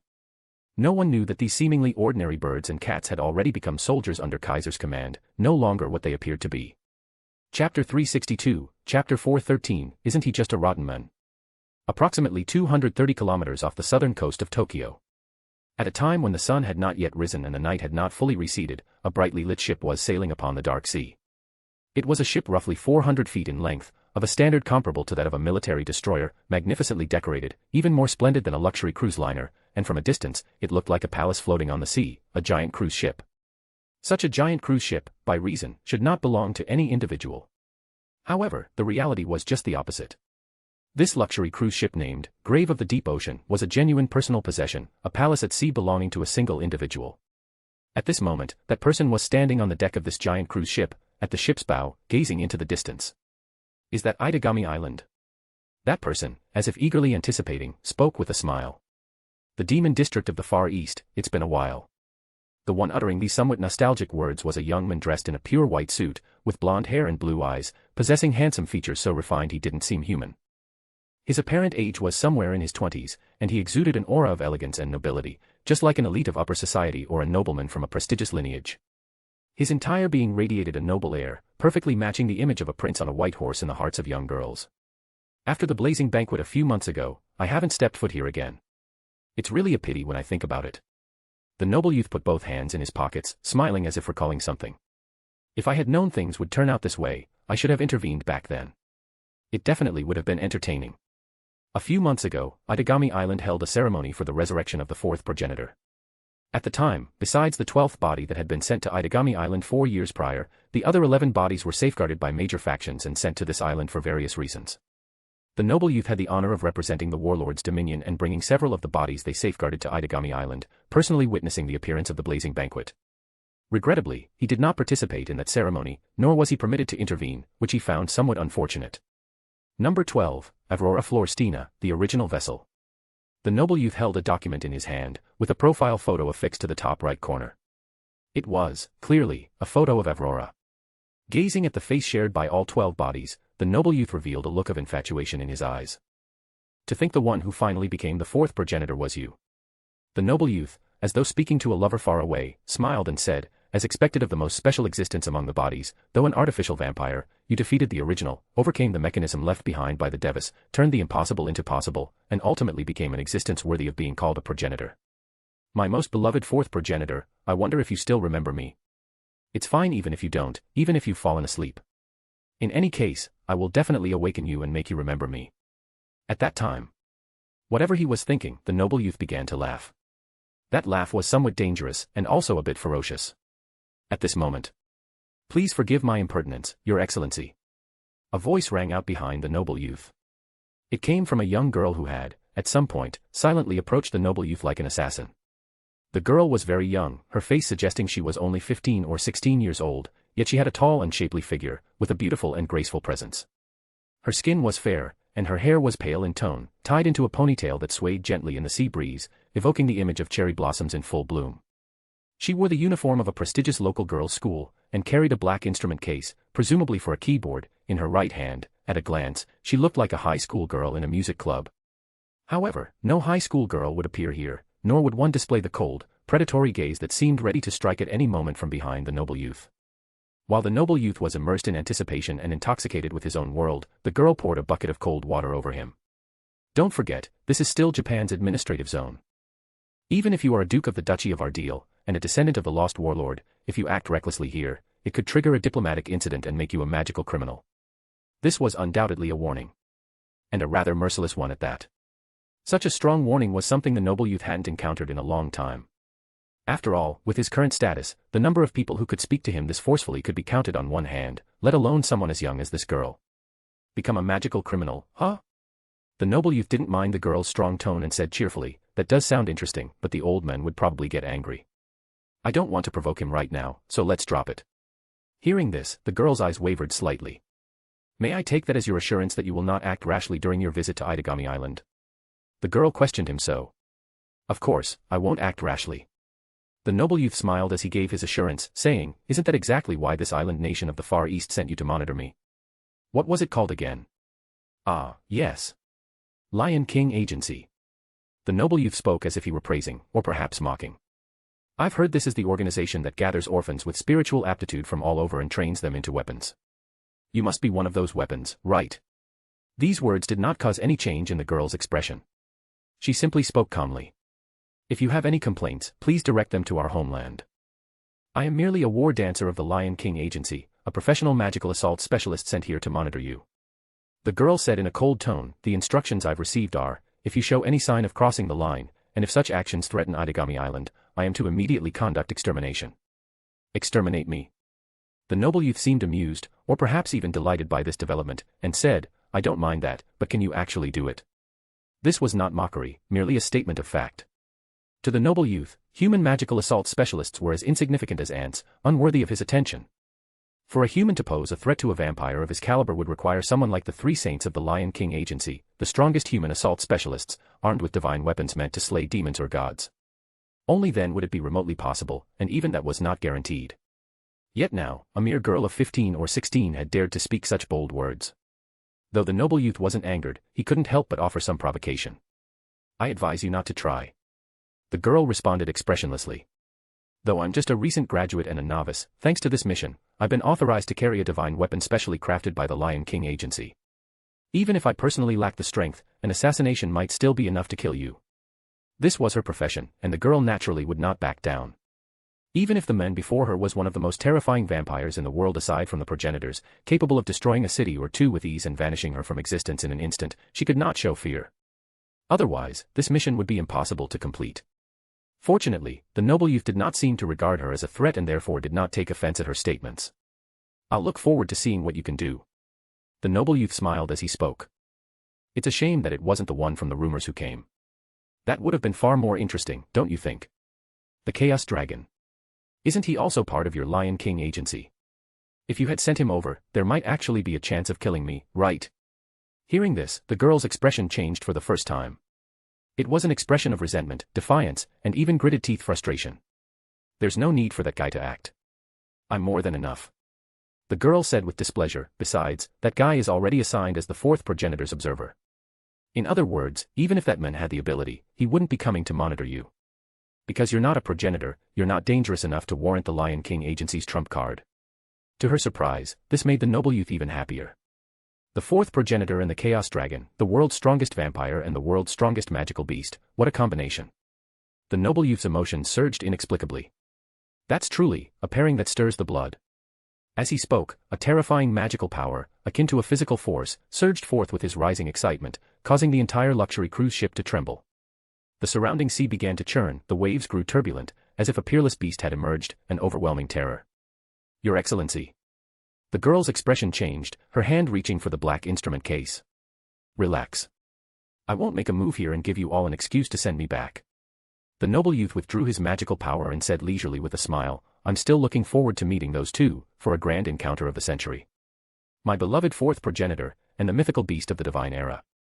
Just imagining meeting them makes me thrilled. Until then, I'll behave myself. The noble youth didn't turn back to look at the girl. He continued to gaze toward the distant sea. There, the shadow of the artificial island had already come into view. Truly something to look forward to. The noble youth's ever-smiling lips revealed faintly sharp fangs. Seeing this, the girl's grip on the instrument case tightened slightly, and her face once again showed a look of indignation. That so-called Chaos Dragon, isn't he just a disgusting, rotten man? The girl muttered bitterly. I'll see for myself, now that he's left the High God's forest, just how much he's actually improved. The luxurious cruise ship sailed resolutely toward Itagami Island, bringing new chaos to that island. Chapter 363, Chapter 414, still can't accomplish anything. At this moment, Kaiser still didn't know that the troublesome individual Minamiya Natsuki had mentioned earlier had already quietly arrived at Itagami Island.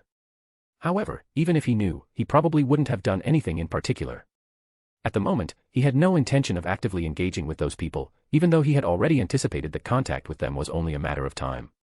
Since he had decided to take it easy during this visit to the fantasy world, Kaiser naturally wouldn't keep his nerves tense. Instead, he was eager to enjoy himself, to be entertained. So, when the luxury cruise ship named Grave of the Deep Sea arrived at Itagami Island's port, he had just gone to sleep, ending his night of staying up late. Yes, Kaiser had stayed up late last night.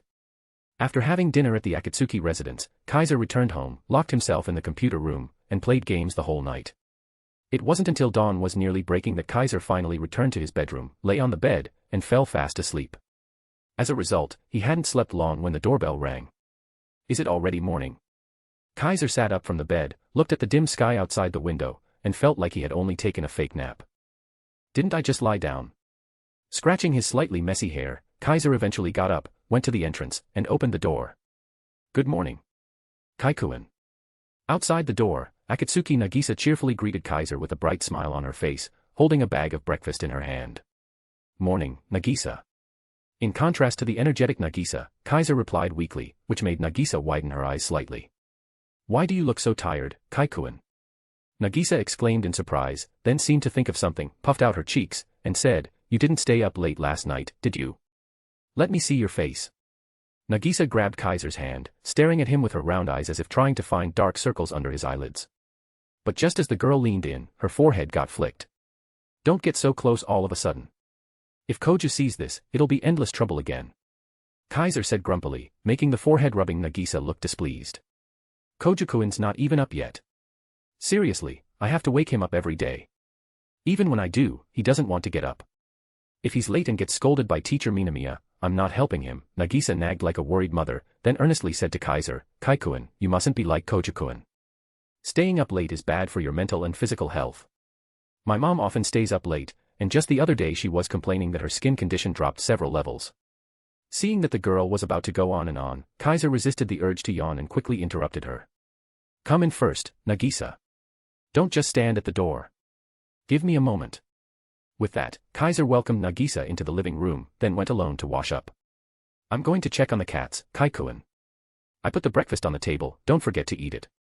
Nagisa's voice came from behind. Oh right, can I turn on the TV to check the news? I mainly want to see the weather forecast. I don't want to get soaked again like yesterday when it suddenly rained. Go ahead, Kaiser's voice came from the washroom. Do whatever you want, no need to ask for my opinion. Upon hearing that, Nagisa first set down the breakfast, then ran to the cat room to look at the cats. By the time Kaiser finished washing up, changed into his uniform, and walked out of the bedroom, Nagisa was sitting on the sofa, holding a drowsy cat in her arms and watching the news attentively. Kaiser was just about to speak but was instead drawn in by the news content. Yesterday, a monk from the Western European Church suddenly launched a terrorist attack on the Keystone Gate. Despite interference from the Special Zone Security Force, he broke through multiple defenses and reached the lowest level of the Keystone Gate, nearly causing irreversible damage. According to the investigation, the monk is a magical arms exorcist, a high-ranking clergyman and also a purger. Tasked with exterminating demons, he is the natural enemy of demonkind and revered as a hero by believers of the Western European Church. Currently, the reason for the attack on the Keystone Gate is still under investigation. Upon hearing this news, Kaiser raised an eyebrow slightly. A terrorist attack. His muttering was overheard by Nagisa, who was attentively watching the news. To think something so serious happened just yesterday, it's hard to believe, Nagisa said with lingering fear. And the target was the Keystone Gate. If the attack had succeeded, wouldn't we all be in danger? The so-called Keystone Gate refers to the massive structure at the center of Itagami Island, built at the junction of the four gigantic floating structures that form the artificial island. It serves as the foundation of the entire island. This structure is the tallest building on the island, shaped like an inverted pyramid. Inside are government offices, hotels, and commercial facilities, making it the top fashion hub of the entire island. The Keystone Gate has 12 above-ground levels and 40 underground levels. The 40 underground levels extend deep into the seabed and house the island's management facilities. With a diameter of less than 2 kilometers, this building serves as the connecting point, linking the four floating structures of Itagami Island into one unit. Distortions, vibrations, and swaying of Itagami Island caused by ocean currents or wind are all absorbed and buffered by the Keystone Gate. Without its functioning, the island's four districts would collide and disintegrate. Thus, the Keystone Gate is not only the symbolic structure of Itagami Island and the landmark of Itagami City, but also the foundational core of the artificial island. Any problem with it could lead to the entire island disintegrating. Thanks to this, the Keystone Gate is highly prioritized by the Artificial Island Management Corporation and is a heavily guarded facility. Around 150 security personnel are stationed there at all times, each equipped with the latest weapons, capable of fending off even powerful vampires. However, according to the news, the terrorist from the Western European Church broke through the security line and reached the bottom level of the Keystone Gate, 220 meters below sea level, touching the very foundation of the artificial island. If he had done anything to the foundation, Itagami Island could have been destroyed. Under such circumstances, it was no wonder that Nagisa had such a lingering sense of fear. Magical arms exorcist from the Western European Church. Kaiser murmured. He vaguely remembered that there was indeed such a person in the original work, a villain who appeared at the beginning of the plot and was eventually defeated by Koju Akatsuki, becoming the stepping stone for Koju to awaken his first familiar. Unfortunately, unlike Koju, Kaiser wasn't so warm-hearted and hadn't encountered the person. Naturally, he didn't get involved in this event or act as the shadow hero who saved Itagami Island. So what if he's just a foreign terrorist? Even without the protagonist stepping forward to fight him to the death, he still couldn't accomplish anything. A place as important as the Keystone Gate, how could it possibly be infiltrated by just a mere terrorist? Even if he did get in, how could damage be done so easily? If a progenitor-level vampire had shown up, that would be a different matter. But some so-called clergyman who popped out from who knows where? Did he really think Itagami Island was some easy target? The original even dramatized it like if the protagonist didn't step in, Itagami Island would have been doomed. But the truth proved that even without the protagonist, Itagami Island wasn't a place that any random nobody could mess with. Ah, Kaikuin, look. Nagisa suddenly exclaimed and pointed at a photo on the TV. Isn't that your and Kojukuin's homeroom teacher, that super cute teacher Minamiya? Kaiser was immediately drawn by Nagisa's words. He turned his head and the corner of his mouth twitched. According to the news report, the person who stopped the purger last night in the bottom layer of the Keystone Gate was none other than Minamiya Natsuki, guidance officer of the Special Zone Security Force, English teacher at Saikai Private Academy's High School Division, and a National Attack Mage officer. Well then, so it was you who stole the protagonist's spotlight, Natsuki-chan. Kaiser made a sarcastic remark but felt it was quite reasonable. Minamiya Natsuki was the National Attack Mage officer known as the Witch of the Void, also nicknamed the Demon Slayer, who had once made demons throughout Europe tremble, having resolved countless magical crime cases. With her stationed on Itagami Island, one might not say the crime rate was low, but no one would believe they could cause trouble here while bypassing her. Since becoming an attack mage officer, Minamiya Natsuki had arrested countless criminals. Because of this, she held a very special status. How could an average terrorist run rampant right under her nose? Moreover, this legal loli wielded extremely high-level, high-difficulty space control magic, able to appear at any corner of Itagami Island in an instant and come and go freely. Forget being 220 meters below sea level, even if the intruder had gone 10 times deeper, they couldn't escape the pursuit of the Witch of the Void. You're working so hard, it makes me look like a total slacker of the Lion King organization. Kaiser mumbled a few words but didn't really feel much about it. To be honest, he really had no interest in these so-called incidents. As long as it didn't involve him or the people around him, he couldn't care less. He honestly didn't believe that without the fourth progenitor or a special agent sent by the Lion King organization, Itagami Island would collapse in the face of all the incidents from the original story. You had to know, this artificial island wasn't simple either. Like Minamiya Natsuki, it had a very special background and secrets. If a real crisis appeared, he believed those hiding in the shadows would come out and resolve everything. And even in the unlikely case that something really did go wrong, Kaiser could calmly fix it all. In conclusion, I'll just keep slacking off. As for how long this mindset could last, that would depend on whether certain people behave themselves. Chapter 364, Chapter 415, what kind of devilish metaphor is that? Half an hour later, Kaiser and Akatsuki Nagisa left the apartment and boarded the monorail train. When the two of them left the apartment, there were still faint screams coming from room 704. It could be foreseen that the person inside was most likely going to be late for the first class of the morning. And the first class this morning was none other than Natsuki Minamiya's English class. I'll take care of your remains, Koju. Kaiser silently mourned for his unfortunate classmate and neighbor, then resolutely set off for school together with Akatsuki Nagisa. Fortunately, today wasn't as hot as yesterday. Though it was still around 30 degrees Celsius, perhaps because of the heavy rain the day before, there was at least a bit of coolness in the morning. Walking up the gentle slope in front of the academy, bathed in the cool breeze, and with the chattering voices of cute girls in his ears, one had to say, this kind of scene was rather pleasant. Only, the leisurely life that Kaiser had decided to enjoy ultimately didn't last long. At a certain moment, Kaiser's step suddenly came to a halt, and his eyes narrowed slightly. Kaikuin. What is it? Akatsuki Nagisa also stopped immediately and looked at Kaiser, surprised. That expression, you look like Yaes when he's out shopping and suddenly gets a stomachache but can't find a public bathroom. What kind of devilish metaphor is that? Also, Yaes Motoki, just what have you done in front of Nagisa? Kaiser's eyelid twitched slightly, then he shook his head at Nagisa. It's nothing. Let's go to school. Upon hearing that, Nagisa was still somewhat confused but didn't think much of it and continued chattering as she walked toward school.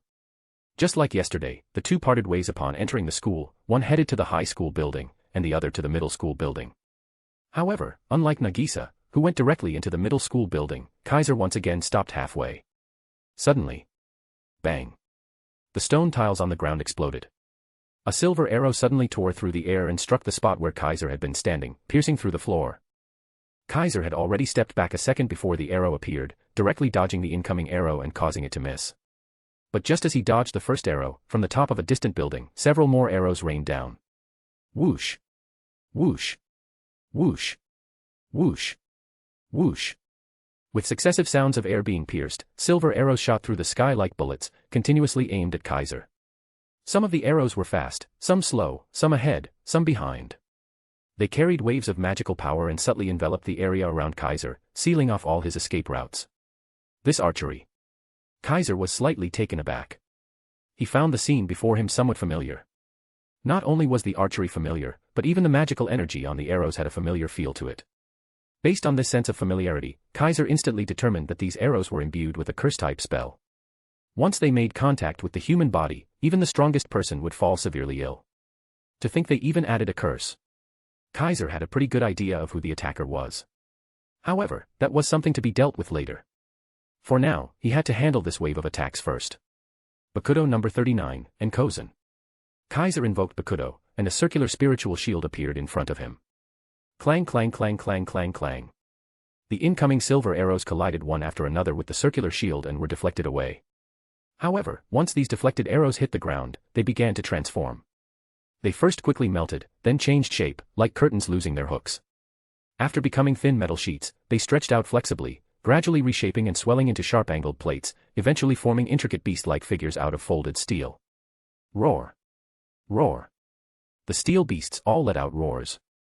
Their wild appearances made them seem like they had truly come to life, but there was no sign of vitality on them, only magical energy, indicating that they were still dead objects. And for dead things to behave so lifelike, there could only be one explanation. Someone was controlling them from behind. Roar! Roar! At once, the controlled steel beasts roared as they pounced toward Kaiser, surrounding him from all directions. Kaiser didn't move. Instead, he looked toward the direction from which the first arrow had come. The surrounding steel beasts launched merciless attacks, about to swallow Kaiser's figure whole. But just as they were about to strike, a group of black shadows suddenly flew in from the sky. Boom. Boom. Boom. Boom. Boom. With dull crashing sounds, the steel beasts attacking Kaiser were all knocked away. The ones who sent these massive beasts flying were actually a flock of birds no bigger than the palm of a hand. Chirp chirp chirp. The flock of birds let out angry cries while flapping their wings, actively flying toward the steel beasts. In an instant, a surreal scene unfolded in this area where people had long stopped appearing or passing through, flocks of birds clashing fiercely with a horde of steel beasts. Though the silver arrow-turned steel beasts weren't particularly powerful magical creatures, they were massive in size and entirely made of steel. Logically, they should have been far more threatening than large carnivores. A flock of tiny birds shouldn't even be enough to fill the gap in their teeth. Yet, under the repeated assaults from the airborne birds, not a single steel beast was left standing. They were sent flying as easily as rubber balls. The birds were incredibly fast and agile in flight. Despite their tiny appearance, they carried astonishing power for reasons unknown, easily smashing away steel beasts that weighed hundreds of kilograms. Thus, the terrifying steel beasts, more fearsome than real wild beasts, were mercilessly trampled by these birds. Some were knocked away, while others were pierced straight through by birds that flew like arrows, creating an overwhelming sense of contrast. But in truth, all of this was only natural. Empowered by the authority of the King of Beasts, these birds had already been transformed into magical beasts. Even though they were small in size, their bodies contained tremendous power, far exceeding that of wild beasts. Though they were just ordinary birds, after being empowered by a god's authority, even if they hadn't reached the level of divine beasts, they were still equivalent to divine servants, certainly not inferior to the monkey divine servants once controlled by the heretic Sun Wukong in Nikko City. Those monkey divine servants were difficult opponents even for great knights like Erika and Liliana. If Erika and Liliana's combat strength was a 10, then these divine servants were a 4 or 5, already half as strong as a great knight. Such divine servants were by no means just tools for reconnaissance. At the very least, in this world, ordinary magical beasts were no match for them. Average combat mages might not even be able to defeat a single bird, making them despair-inducing beings capable of shattering people's confidence. As such, even if those steel beasts were more difficult than typical large monsters, to magical birds possessing divine servant-level power, they were nothing more than tough, mobile sheets of metal. Shuinpa. Taking advantage of the chaos as his magical birds trampled the steel beast horde, Kaiser used Shuinpa and instantly vanished from his spot. By the time he reappeared, he was already on the rooftop of a nearby building. Then, almost at the very moment he appeared, a figure lunged at him. Slash. A silver slash suddenly descended, aiming at Kaiser's shoulder, tearing through the air with ease. Clang. The next second, the silver slash was deflected. Amid the scattering sparks, Kaiser, at some point, was holding a silver short blade and had easily deflected the incoming attack. TCH. The attacker let out an unmistakable sound of annoyance, their attitude extremely foul. She distanced herself from Kaiser, leaping 7 or 8 meters away, facing him from afar. Only then did Kaiser clearly see the attacker's appearance. She stood nearly 170 centimeters tall and appeared to be around 15 or 16 years old. She had chestnut-colored side ponytails, fair skin, a graceful face, and a slim figure that was quite attractive, enough to make one's eyes light up. The person before Kaiser was an exceptionally pretty girl. Upon seeing her, Kaiser finally confirmed that his earlier guess was correct. As expected, it's you, pervert girl. Kaiser didn't hesitate and blurted out the nickname. And that sentence thoroughly set the other party off. Who are you calling pervert girl, you filthy man? The girl shouted furiously. I'm Sayaka, Kirasaka Sayaka. Call me Lady Sayaka, you degenerate man lurking in an all-girls school. Who lurked in an all-girls school? Kaiser immediately retorted. How many times do I have to say it? It was the 3 saints who threw me into the High God's forest. I didn't sneak in there on my own. Humph, do you think that's enough to hide your wicked intentions while mingling in a girls' school? Kirasaka Sayaka's attitude couldn't have been worse. It was like she had encountered her lifelong nemesis. She glared at Kaiser with gritted teeth and said, now that you've graduated and started taking missions, you're still hanging around a middle school girl, going everywhere with her. You really are the root of all evil. If I'm the root of all evil, then you're a suicide truck, aren't you? Kaiser crossed his arms and spoke with a cold smile. I heard you don't even answer calls from your male superiors, just keep shouting Yukina all day long. Even ambulances and fire trucks aren't as loud as your sirens, right? A woman, and a senior at that, yet you're always obsessed with your junior. And you say you're not a pervert girl. Kaiser's words made Kirasaka Sayaka so furious that her chest heaved violently. The atmosphere between the two of them couldn't have been more hostile, like mortal enemies. Chapter 365, Chapter 416, Men Hating Archenemy. Yes, in a sense, Kaiser and Kirasaka Sayaka were indeed archenemies. At least, that was the case during their time at High God's Forest. Kirasaka Sayaka, a magus of the Lion King Agency, was a professional war dancer. The so-called war dancer referred to a type of professional magus trained by the Lion King Agency, possessing the ability to manipulate life and death, skilled in curses and assassination, and also responsible for guarding VIPs or conducting infiltration missions, a very dangerous profession. Due to the nature of their duties, war dancer were more special than ordinary magi. Even during sleep, they would unconsciously cast powerful curses around themselves. If someone harboring ill intent touched them, that malice would be magnified several times and rebound upon the intruder, making the price far outweigh the gain. The only people who could touch a war dancer's body were those magi of equal or greater level, or those they inwardly recognized and permitted. Kirasaka Sayaka was one of the war dancer affiliated with the Lion King Agency. She was only half a year younger than Kaiser, yet she graduated from High God's Forest a full year earlier. 4 years ago, when Kaiser was taken in by the Lion King Agency and sent to High God's Forest, he was trained there as a student of the same age as Kirasaka Sayaka. Because High God's Forest only admitted girls and had no male students at all, Kaiser's initial arrival led many of the girls to keep their distance. Some even openly expressed rejection and hostility toward him, adding quite a bit of trouble to his life. Among these people, Kirasaka Sayaka was the one who most strongly rejected Kaiser and displayed the most obvious hostility. She suffered from androphobia, extremely disliked men, and even refused to answer routine calls from male superiors during missions. If not for her outstanding abilities, she might not have even been able to graduate, let alone perform regular missions. That alone was understandable. After all, her androphobia wasn't directed solely at Kaiser but toward all men. So at first, Kaiser didn't take her hostility seriously. However, Kirasaka Sayaka had a junior who had been with her since she was 8, even closer than family, practically inseparable. Sayaka cherished this junior deeply, doting on her as if she were her own sister. Her affection even went a bit beyond the bounds of normal friendship. That junior was also someone quite special within High God's Forest. She rarely spoke to anyone, had a rather aloof personality, and always maintained a calm expression while excelling in mock battles and exams.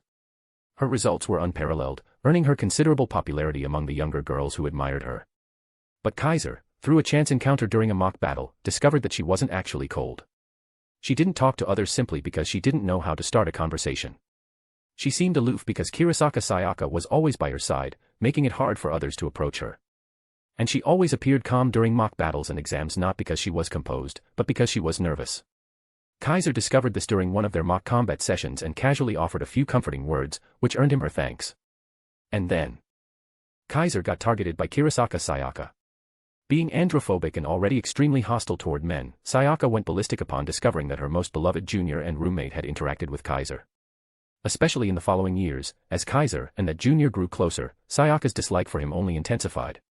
And since Kaiser was deliberately being targeted, he had no reason to passively endure it. He retaliated decisively, leading to their relationship becoming increasingly hostile. Just like that, the two became bona fide archenemies, often giving their mutual acquaintance quite a headache. Though this was part of the background story, Kaiser felt as if he had truly lived it. It didn't feel like a fabricated memory at all. After all, a fantasy world was born from someone's imagination. The background life Kaiser drew was the same. When he entered this world with that background, the world began to manifest as reality, and that background became a real part of the past. It felt to Kaiser as though he had genuinely experienced all of that in this world. Only upon entering the fantasy world did his memories and powers beyond the background awaken, as if recalling a former life. With that in mind, when he encountered Kurosaka Sayaka, he felt no unfamiliarity. On the contrary, he naturally squared off against her, just like back when they were in High God's Forest.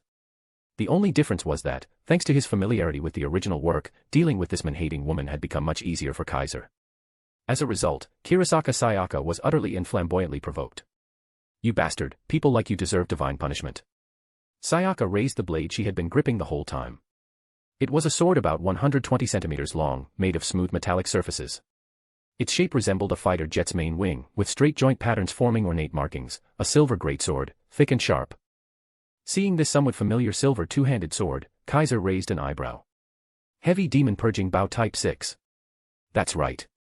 This silver greatsword was the sword form of the Heavy Demon Purging Bow Type 6. As a top student and powerful war dancer at High God's Forest, Sayaka was granted this divine weapon by the Lion King Agency, becoming its wielder and user. Its official name was Lustrous Scale. Come to think of it, you also got a divine weapon recently, didn't you? Sayaka recalled the intel she'd received not long ago. 100-type heavy armament, Demon Purging Blade, official name, Silver Radiance Qilin, a specialized modified version of my Lustrous Scale, mainly upgraded in sword form, right?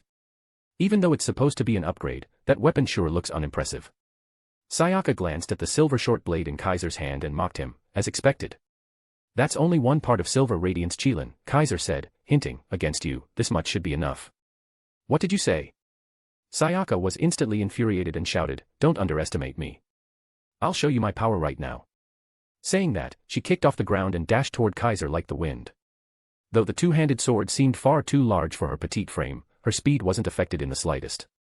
In a flash, she closed the distance and swung the silver blade to launch her attack. Swish. Swish. Swish. The sound of slicing wind echoed as the silver greatsword slashed repeatedly, each arc gleaming coldly as it targeted Kaiser's body. Naturally, Kaiser didn't ignore the attacks from Lustrous Scale. After all, this was the sword form of the 6-type heavy armament, inscribed with a pseudo-space-severing formula, its blade capable of cutting spatial connections. No matter how tough one's body was, it wouldn't withstand a cut that could even slice space. In a sense, this was a magic sword that could bypass defenses. Judging solely by its ability, it wasn't inferior to Doni's authority of the magic sword. Of course, that was only true if the wielder could actually hit the enemy. Doni possessed divine-tier swordsmanship and could use his magic sword to slay gods.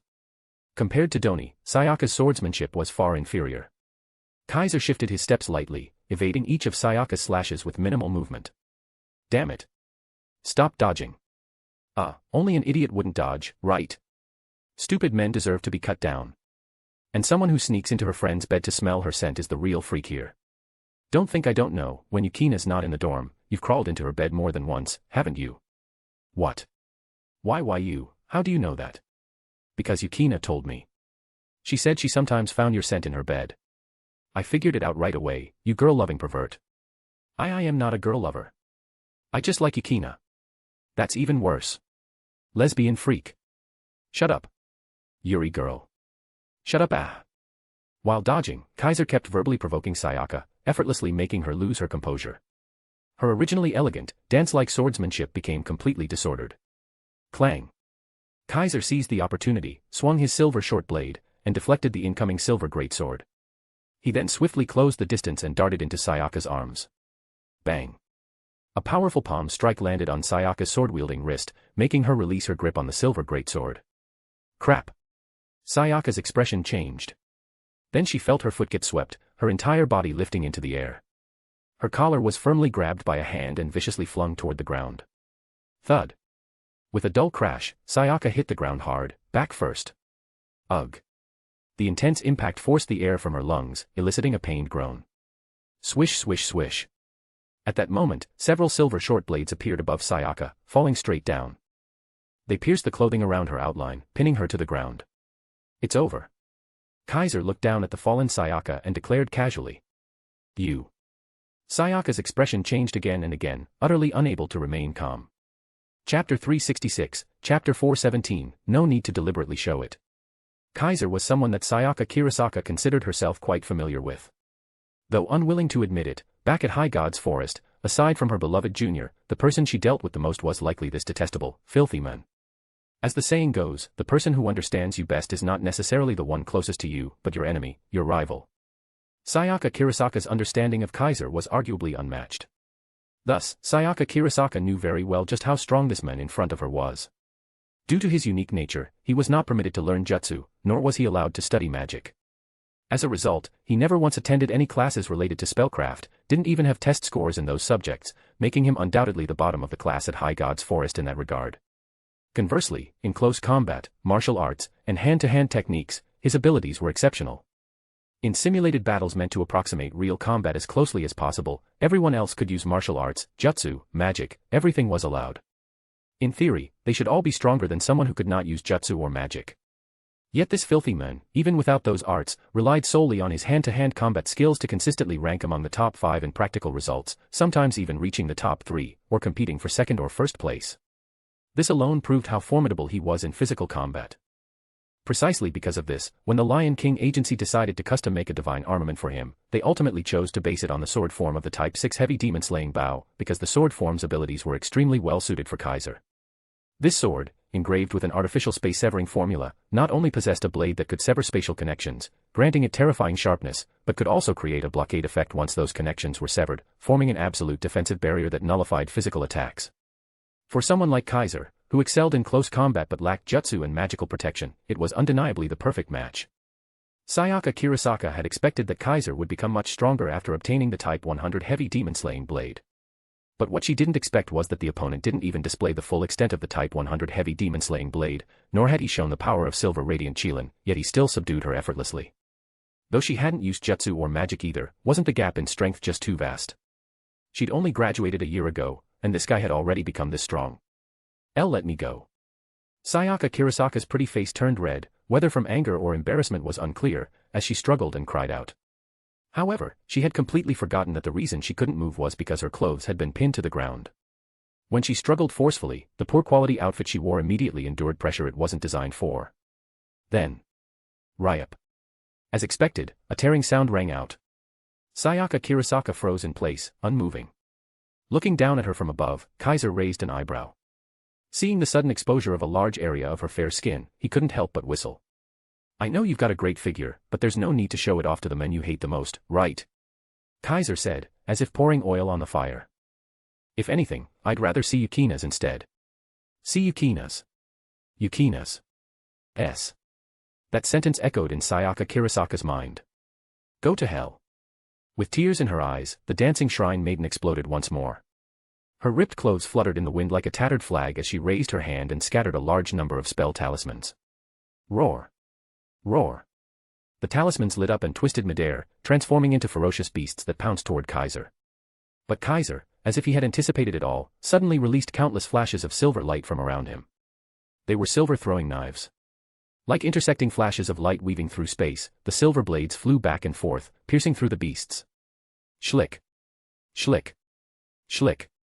The blades repeatedly pierced the beasts' bodies, reverting them back into talismans, which shattered on the spot. At that moment, Sayaka Kirasaka stepped silently, ghost-like, instantly closing the distance to Kaiser.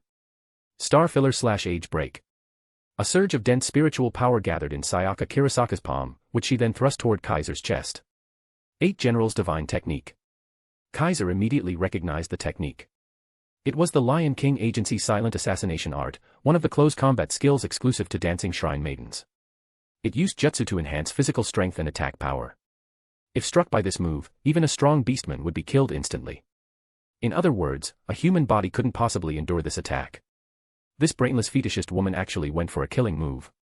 It seemed she needed to be taught a lesson. Bakudo number 9, Disintegrating Circle. At the last critical moment, Kaiser extended his hand and released yellow, rope-like reishi from his fingertips. The rope-like reishi shot out like a serpent, instantly wrapping around Sayaka Kirasaka before her palm strike could land, tightly binding her. What is this? Sayaka Kirasaka froze in shock. Kaiser appeared at her side, reached out, and touched her waist. Heido number 11, bound lightning. Dazzling lightning burst from Kaiser's palm. Ah! Accompanied by Sayaka Kirasaka's scream, electricity wildly surged over her body. The lightning, transmitted at point-blank range, left her scorched inside and out. You. Since when could you use jutsu? Filled with confusion, Sayaka Kirasaka collapsed to the ground, losing consciousness. Did you think I'm still the same as before? Kaiser finally retracted his palm, speaking as if to vent. Unfortunately, Sayaka Kirasaka could no longer hear this sentence. Take a good moment to reflect here, fetishist woman. Kaiser commanded the bird that had become his familiar to fetch a rope from somewhere. He then tied up the disheveled Sayaka Kirasaka to the water tower ladder nearby, in a 5-point bind no less. Originally, the body of a war dancer was extremely dangerous and must not be touched casually to avoid curses. But with Kaiser's magical resistance so strong it could repel even true ancestor-class familiars, he could completely ignore that concern. In other words, if he wanted to, he could pose Sayaka Kirasaka in all sorts of ways and thoroughly train her. But it was nearly time for class, and the first period was taught by Natsuki Minamiya. If he was late, that old loli would definitely seize the chance to hassle him. I'll let it go this time. But next time. Kaiser looked at Sayaka Kirasaka, who hung her head and was tied up messily, and muttered a warning that no one else would hear. Just as he was about to leave, he noticed a letter had fallen from her body. This is... Kaiser was slightly startled and picked up the letter. It was encased in a luxurious envelope of gold foil, sealed with silver wax. Kaiser noticed the wax seal's imprint. It was an emblem carved in the image of a snake and sword, elegant in design, yet disturbingly eerie. Upon seeing the seal, Kaiser understood. This fetishist woman probably came to deliver a letter. Attacking me was just incidental. Remembering Natsuki Minamiya's warning from yesterday, Kaiser sighed. That was fast, though. Thinking it over, Kaiser still decided to take the letter. After all, unless he missed his guess, this letter was likely addressed to Nagisa Akatsuki. If he didn't take it, Sayaka Kirasaka might seek out Nagisa directly after waking up. You're just a surveillance agent. Why are you delivering letters for others? Kaiser grumbled as he smacked Sayaka Kirasaka's head, prompting a sleepy mumble from the unconscious shrine maiden. Annoyed, Kaiser summoned a few cats that had followed him to Saikai Academy. Go catch some rats. On the deserted rooftop, after who knows how long, a dreamy groan finally rang out. Where am I? Sayaka Kirasaka finally stirred and opened her eyes. Her whole body still tingled, and her limbs were weak. She also felt an obvious sense of restraint. Her entire torso was tied up, not just her hands and feet. As her awareness returned, Sayaka Kirasaka spent a few moments in a daze before recalling what happened before she passed out. That filthy man. I'll never forgive him. Sayaka Kirasaka's emotions spiraled, and she let out a loud yell. But her cry drew reactions from the small animals around her. Squeak squeak. Squeak squeak squeak. Hearing these noises, Sayaka Kirasaka's expression froze, and an ominous feeling welled up in her heart. No way. She guessed where the noises came from, but didn't want to believe it. Yet, when she felt a furry sensation at her feet, her face instantly went pale. Tears welled up in her eyes, and her neck stiffened. Trying to deny reality, Sayaka Kirasaka eventually forced herself to lower her head and look at her feet. In the next second, the sight of several black rats crawling around her feet entered her vision. Sayaka Kirasaka's mental state shattered. Tears burst from her eyes uncontrollably. No. Not long after, the sound of a girl's wretched scream echoed across the empty rooftop. At that moment, a bird perched on the rooftop's edge finally flew away, seemingly satisfied, leaving behind the broken girl still screaming, a scream that echoed for a long, long time. Chapter 367, Chapter 418, The Person Closest to a True Ancestor. Regarding Kirasaka Sayaka, besides Kaiser, basically no one knew anything. Perhaps Minamiya Natsuki had noticed, and perhaps Yaes Motoki, who had the entire Saikai Academy under surveillance, had noticed as well. But neither of them showed any signs of it. One continued teaching class as normal, the other remained as laid-back and unreliable as ever, as if they hadn't noticed anything at all. Akatsuki Koju ultimately ended up being pitifully late.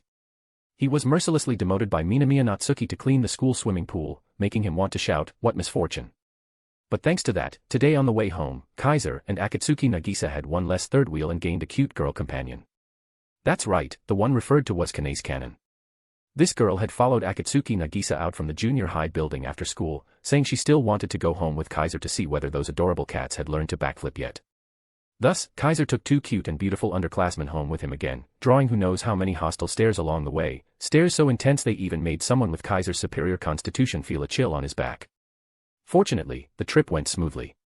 The three of them arrived at the apartment and entered Kaiser's home, where they were greeted by over a dozen lively kittens. Kanae's Cannon wore a gentle, satisfied smile the whole time. The burst of sacred aura from her maid Akatsuki Nagisa's eyes sparkle, she couldn't resist and hugged her. Kaiser also wanted to hug her, but for the sake of his reputation and image, he refrained. Once Kanae's Cannon had become completely immersed in petting the cats, Kaiser pulled Akatsuki Nagisa outside the cat room. Someone sent this today. I think it's meant for you. Kaiser took out the letter and handed it to Akatsuki Nagisa. What's this? Akatsuki Nagisa took the envelope and asked with surprise and confusion, is it a love letter I'm supposed to pass on to Cannon-chan? From one of your classmates, Kai-kun. Who is it? Do I know them? Ah, could it be Koji-kun? The overly imaginative girl's eyes alternated between gossipy curiosity and a touch of dissatisfaction, clearly influenced by some unknown line of thinking. Couldn't it just be a love letter for you instead?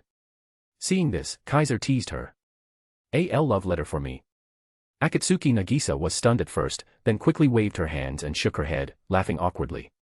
No way, no way, how could it possibly be a love letter for me? I'm not nearly as pretty as Cannon-chan or Asagi-chan. Now that's a bit of unnecessary self-deprecation, girl. Though indeed a bit behind Kanae's Cannon, Akatsuki Nagisa's popularity and charm at Saikai Academy were well recognized, she was definitely in the top tier just below the T0 level. Saying she was a school beauty might be an exaggeration, but calling her the class beauty was definitely not an overstatement. Even more so, if Kanae's Cannon weren't also a third-year junior high student like Akatsuki Nagisa, Nagisa would absolutely be crowned the upperclassman flower. And that's even considering she hasn't fully matured yet. Once she does, she'll absolutely be a genuine beauty. Unfortunately, if someone were to say that out loud, Akatsuki Nagisa surely wouldn't agree. I think you're cute too, Nagisa. Kaiser casually praised her, then, seeing her grow flustered, shifted to the main topic. This invitation is definitely for you. If you don't believe me, open it and see. Invitation. Though Akatsuki Nagisa still looked very confused, since Kaiser said so, she didn't hold back. She opened the envelope and took out the letter inside. Just as Kaiser said, it really was an invitation. The invitation was written in a very formal style, stating that tonight, at the port of Itagami Island, a very private party would be held. The party host was none other than the current Duke of Ardil, Dimitri Vatler. He sincerely invited Akatsuki Nagisa to attend the party and hoped that she and her escort would do him the honor. Duke of Ardil. Akatsuki Nagisa widened her eyes and exclaimed in confusion and astonishment, who's that? Sounds like a really important person, doesn't it? Why would they send me an invitation, inviting me to a party? Could it be a prank? That was Akatsuki Nagisa's first thought. However, this invitation couldn't have been more real. Look at the wax seal on the envelope, that's the seal of the Ardil Principality. The wax itself is a special material that can't be forged.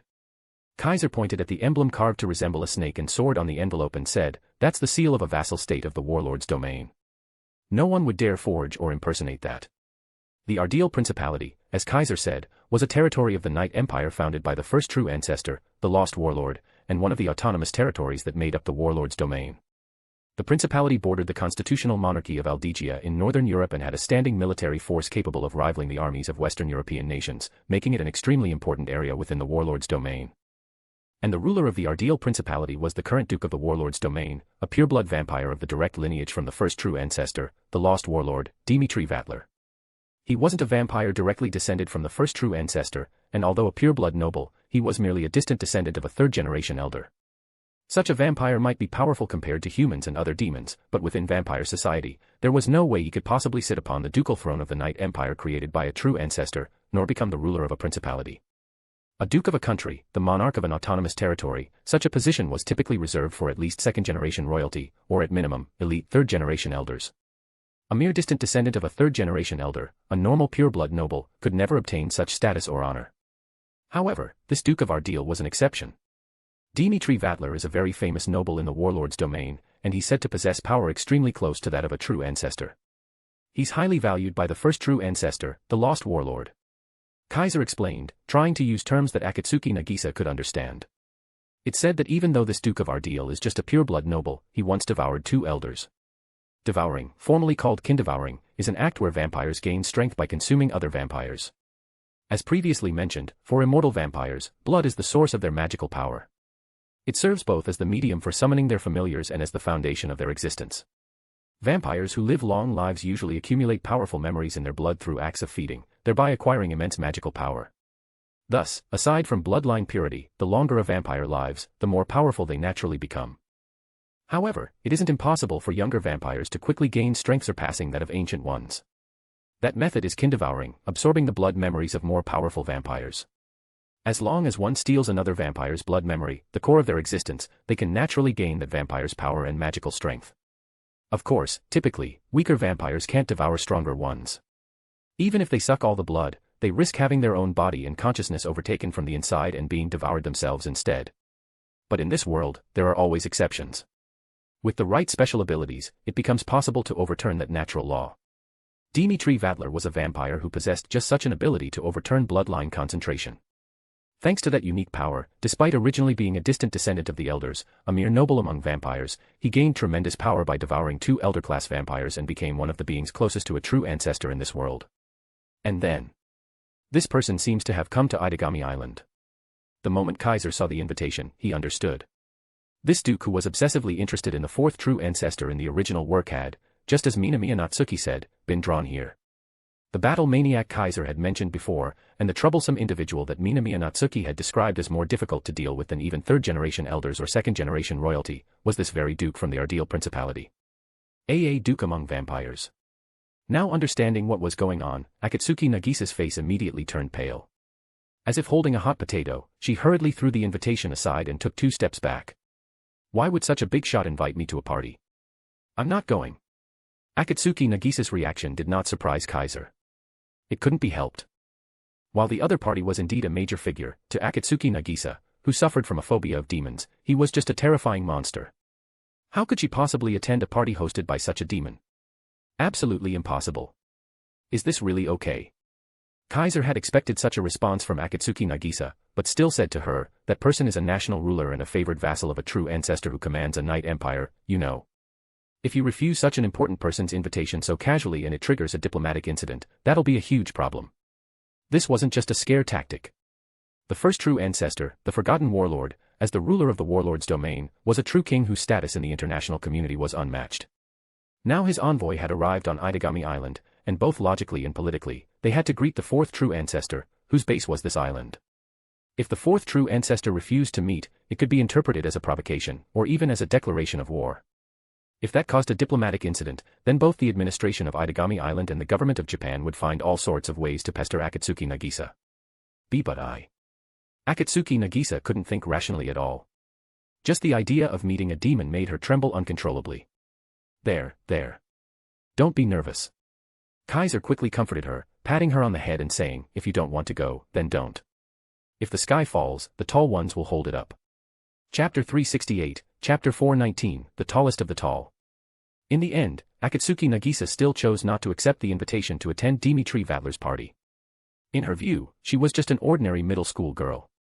Compared to those people who were important figures on the international stage, she was an existence so small that it couldn't get any smaller. She didn't understand why the other party would invite someone as insignificant as her to the party, but no matter what, she simply couldn't accept the idea of actively approaching a demon race being, especially one so terrifying. As for causing some diplomatic incident or something, she was just an ordinary girl, how could she possibly spark a diplomatic incident?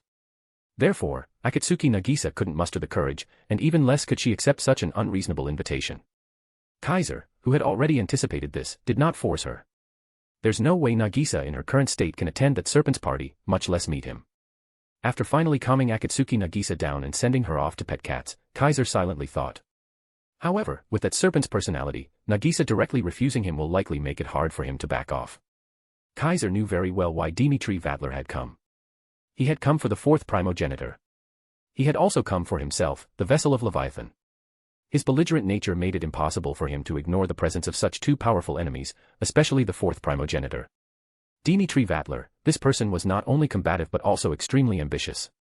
His ultimate goal was to challenge the ruler of his own empire of night, the one known as the oldest of the first primogenitors, the Lost Warlord. For that reason, he yearned for power, longed for battle, sought relief from mundane daily life, and all the more craved the emergence of formidable foes. The 4th primogenitor, reputed as the strongest vampire in the world, was already enough of a lure. To be able to fight the world's strongest vampire, that was the first temptation. If he could defeat the opponent and devour them, he would gain even greater power and go on to challenge the first primogenitor. This was the second temptation. And on top of that, at the fourth primogenitor's side, there was the rumored Chaos Dragon, the world's strongest magical beast. This was like tossing out the most delicious bait possible. Dimitri Vatler was that ravenous fish, there was no way he wouldn't bite. In this situation, if Akatsuki Nagisa, the publicly acknowledged fourth primogenitor, refused to meet him, there was no way he would just let it go. Kaiser could already foresee trouble knocking soon. Well then. Kaiser suddenly smiled and said, "Let's see what that snake has in store. If the sky falls, let the tall ones hold it up." And he was the tallest of the tall. That night, when the buildings within Itagami Island were lit up brightly, the same brilliant lights blossomed by the grand wharf in the harbor area. The luxury cruise ship named Oceanus Grave was docked here, remarkably eye-catching even from a distance. On the hull of the massive cruise liner, the name, Oceanus Grave, stood out clearly. Illuminated by lights, the ship shone like a palace in the night, making it hard to imagine this was a privately owned vessel. According to unverifiable reports, while the claim that vampires couldn't cross the sea was pure superstition, it was indeed true that their powers would be restricted at sea.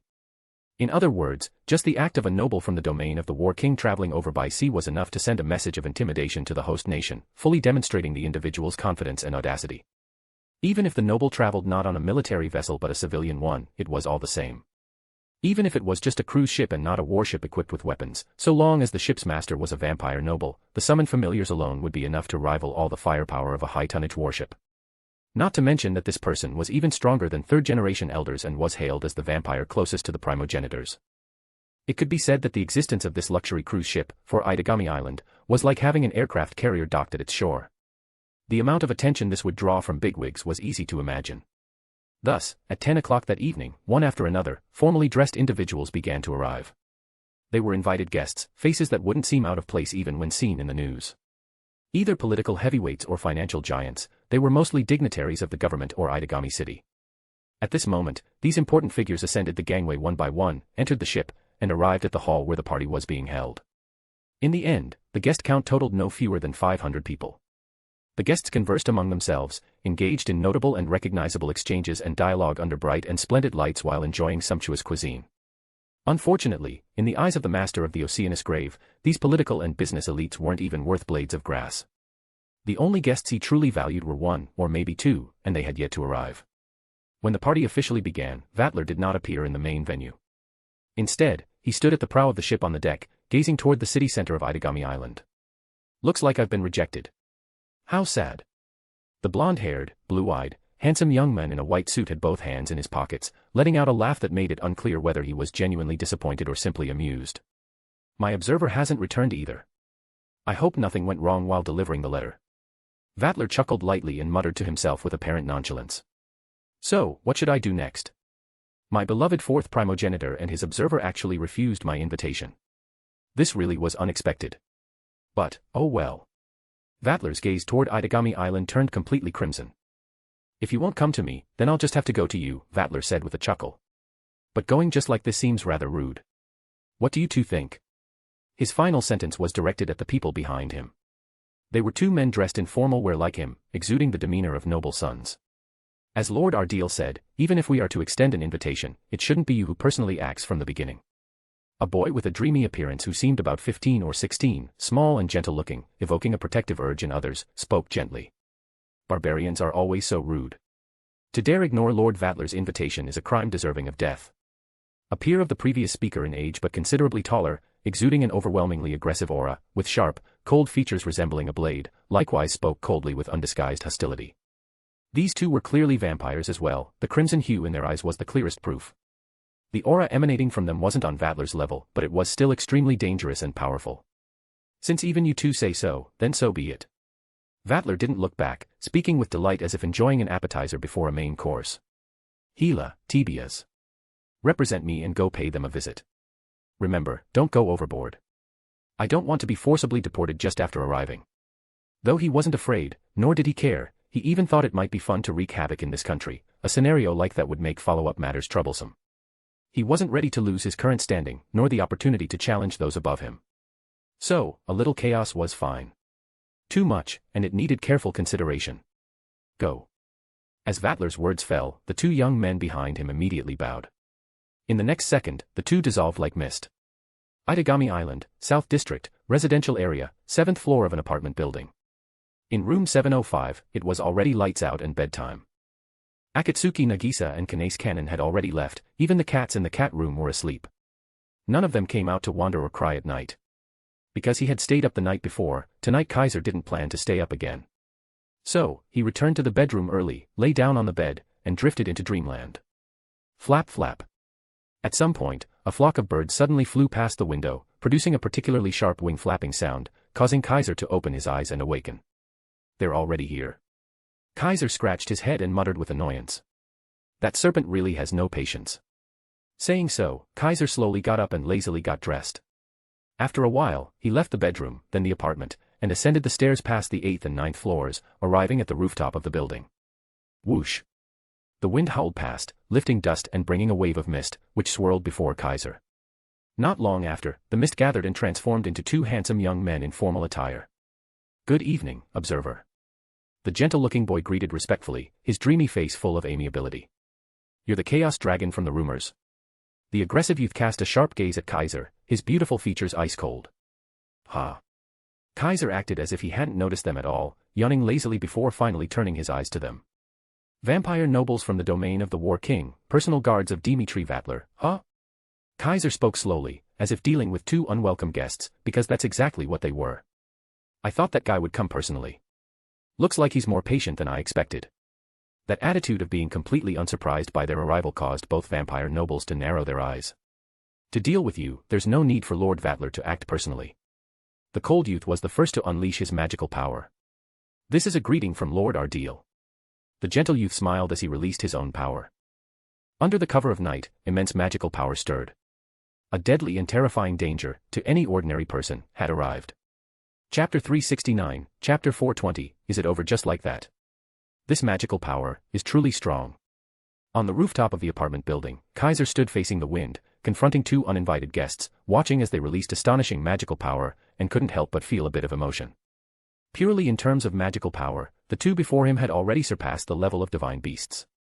Even if they hadn't reached the level of a Campione or a heretic god, they were still beings that humans of the Campione world absolutely couldn't contend with. Just from that alone, their origins were clearly not simple. Not only are they pure-blooded vampires of noble lineage, but they've definitely lived for more than 100 years. Old generation pure-blooded vampires. In terms of background alone, these two were definitely not inferior to Dimitri Vatler. Dimitri Vatler was also originally just a pure-blooded noble, a distant descendant of a third-generation elder. If he hadn't devoured two vampires of elder-class status, he wouldn't be much stronger than these two. Old generation vampires were already very strong, capable of easily wiping out a small village. If that old generation vampire was a direct descendant of the progenitor, a pure-blooded vampire, a noble, then even if they couldn't destroy the entirety of Itagami Island, they could certainly cause it serious damage. And yet, such powerful vampires were merely Vatler's personal guards. One could imagine how high that man's standing was in the domain of the War Kings. Of course, these two pure-blooded old generation vampires couldn't possibly know what Kaiser was thinking. Flame Web Corridor. The gentle youth called upon the familiar stored within his blood, and a mist of blood flew from his fingertips. The red mist transformed into scorching lava, spreading out like a spider web. And at the center of that web, a spider-shaped familiar with an amber glow and a body of lava manifested amidst the vast magical power. Violent King of Demon Strike. The aggressive youth was not to be outdone either. The immense magical power he released took form, and a massive raptor cloaked in light appeared. The raptor's body was formed from highly dense magical flames, burning at tens of thousands of degrees Celsius, radiating intense light that instantly dispelled the chill of night. Rumble. The appearance of two powerful familiars caused the atmosphere to boom, and the apartment beneath their feet began to tremble, the shaking intensifying. This made Kaiser furrow his brow. Clap. Without hesitation, Kaiser suddenly clapped his hands together, releasing intense spiritual power. Buzz. An orange transparent barrier immediately rose from the rooftop, enveloping the entire area. Thanks to this, the overwhelming magical power released by the two War King-class old generation vampires was isolated, and the might of their familiars was also contained within this small barrier, no longer affecting the outside world. The apartment's shaking finally stopped and did not intensify further. You too, could you be a little more mindful of your surroundings? Having previously taken action multiple times in the world of Campione, causing tsunamis, blizzards, storms, and even the destruction of the entire city of Nikko, Kaiser now voiced such a reprimand. Unfortunately, the two noble vampires' eyes had already turned blood red, the mark of vampire ferocity, and they unhesitatingly commanded their familiars to attack. The flame web corridor shot out lava-formed spider threads, while the violent king of demon strike transformed into blazing light and, at a terrifying speed of hundreds of meters in an instant, shot toward Kaiser with magical flames. The shockwaves from the two familiars' attacks were terrifying. If not for the barrier, it could have blown up half the apartment in an instant. Faced with such an overwhelming offensive, even someone like the Trinity-ranked strongest offensive magic user would hesitate to take it head-on. But Kaiser didn't even dodge, didn't take a step back. Instead, he slowly walked toward the attacking familiars. Swish swish swish. In the next second, the lava threads from the spider familiar of the gentle youth arrived first, whistling through the air and landing on Kaiser. The temperature of those threads was terrifyingly high, though not as hot as the violent king of demon strike, which reached tens of thousands of degrees. It was still enough to melt steel and sever iron, easily slicing a person into pieces. However, at the moment they touched Kaiser's body, those threads of lava instantly melted away. Following closely was the high-density magical flame, burning at tens of thousands of degrees, which, upon contact with Kaiser, was instantly repelled as if it had encountered its nemesis. What? This. The two attacking youths, both the gentle and the aggressive one, changed expression dramatically. Repelled the familiar, with his body. Impossible. They could hardly believe what their eyes had just witnessed. But while they were in disbelief, Kaiser, who had been slowly approaching, suddenly vanished. Is it really that unbelievable? A faint voice came from behind the two. In the end, a so-called familiar is just a mass of magical power. Though powerful, it's easy to counter. As long as you have resistance to magical power, or means to nullify it, dealing with a vampire's familiar should be child's play. No. You've never encountered this kind of enemy before. You've been really lucky then. Hearing the voice behind them, the two old generation vampires instantly had their hair stand on end. Flame web corridor. The gentle youth's dreamy beauty vanished, and like a startled bird, he turned into mist while shouting for his familiar. In the web of lava threads, the spider familiar screeched, raised its sharp leg, and thrust it fiercely at Kaiser. Steel King of Crushing Blow. The aggressive youth lunged forward to increase distance from Kaiser, while anxiously summoning another familiar. It was a 4 to 5 meter tall iron gray ape, a steel golem manifested from dense magical power. The moment it appeared, it swung a heavy punch, colliding with the spider familiar's leg as both struck Kaiser. Boom. With a loud bang, the rooftop barrier trembled violently but didn't shatter. The strength unleashed by the two vampires' familiars was completely sealed within the barrier, causing no damage outside. Swish. Kaiser's figure used Shuanpa, like a phantom, closing in on the two vampires. The two saw Kaiser suddenly appear before them, and as their pupils contracted sharply, they instinctively released blood mist, trying to summon more familiars. But too slow. Kaiser's hands had already touched their shoulders. Bakudo number 63, Locking Chain Binding. Spiritual power burst forth like light and quickly turned into thick serpent-like light chains, crawling from Kaiser's hands onto the two nobles. Under the restraint of the luminous chains, neither the mist-formed gentle youth nor the aggressive lunging youth could move. Kaiser then grabbed the other end of the chain and fiercely flung them toward the ground. Bang. With a dull crash, the two old generation vampires slammed into the floor, shaking the barrier. Cough. The two coughed up blood simultaneously, injured in an instant. Shing. Shing. Shing. At that moment, several silver flashes flew through the barrier, swiftly piercing through the familiars attempting to save their masters. The lava spider, magical flame raptor, and steel golem were all mercilessly torn apart. These silver flashes were the split silver short blades of the Type 100 anti-demon armament, Silver Radiance Qilin. Under the effect of the triple artificial spatial severing technique, each silver short blade had the power to cut space, and even the familiars of pure-blood old generation vampires couldn't avoid being sliced apart. With this, the two War King-class nobles lost all ability to resist. Kaiser pulled them before him with a tug, throwing them to the ground in a sorry heap. What's wrong? Is it over just like that? Looking at the disheveled vampire nobles, Kaiser spoke with a half-smile. Didn't you say Vatler didn't even need to show up to deal with me? Didn't you say this was the greeting he sent you to deliver? That greeting is a bit pathetic, isn't it? Did the serpent-bearer trust you too much? Or just underestimate me? The sarcastic remarks made the two youths glare at Kaiser. Especially the aggressive one, his eyes, dyed deep crimson, suddenly emitted a bewitching and eerie light. Shing. Shing. Shing. Silver flashes instantly flew in, mercilessly piercing the youth's arms, thighs, shoulders, and abdomen, riddling him with wounds, blood gushing. Ah. The youth screamed in pain, while the gentle youth beside him turned pale. A familiar that invades and controls the mind of anyone who makes eye contact. Kaiser watched coldly. A clever trick, but useless on me. Even without immense magical resistance, a Campione's mind and sense of self are extremely hard to invade or control. Unless it involves a god's authority, disturbing a Campione's mind is no easier than controlling a heretic god. Kaiser then recalled all the silver blades, which combined in his hand into a silver longsword, flashing cold arcs beneath the moonlight. A gift should be returned in kind. Since you came all this way to provoke me, I might as well meet the master you serve. Kaiser dispelled the barrier. As the orange transparent screen descended, he turned his gaze toward the harbor. His eyes, shining with silver brilliance under the moonlight, were both dazzling and chilling. Itagami Island's harbor, the upper deck of the Oceanus grave. At this time, the party hadn't ended yet. Vattler, the host, remained at the bow of the ship, standing against the wind, holding a glass of red wine in one hand, swirling it gently. Boom. A dull thud suddenly rang out behind him, followed by two familiar groans, causing Vattler's hand to pause mid-swirl. His eyes instantly turned blood-red. What a delightful mood you're in, Lord Ardeal. A voice he had never heard before but could instantly guess the owner of echoed behind him. The guests you invited are still indulging themselves below, either drunk or pretending to hold refined conversations, and yet you, the host, are up here enjoying the breeze. Are you that bored? No wonder you sent 2 lackeys to disturb our sleep. You needed some amusement, huh? Hearing this, Vattler laughed. He laughed heartily and joyfully. He slowly turned around to look at the deck behind him. There, on a white lounge chair, a boy wearing an out-of-place academy uniform lay as if sunbathing in the moonlight, relaxed and at ease. Beside the chair, his 2 personal guards were bound tightly in chains of light, either battered or severely wounded, collapsed on the deck and struggling. Clap, clap, clap. Seeing this, Vattler didn't get angry. Instead, he applauded with joy. Brilliant. You defeated my assassin so easily, truly worthy of the legendary Chaos Dragon. As expected, you're no ordinary opponent. Vattler spoke with delight, not at all angered by his subordinates being tied up and tossed aside. You're exactly as the rumors say, a bona fide battle maniac, a pure madman. Kaiser lay back with his hands behind his head, looking nothing like someone here to settle a score, more like he was on vacation.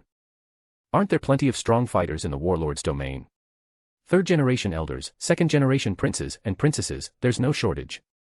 At worst, there's even the lost warlord of the first progenitor. If you want a fight, want a battle, go challenge them. Coming all the way to Itagami Island to find us, isn't that a bit too much? Kaiser's half-smiling words were met with only Vattler's indifferent response. Those people are my targets too, but with the old man watching, I can't go all out. So I thought I'd come see the legendary 4th progenitor and the Chaos Dragon. Maybe I'd find some surprises. And I was right, wasn't I? I haven't even seen my beloved 4th progenitor, and yet her watcher has already displayed power that thrills me. Vattler indeed wore a look of mad delight. Why not give me a taste of the strongest magic beast in the world right here and now? A dangerous and deadly atmosphere was instantly created by Vattler. Chapter 370, Chapter 421, Hydra and the Serpent Familiar. As someone whom Kaiser considered even more troublesome than any battle maniac he had encountered before, Vattler was naturally a completely unreasonable person. In a situation like this, normally, unless things truly escalated into a direct conflict, unless it really came down to burning bridges, one wouldn't act so rashly. But Vattler was different. In Vattler's understanding, only those who could withstand him going all out were worthy of being considered his equals. This wasn't an entirely incomprehensible notion, but what was most peculiar about Vattler was that even when facing someone he had just met, as long as he believed the other party was his equal, he felt the need to show proper courtesy. And starting a fight upon meeting, that was one of Vattler's ways of showing respect, a courtesy he deemed necessary. Thus, driven by a ferocious will to battle, before Kaiser could even respond, Vattler struck. Nanda. From Vattler's body, terrifying magical power burst out like a storm. That magical power was far stronger than that of the 2 pureblood vampires of the old generation, and by a significant margin, to the point where in Kaiser's perception, it was almost on par with that of a Campione. A Campione's magical power was hundreds of times greater than that of ordinary mages or sorcerers. Vattler's current magical output was likewise no less than 100 times that of an average mage or sorcerer. Amidst that terrifying magical storm, a massive dark gray serpent appeared. It was a dark gray serpent with purple markings along its body, pointed scales on its back, and a body radiating a violet glow. As soon as the serpent appeared, the surrounding air trembled, and even the ocean around the Oceanus grave churned violently, creating an astonishing scene. This was one of Vattler's familiars, a serpent-type familiar. As the vampire closest to the true ancestor, Vattler possessed a total of 9 familiars, and each of them was serpentine in form. Because of this, Vattler earned the title of the Serpent Bearer. These 9 serpent-type familiars all possessed unique abilities, allowing Vattler to deal with a wide variety of situations. The dark gray serpent that appeared now was capable of firing a beam of light from its mouth, with power so overwhelming it could easily destroy the Oceanus grave. Despite this, Vattler didn't hesitate to command the familiar. The dark gray serpent opened its mouth and released a dazzling beam of light. Boom. The beam tore through the sky, streaking from the top deck of the Oceanus grave and striking the distant sea, causing an explosive eruption that sent enormous waves crashing and churning relentlessly. What happened? What's going on? Is someone attacking? Call the guards, now. Inside the banquet hall of the Oceanus grave, where the party was being held, the many prominent figures who had been cheerfully conversing were all startled by the sudden upheaval. Without exception, they began shouting, losing their composure entirely. The entire luxury cruise ship instantly fell into chaos, with people trying to contact the outside world and even some rushing out, creating a scene of panic. Some tried to approach the top deck of the ship but were quickly driven back. That was because a terrifying magical aura had condensed into a miasma there, so thick and oppressive that even powerful sorcerers struggled to get close, let alone ordinary people. However, many still managed to catch a glimpse of the massive form of the dark gray serpent on the deck. Vattler stood in front of the dark gray serpent, the red light in his eyes shining intensely due to his excitement. Looking closely, one could see that the sun loungers, parasols, and even the large swimming pool that had originally existed in front of Vattler had all vanished. They had been vaporized by the serpent's beam, leaving behind only a vast scorched area that billowed with black smoke. And within that scorched patch, there was a small, strangely untouched area.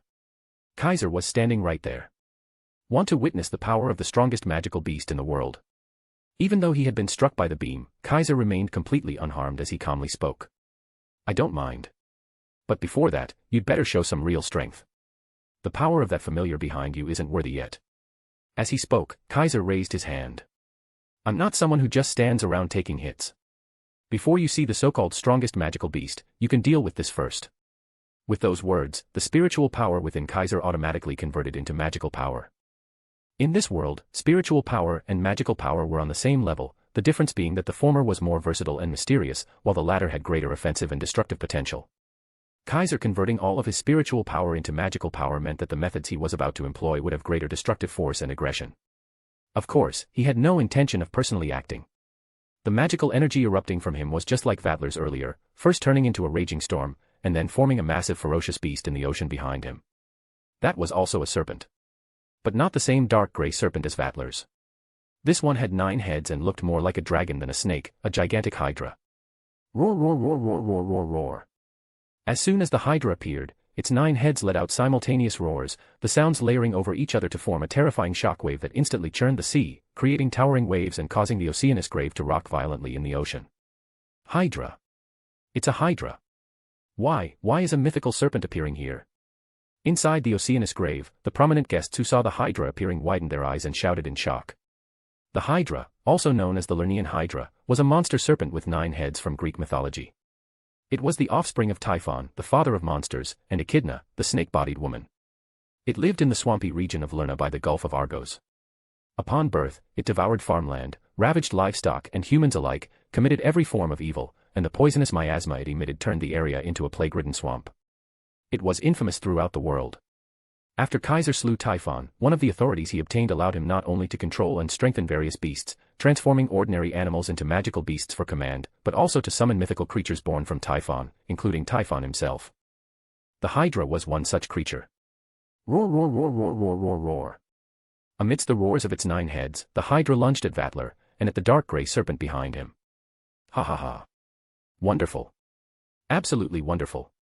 Vattler let out an excited, high-pitched laugh amidst the raging winds and terrifying magical storm. To think I'd witness a mythical magical beast. Does this mean your body is sealed with not just Leviathan?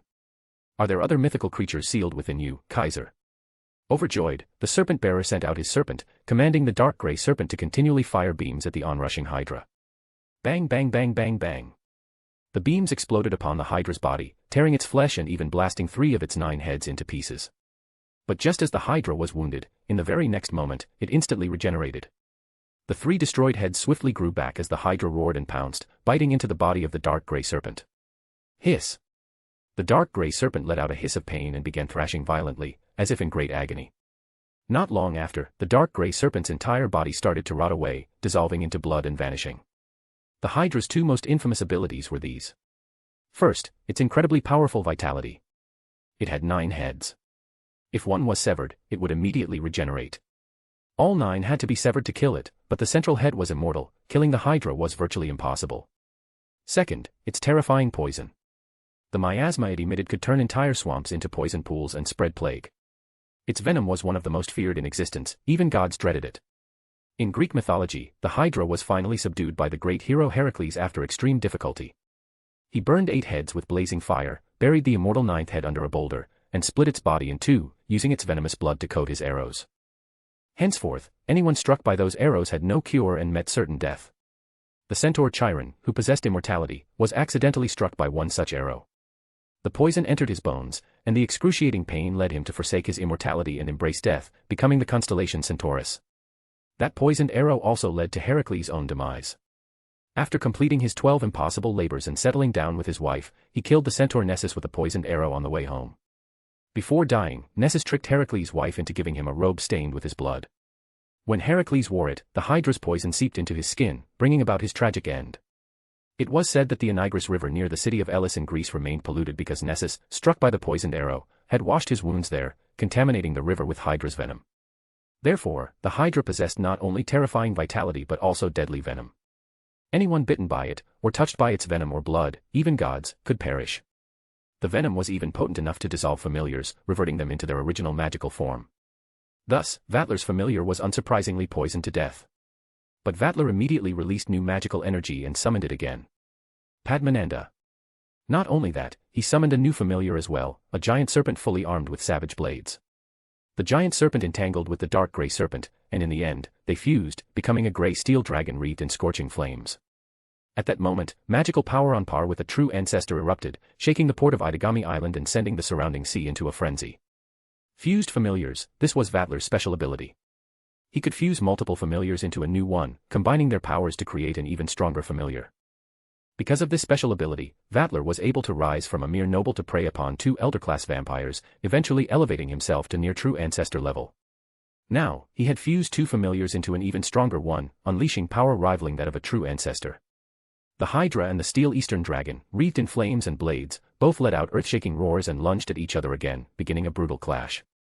The steel dragon spat flames and beams, unleashed a storm of blades, bombarding, piercing, and tearing apart the Hydra again and again. But the Hydra rapidly regenerated each time, biting the steel dragon's body, its venom corroding the metallic flesh. The steel dragon struggled desperately, unable to shake off the Hydra's bites. It slashed off the Hydra's heads with its claws, but the Hydra ignored the pain and continued to release toxic miasma, causing the steel dragon to howl in agony upon contact. The 2 giant beasts clashed beside the Oceanus grave, biting, roaring, and charging, churning the sea into violent waves and sending tremors through the air, an overwhelming scene. In the end, the 2 sides were locked in a stalemate, unable to determine a victor anytime soon. In terms of power, the steel dragon familiar with strength rivaling a true ancestor shouldn't have been evenly matched by a mere divine beast. When Kaiser used the authority gained from slaying Typhon to turn ordinary animals into magical beasts, they could at most display spirit-level power. But when summoning named monsters born of Typhon, such as the Hydra, they could reach divine beast level. The strength of a divine beast might rival that of an old generation vampire's familiar, but to contend with a true ancestor's familiar was a fantasy. A true ancestor's familiar could bring natural disasters, destroy cities with ease, and in terms of destructive power, were no less than a Campione or heretic god's authority. There was no way an ordinary divine beast could compete. But Kaiser had more than just the authority of the king of beasts, he also had the Eye of Horus. It was nighttime. The full moon hung in the sky, casting moonlight over the sea. This allowed Kaiser's left eye, which symbolized the moon, to shine with an intense glow, greatly enhancing his power. In such a state, the divine beast summoned by Kaiser was also strengthened. With its terrifying vitality and venom, it could now rival a true ancestor-class familiar. Thus, the 2 terrifying beasts continued their brutal battle, rolling across the sea, the towering waves they stirred nearly overturning the Oceanus grave, eliciting waves of panicked screams from those aboard. As for Itagami Island's port, it was already submerged. The seawater was even creeping toward the city, triggering a massive emergency response in Itagami City. Sirens began blaring throughout the urban district. Chapter 371, Chapter 422, King of Beasts. It was a moment of crisis for Itagami Island, causing constant commotion. But on the sea outside of Itagami Island, Vatler didn't care in the slightest about that artificial island inhabited by 560,000 people. He laughed recklessly while continuously summoning his familiar beasts. A sea serpent that took the form of a high-pressure water flow, capable of manipulating atmospheric pressure freely, transforming its body into super high-pressure water to attack and cause explosions, Sagara.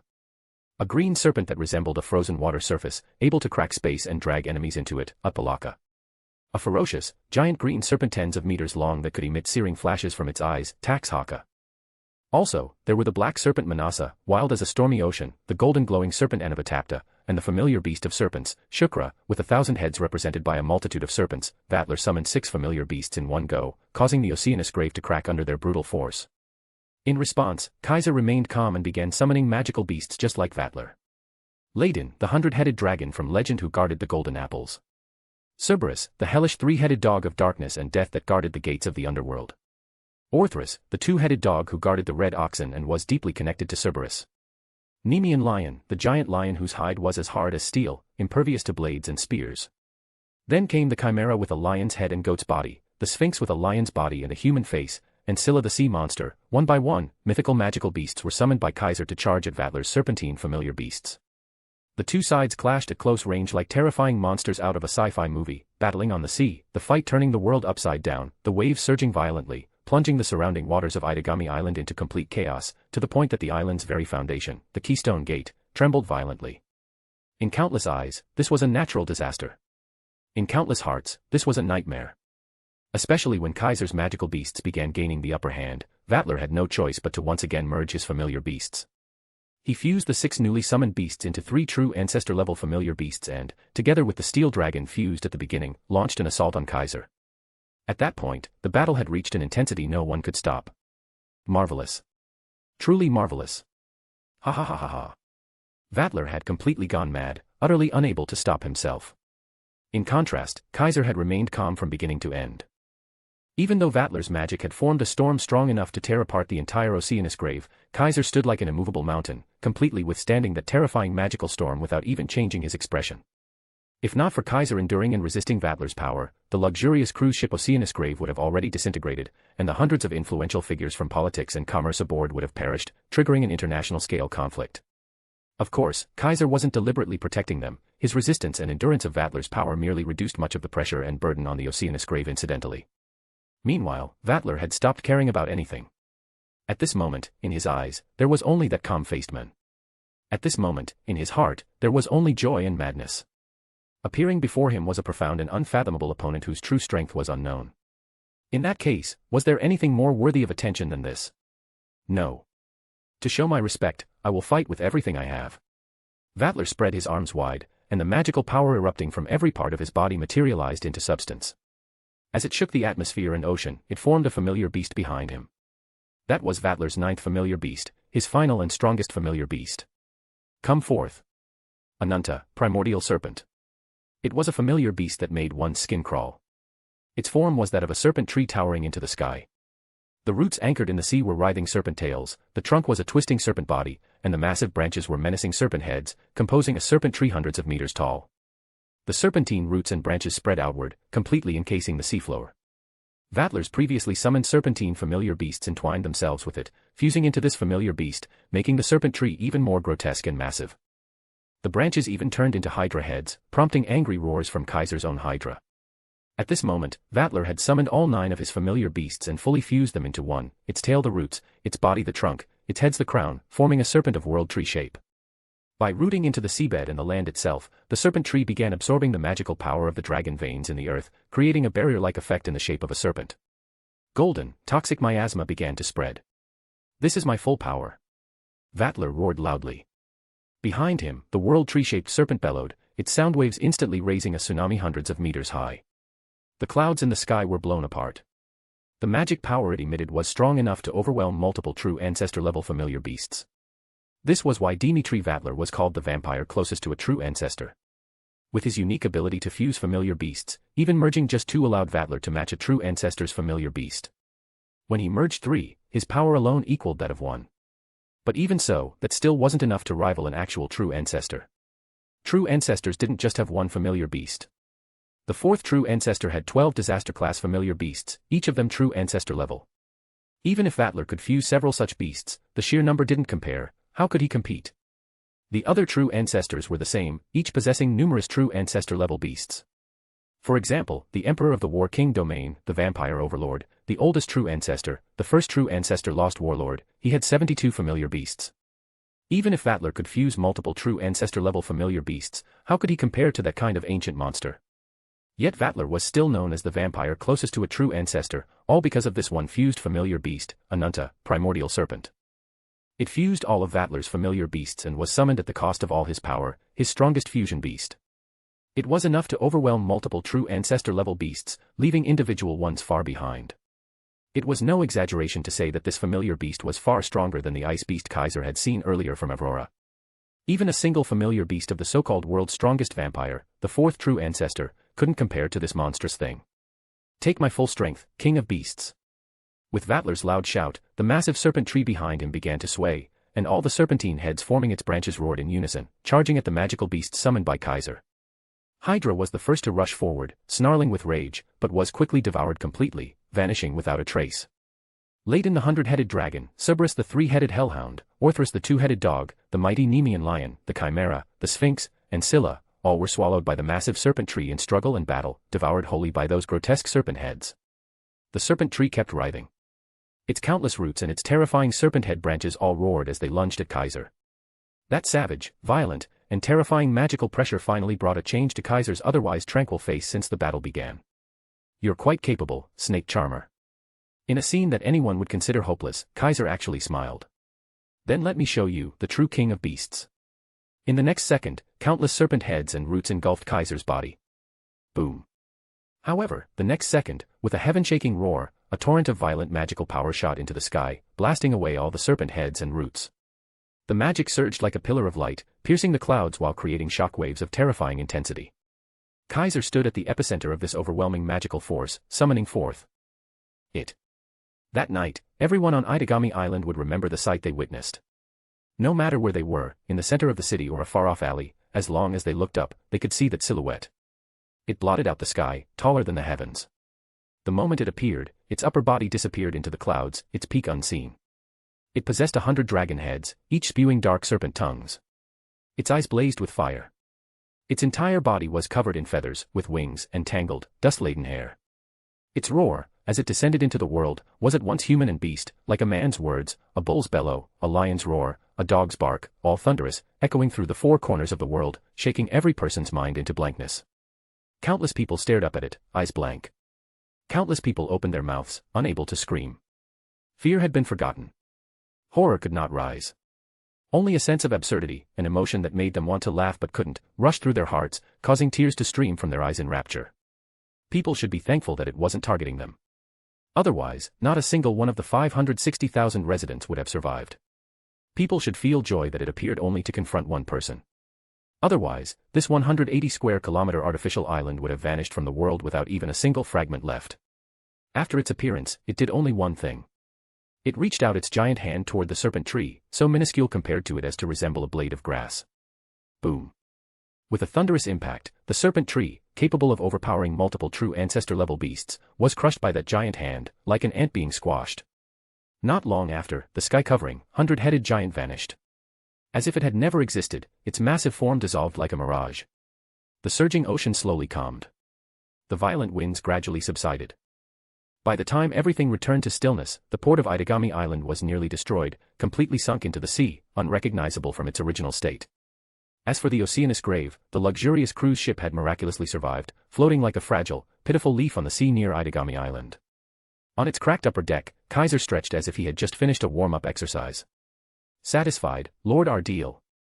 As if asking whether someone had enjoyed a game, Kaiser smiled and looked toward the deck in front of him. Ha ha. Vatler lay there, laughing hoarsely. Looking closely, his clothes were scorched, skin and flesh ruined, his entire body in tatters, his injury severe enough to cremate him on the spot. This wasn't due to a direct attack, but from the magical backlash when his fusion familiar beast, Anunta, was crushed, it nearly vaporized his body. Such grave injuries would mean near death for even an immortal true ancestor.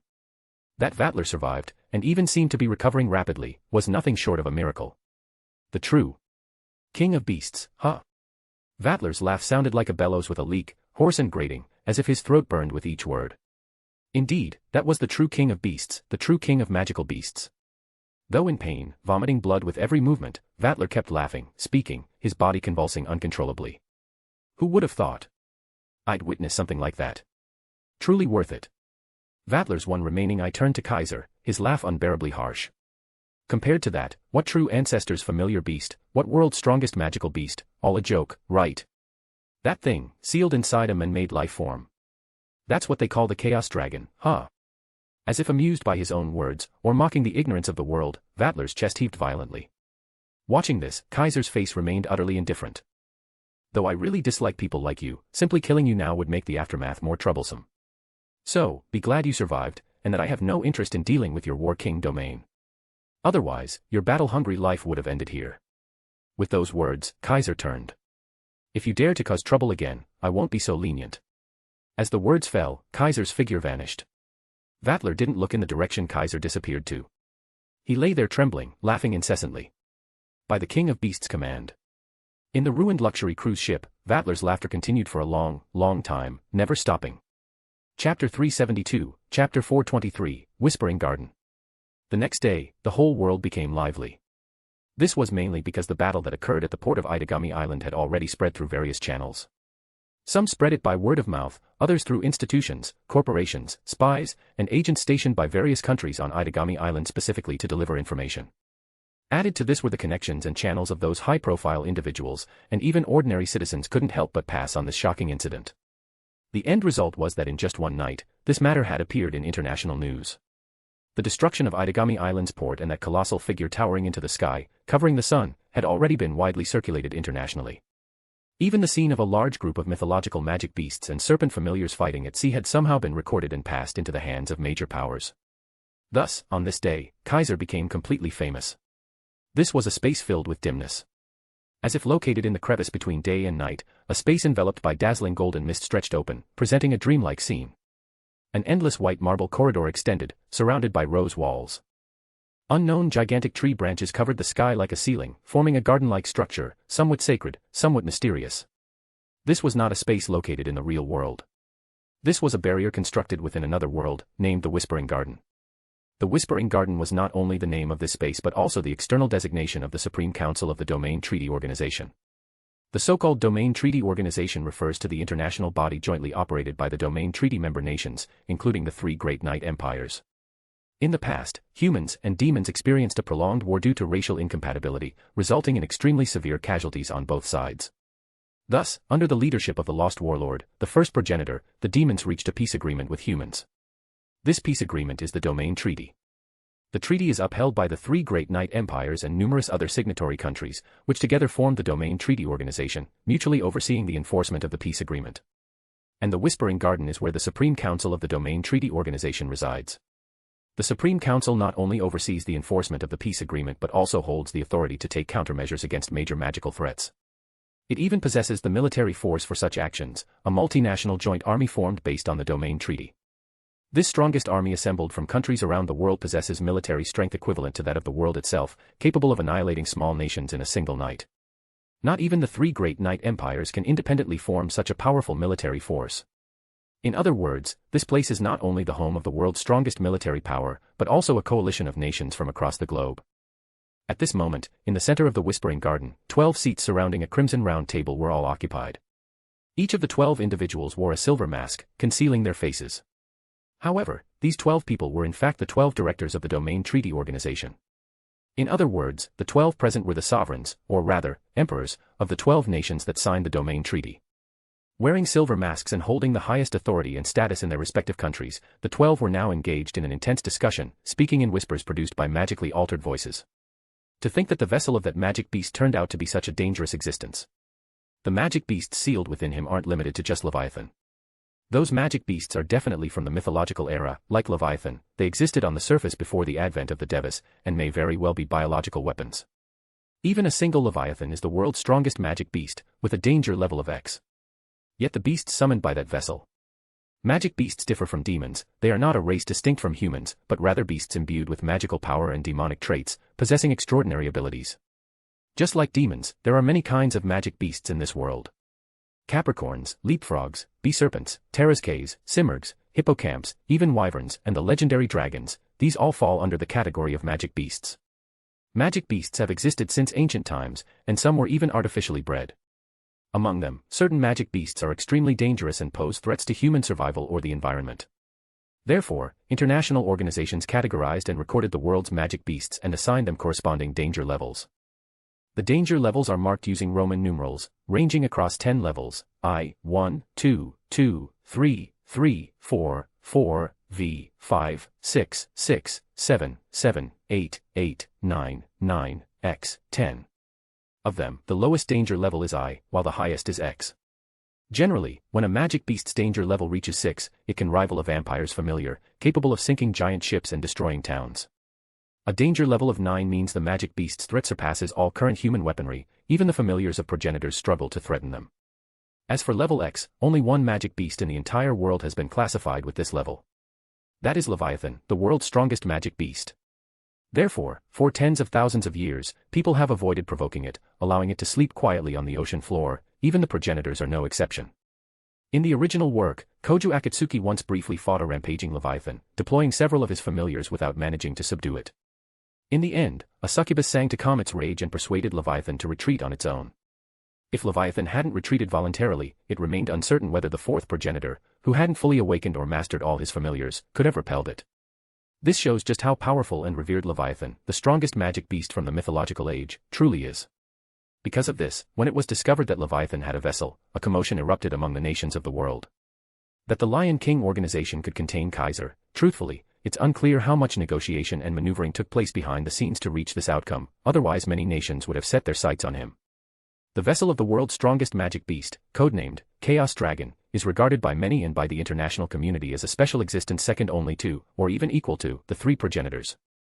If Kaiser can freely control Leviathan, the strongest magic beast in the world, then even rivaling a progenitor wouldn't be inconceivable. Because of this, when he made contact with the 12th familiar of the 4th progenitor and appeared on Itagami Island, the nations of the world had been paying close attention to him. And when the 12th familiar became the 4th progenitor and was absorbed into Akatsuki Nagisa's body, both vessels have since been at the top of every nation's high-priority surveillance list, never once letting down their guard.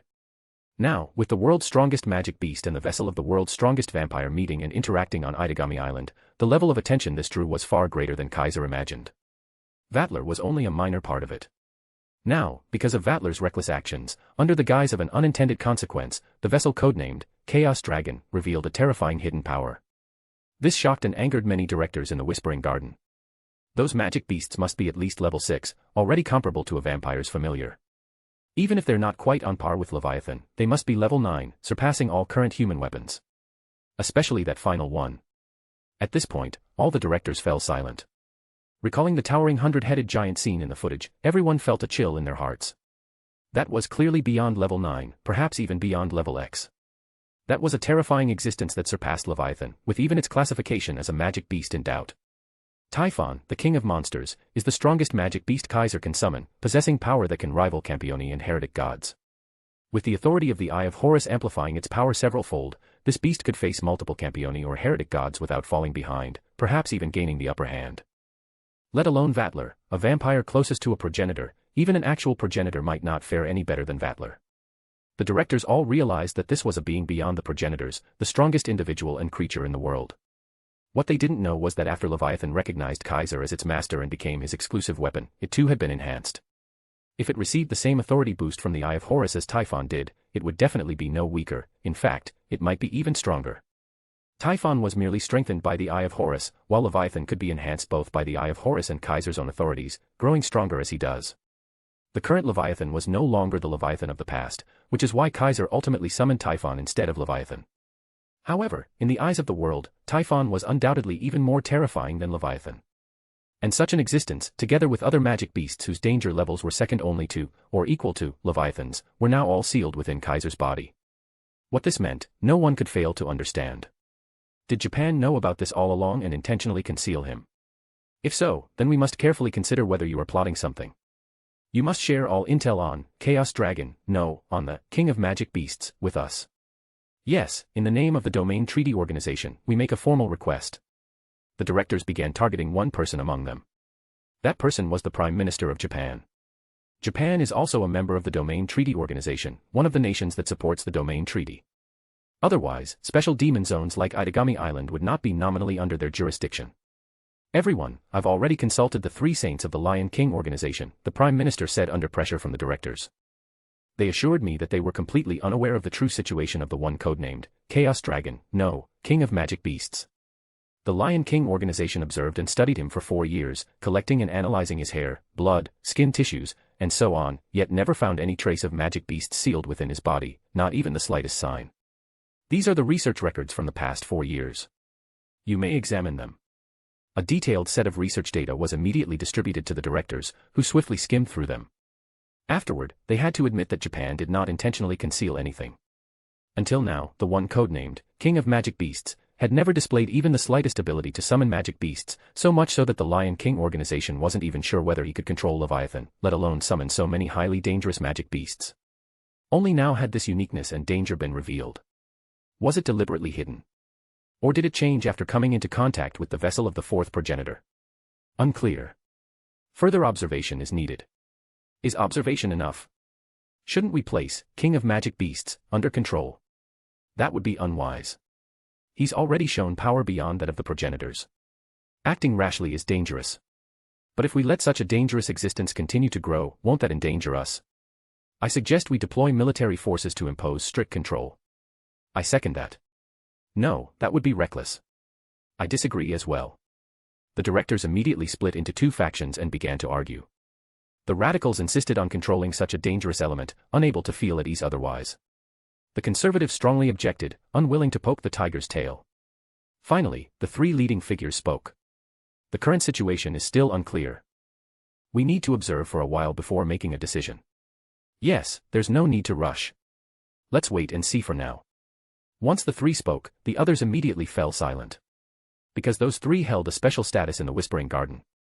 They represented the War King domain, the Fallen Dynasty, and the Realm of Chaos. Yes, these were the 3 great Night Empires. And in the Whispering Garden, the representatives of the 3 great Night Empires, the progenitors, held veto power. The decision made jointly by the 3 could not be overruled. Soon, the remaining 9 heads of state left one after another, leaving only the 3 leaders. King of Magic Beasts, huh? To think such an interesting being exists in this world. A unique entity surpassing us, one even born before us. Rather than crisis, the 3 displayed strong interest. We really want to meet him. It's necessary to make contact with him. He's just far too fascinating. The 3 spoke enthusiastically, as if they had found a rare source of amusement, happy and delighted. Chapter 373, Chapter 424, Reactions from All Sides. At the same time, in a meeting room of the Lion King Agency. At this moment, the 3 saints of the Lion King Agency had also gathered and were holding a meeting. There's already a decision from the Whispering Garden side, they said they'll observe for the time being. Just as we expected, things have really turned out this way. Not surprising. After all, that's a danger that surpasses even the true ancestors. Who knows what could happen if someone acts rashly? Even the 3 great true ancestors wouldn't want to see anything happen to that person, right? The counselors probably each have their own calculations, but with those 3 present, there's no hope of things going according to plan. It's easy to imagine.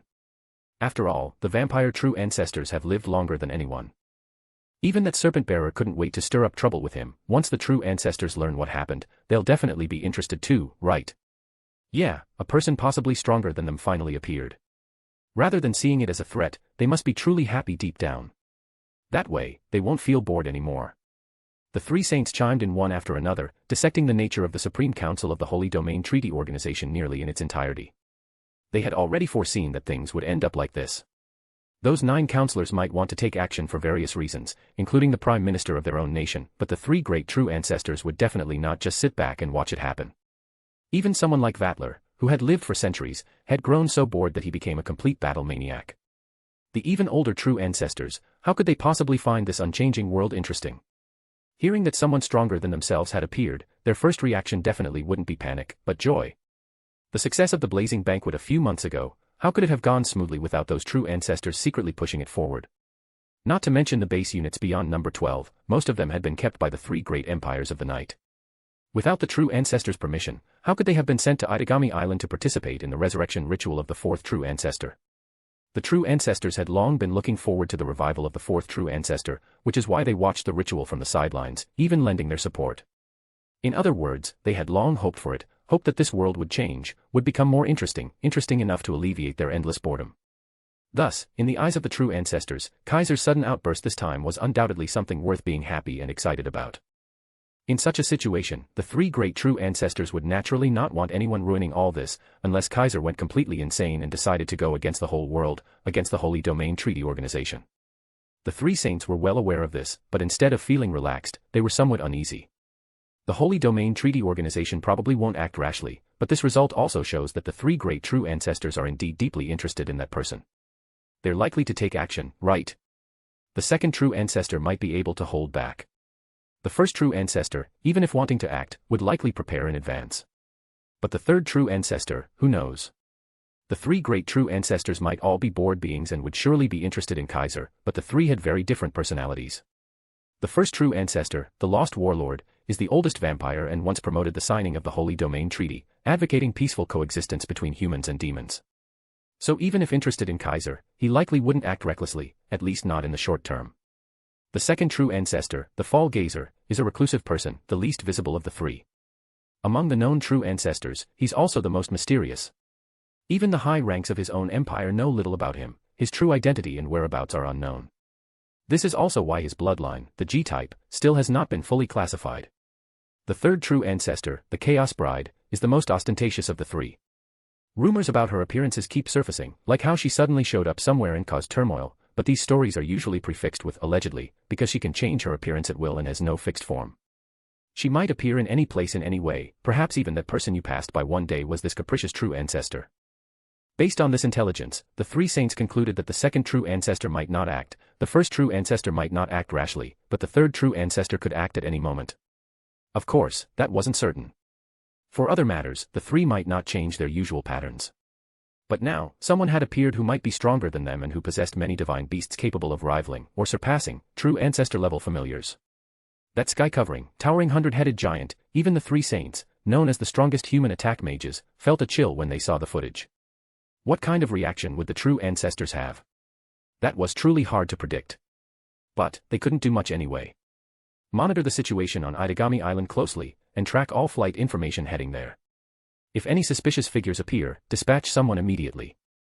We can't stop the true ancestors, but at least we have to show our stance. If they do appear, just send a monitor to follow them. By the way, wasn't the Duchy of Ardeel planning to visit Itagami Island, even dispatching their Holy Ring Knights and flying battleship? Yeah, it said the first princess herself is making the trip. Of all times, it had to be now. The three saints continued their discussion and confirmed their basic course of action. After that, they each fell silent for a moment, then shifted the topic to the center of all this, Kaiser. 4 years. He stayed in the High God's forest for so long without ever showing this kind of ability. Yet the moment he left, he issued such a powerful declaration of his arrival to the whole world. Magical beasts from the age of myth. I thought there was only Leviathan, but it turns out there were so many more. These magical beasts have probably been slumbering within him for tens of thousands of years, haven't they? I suspect Leviathan only emerged into the world to protect him while he slept. To control such a horde of magical beasts so freely, to some extent, that child might be an even more terrifying man-made weapon than the fourth true ancestor, no, a god-made weapon. The fourth true ancestor was a god-slaying weapon created by the Devis and the three great true ancestors, but that child's origin might be even older. Even Leviathan was a biological weapon born in the mythical age before the Devis appeared. As a vessel and terminal for many such mythical magical beasts, including Leviathan, Kaiser's existence, in the eyes of those who knew, could only be older than the fourth true ancestor. Was he hiding it on purpose? Or did he only awaken after coming into contact with the fourth true ancestor's vessel? It's probably the latter. Otherwise, it would be too frightening. Indeed. For years without showing a single sign, if he had been hiding it deliberately, that'd be terrifying. One is a god-made weapon from the age of myth. The other is a god-slaying weapon from a prehistoric civilization. One commands countless terrifying magical beasts, the other leads 12 disaster-level familiars. They're both vessels, both sacrifices, both seals, their nature is far too similar. No wonder they resonated with each other 4 years ago. Now, perhaps due to the fourth true ancestor's complete awakening, our king of beasts has fully awakened after encountering her. That's what the three saints believed. It might be a bit of an exaggeration, but given the circumstances, it was the only explanation they had. As expected, letting those two come into contact would bring about change. Not long ago, the fourth true ancestor was apparently awakened too, which proves that not only our king of beasts underwent change, but also the one about to vanish, her. Are we still going through with the plan to make Kaiser inherit the fourth true ancestor's power? That's probably unnecessary now. Even without the fourth true ancestor's power, he's already enough to meet our expectations, enough to exert influence rivaling or even surpassing the three great true ancestors. Let the fourth true ancestor's side develop naturally. As we discussed before, strengthening our ties with that child should be enough. Let it develop naturally. That might be hard to explain to Lord Hishimaru. Wasn't it Lord Hishimaru who arranged all this in the first place? For Kaiser to become Nagisa's observer, she's practically the mastermind behind it. Can't be helped. This is a major matter. We'll just have to talk it through with her properly. Thus, the three saints continued discussing and arranging various matters, just as other countries, factions, and organizations were doing. One could say that for the rest of the day, and likely for days to come, every nation and major power in the world would be holed up in conference rooms, deliberating this incident and its aftermath. Although Kaiser had initially intended to just slack off, in the end, with only a single night, he made all the world's big shots remember his name, stirred global waves, and gained a reputation no less than when he successfully slew a god in the Campione world. It was also from this day onward that the codename, Chaos Dragon, was tacitly retired by all who knew the truth. New codename, King of Beasts. Everyone began calling him that without even realizing it. On the other hand, among the ordinary people who didn't know the truth, the name Kaiser had almost no spread at all. In the major news reports, every country mentioned the destruction of the port on Itagami Island, and the sky-piercing hundred-headed giant. But no one knew who was responsible or why it had appeared. People were just discussing in the chaos and noise. A hundred-headed giant, a horde of grotesque and terrifying monsters, those are magical beasts from the age of myth. They slumbered beneath the sea, staying near the dragon veins. They're the same kind of magical beasts as Leviathan, the strongest in the world. They awakened that night. And so, Itagami Island's port was destroyed. That's all people knew. At least, that's how the public opinion went, and how the news reported it. Whether there was someone deliberately guiding that narrative behind the scenes, only those who knew the truth would be aware. Under the guidance of public opinion, people even came to believe that the only reason Itagami Island wasn't completely destroyed by the towering hundred-headed giant and the horde of magical beasts was because the men present at the scene, Dimitri Vatler, stepped forward bravely. This noble from the War King domain, Count Ardil, had acted without hesitation at the most dangerous moment, using his powerful serpent familiars to courageously resist the attack of the mythological magical beasts, protecting the lives of the many VIPs attending the party and defending Itagami Island. After that, the magical beasts were repelled and returned to the sea, continuing their slumber with Leviathan, not knowing when they might awaken again. Good grief. Watching the report on the TV at home, Kaiser couldn't help but exclaim. The troublemaker became the hero who protected Itagami Island, and I, the one who came seeking justice, turned into the villain. Could there be anything more infuriating than this? Beside him, holding a kitten on the sofa, Nagisa looked frightened. So that Count Ardil was a good guy. Even though he's a demon, he's a good one. Good thing I didn't go to his party. Alright, this little girl didn't even hear what Kaiser said.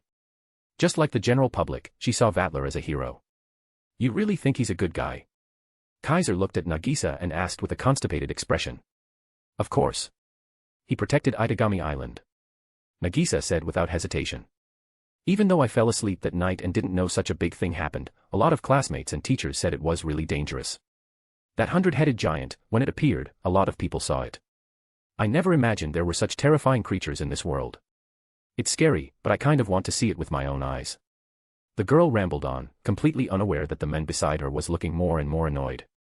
What the hell is this? Kaiser didn't even know what to say anymore. That guy invited you that night, and after you refused to attend, he sent someone to cause you trouble. I handled the attacker for you, and even went to deliver a warning in person, and now I'm the villain, while the real culprit has become your hero. Can you be any more pitiful? Looking at the interview of Vatler on the news, smiling perfectly at the reporters and saying, it was just something I had to do, Kaiser made up his mind. Next time I see you, I'm punching that pretty face of yours.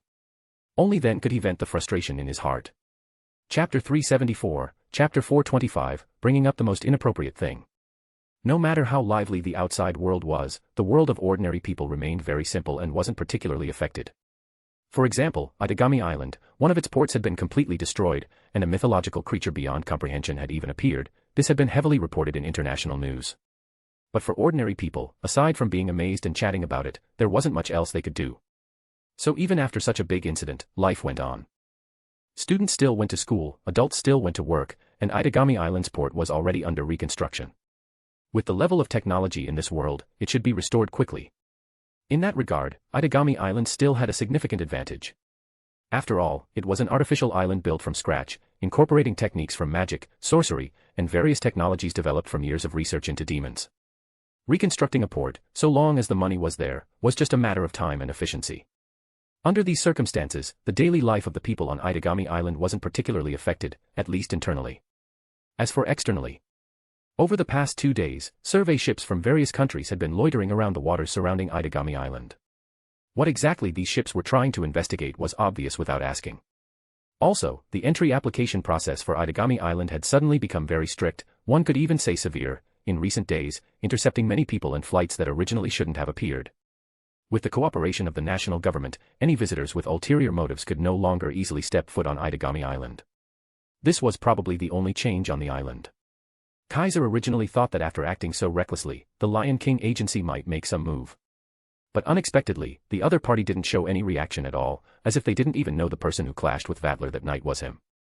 Are they deliberately ignoring it? Or? Kaiser thought for a while and then gave up. Whatever, as long as they don't really try to meddle in my affairs. Although the Lion King agency had taken him in for 4 years, Kaiser knew better than anyone the reasons they did so. He also knew just how many schemes and hidden agendas lurked behind this matchmaking organization. So he didn't feel grateful toward them, he was merely staying here temporarily to maintain a legitimate identity. As for the Lion King agency's little tricks, as long as they didn't bother him, Kaiser could ignore them for the sake of High God's forest. But if anyone got too bold and tried to meddle in his affairs, tried to act against him, then they'd better not blame him for showing no mercy. One must understand, those so-called mythological-era magical beasts that made the whole world tremble weren't what Kaiser relied on. Kaiser's true strength lay in his authorities, and his greatest reliance were the exclusive weapons that were bound to him in body and soul. In other words, the terrifying things he'd shown so far were just child's play. Taking care of a Vattler didn't even require him to be serious. If those with ill intent thought that was all he had, then Kaiser didn't mind giving them a surprise in the future. Just like that, Kaiser's life hadn't changed much, still the same as before. Every day he went to and from school with that chatty and adorable girl, Nagisa Akatsuki. From time to time, he'd bring the middle school division Saintess back home to play with his cat, then trade verbal jabs with a certain Siskin. And that was it. Of course, it wasn't like there weren't any effects at all. Recently, Natsuki Minamiya hadn't shown him a good face even once. Occasionally, she would deliberately come up with tough problems, using all kinds of excuses to make things difficult for him. It was clear she knew what he had done and was retaliating for his recklessness. Then there was Motoki Yaes. This guy had more than once earnestly told Kaiser things like, Itagami Island is too fragile, it's too dangerous here, I hope those big shots could restrain themselves a little, clearly harboring a bit of resentment. And lastly, someone unseen in the shadows was actively targeting Kaiser. For example, right now. Roar. Roar. Along with several savage roars, a few mechanical beasts suddenly burst out from a corner and lunged at Kaiser. Pucci. Pucci. Pucci. Walking through a corner of the courtyard at Saikai Academy, Kaiser didn't even pause his steps. Suddenly, silvery flashes of light burst forth around him, meeting those steel beasts head-on, ignoring their metallic bodies as they pierced, tore, and shredded them. Whoosh. Whoosh. Whoosh. Whoosh. In the next instant, silver arrows came flying, fast and urgent, aiming for Kaiser's shoulders, abdomen, thighs, and even his manhood. Kaiser's face darkened. His figure disappeared with a whoosh, dodging the incoming arrows while using Shuinpa to dash toward the rooftop of a nearby building, landing there. The sinister-looking girl who had been drawing her bow on the rooftop turned pale when she saw this. Without even thinking, she turned around and fled. Trying to run. But Kaiser had already appeared behind her without her realizing, grabbing her by the back of her collar. Let go of me. You filthy men. Don't touch me with your dirty hands. Sayaka Kirasaka struggled desperately, secretly casting countless curses in the process. To dare touch the body of a war dancer, there was no way one wouldn't be cursed. Unfortunately, these powerful curses were instantly repelled by Kaiser's body the moment they landed. Haven't I told you many times already? That kind of thing doesn't work on me. Kaiser sneered coldly. You really never learn your lesson, you perverted freak. Damn it. Sayaka Kirasaka glared at Kaiser, looking utterly unyielding as she shouted, just wait till I get the chance. If I get the chance. What if you do? What would you do? Kaiser said expressionlessly. With your ability, you can't do anything to me. Why not focus on correcting your overly twisted heart? You're the one with a twisted heart, you scummy men. Sayaka Kirasaka cursed furiously. Just you wait, I won't lose. Not bad. I actually admire people like you, those who never admit defeat and still talk tough. Kaiser looked at the struggling Sayaka in his hand and smiled faintly. But before that, let me think about how I'll punish you this time. Hearing this, Sayaka Kirasaka's delicate body trembled. She couldn't help but recall the series of tragic experiences she had endured over the past few days. Attacked Kaiser, got easily caught, tied up and had rats thrown at her feet. Attacked Kaiser again, got caught again, tied up and had her soles tickled with a feather duster for 2 hours. Attacked Kaiser a third time, got caught once more, this time not tied up, but was fed traditional snacks from the ancient eastern lands. Such as, roasted cockroaches, roasted worms, roasted dragonflies, roasted spiders, etc. Just thinking about that experience made Sayaka's stomach cramp, and her face went pale. Lustrous scale. There was no time to mourn her past suffering. Sayaka instantly activated her divine spirit weapon, changing her Western-style bow-shaped hex armament demon-slaying bow into a sword form. No way. Kaiser seemed to have anticipated Sayaka's resistance all along. With a quick motion, he seized the silver greatsword with lightning speed. Give it back. Sayaka cried out in shock. Don't worry. I'll return it. Kaiser's mouth curved into a smile that sent shivers down Sayaka's spine. Then he uttered words that were like a nightmare. I've decided. This time, I'll take you to a host club and let the kind of disgusting men you hate serve you. I know you don't like skinny guys, so I'll call in 8 or 10 muscular men to entertain you. I'll cover all the expenses. Don't thank me, it's my duty. These words turned Sayaka's face from pale to green, from green to purple, and finally into a kaleidoscopic black. Just imagining being surrounded by 8 or 10 sweaty, shirtless, foul-smelling musclemen with lecherous smiles. Gah. As her imagination spiraled out of control, Sayaka's eyes rolled back, and she actually fainted. You're just weak and love picking fights. Looking at the unconscious Sayaka in his hand, even Kaiser was speechless. She kept falling into his hands, kept getting punished, and still hadn't learned her lesson. Why did she keep provoking him? Wasn't she just asking for it? Thinking this, Kaiser's hands didn't slow. He accepted a rope brought down by a bird from the sky and skillfully tied Sayaka up again.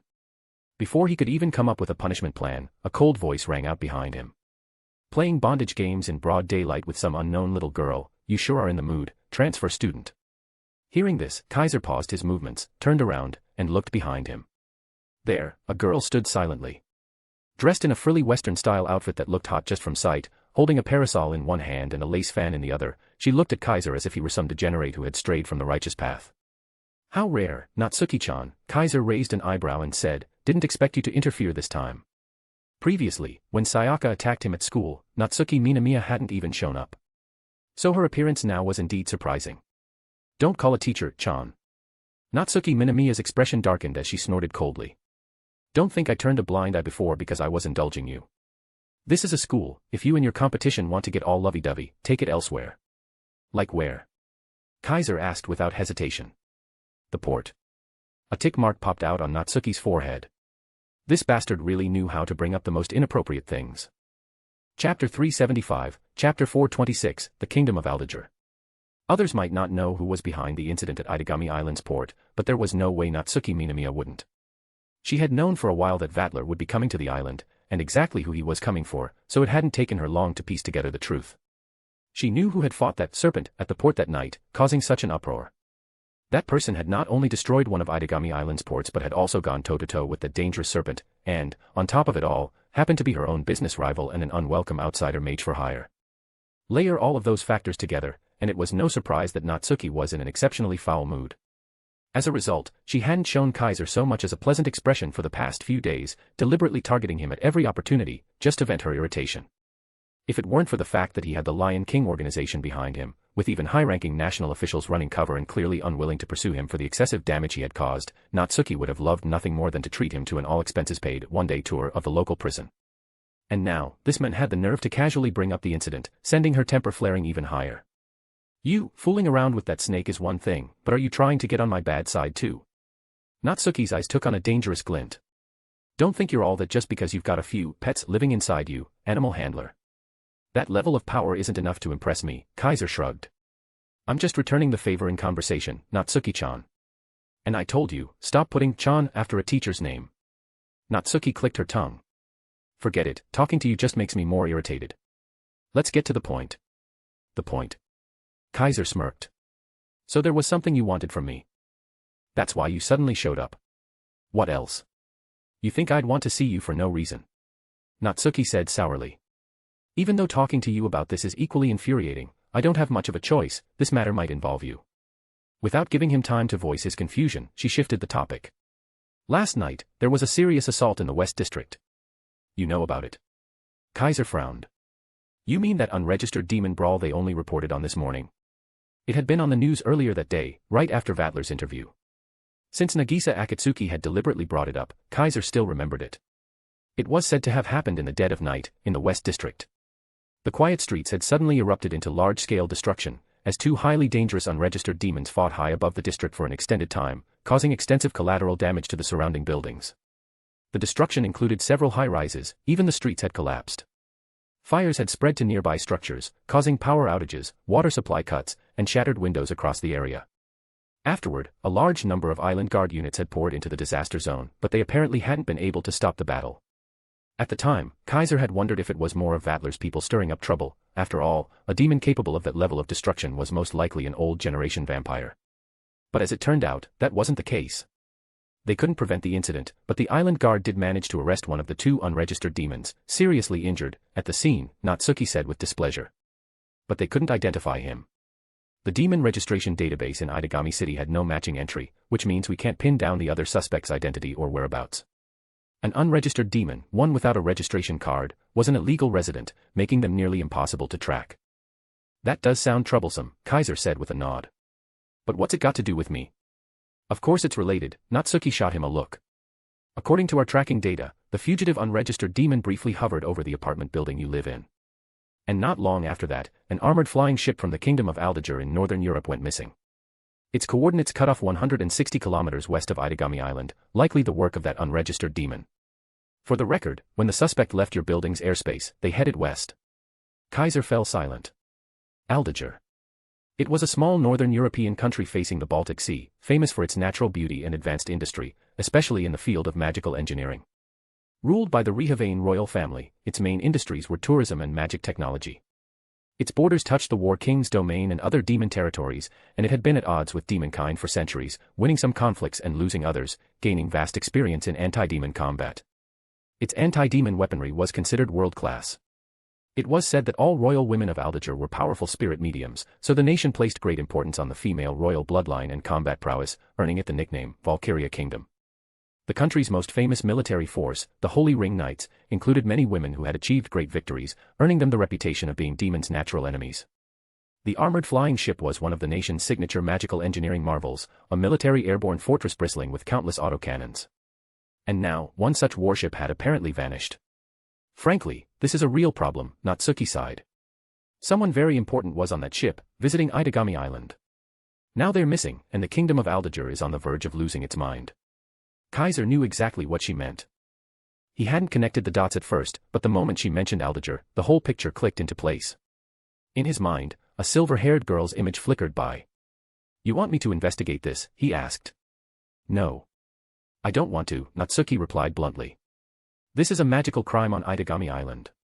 How could we hand it over to business competitors like you? That would just make us look incompetent.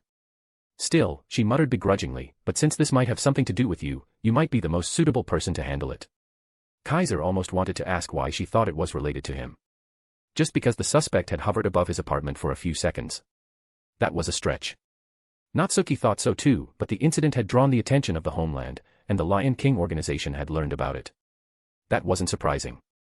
If the disappearance of an important foreign figure could escalate into a major diplomatic crisis, the Lion King organization, Japan's own intelligence and anti-magic disaster response agency, was bound to take notice. They were responsible for handling such large-scale magical incidents, gathering intelligence, and hosting important international guests while protecting and monitoring them. And so, the order had come down to the Itagami Island Administration Bureau. The suspected incident leading to the disappearance of the Kingdom of Aldager's armored flying ship is to be handled entirely by the Lion King organization's special attack mage, Kaiser. That was why Natsuki had come to him. Unfortunately for Kaiser, who knew the original plot, he couldn't refuse. In truth, the incident had nothing to do with him, except that the unregistered demon who had hovered over his building did. If that person was really her. Fine, Kaiser said after a pause, lifting his head. I'll handle it. Then I'll look forward to your good news, Natsuki replied flatly. I'll send the relevant info to your phone later. No need to rush catching the culprit, just find that armored flying ship first. That was no doubt the Lion King organization's real priority. After all, hosting and protecting important international figures was part of their job. Now that one had gone missing, of course they'd act. She just didn't know why they'd assign the task to this transfer student, someone with an even more important job, monitoring the fourth primogenitor. And with his current level of power, they should have been more cautious. Before she could figure it out, Kaiser turned and walked away. Only then did Natsuki snap out of it. She glanced at his departing back, then at the tightly bound Sayaka Kirasaka beside her, and snorted. Whatever the reason, it's none of my concern. With that, she vanished. Saikai Academy, Middle School Division. Just before lunch break ended, Kaiser arrived, making his way easily to the third-year Class A classroom. Naturally, he was here to see Canon Kanace.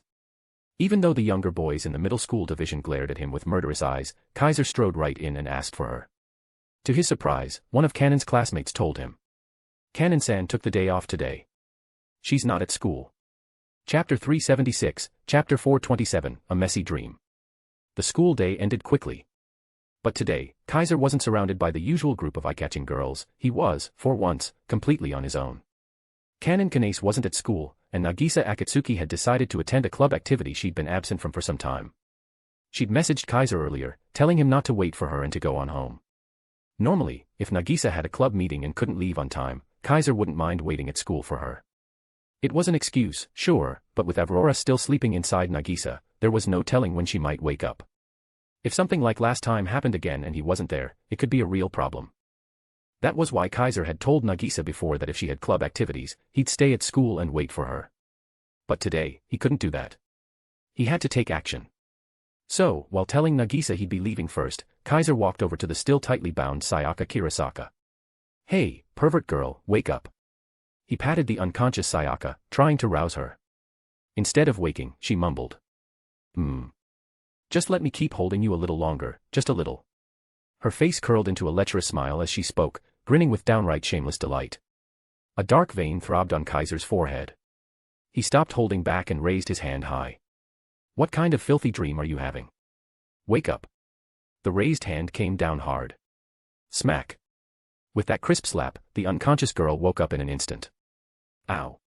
You bastard. You actually hit me. Sayaka shouted through tear-filled eyes, a red handprint stamped on her cheek. You swing that giant sword at me practically every day, have I ever complained? Kaiser glared. You should be thanking me.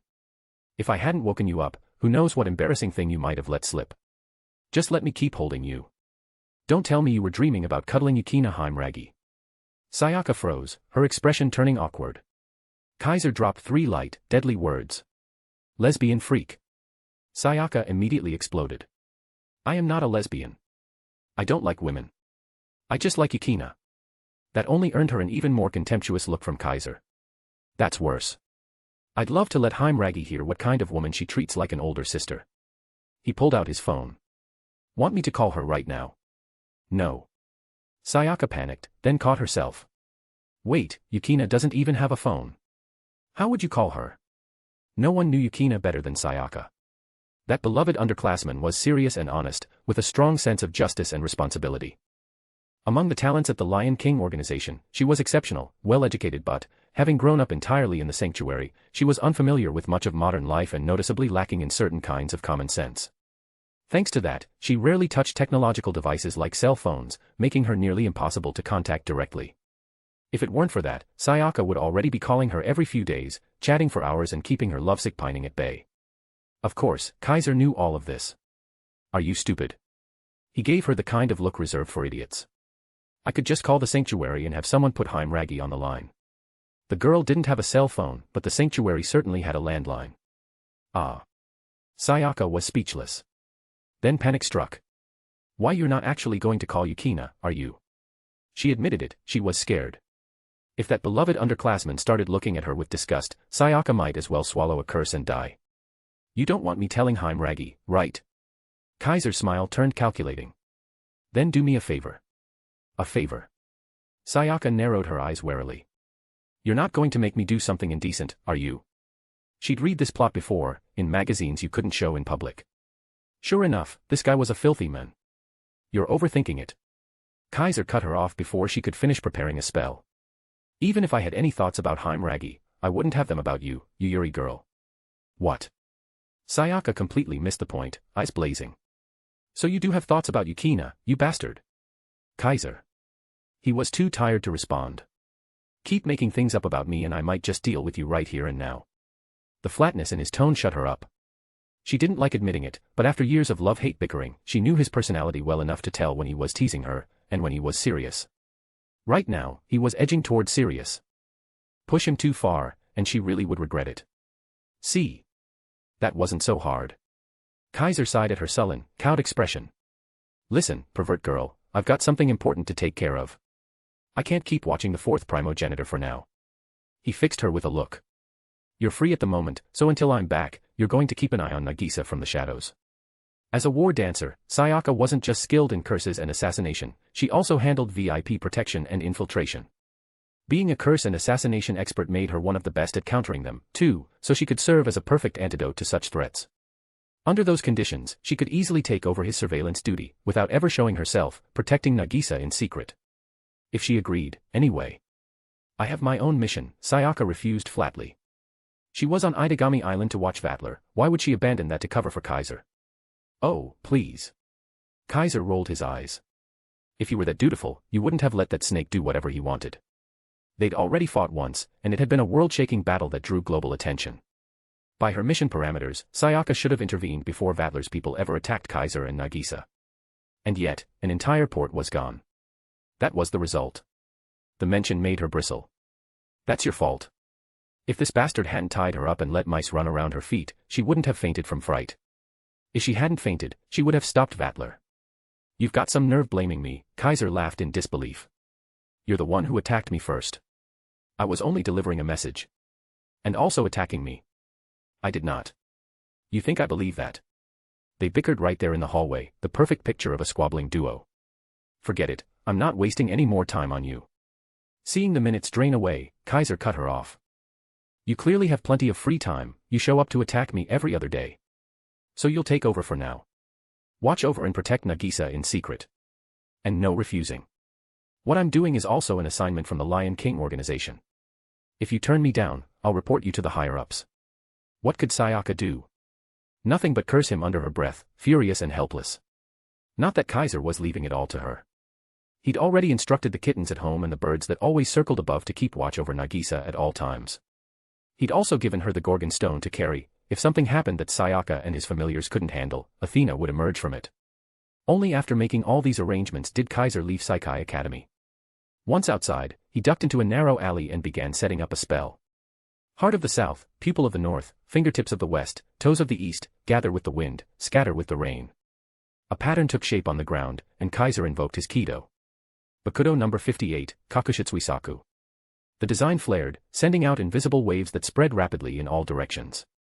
Last time, Kaiser had only set the search area to cover Psychi Academy. This time, he expanded it to all of Itagami Island. The range of this search spell depended entirely on the amount of spiritual energy poured into it. Even a lieutenant-level Shinigami skilled in its use could scan all of Siri-Idi. With his power, and with the Kido inscribed in his grimoire, Kaiser could push the search to a near-divine level if he was willing to spend the energy. And right now, he was. Because he'd realized Canon Kane's spiritual energy wasn't anywhere on Itagami Island. That way, huh? After a long moment, Kaiser turned his head toward a specific direction. Canon's spiritual energy was there. Chapter 377, Chapter 428, The Valkyrie in the Spring.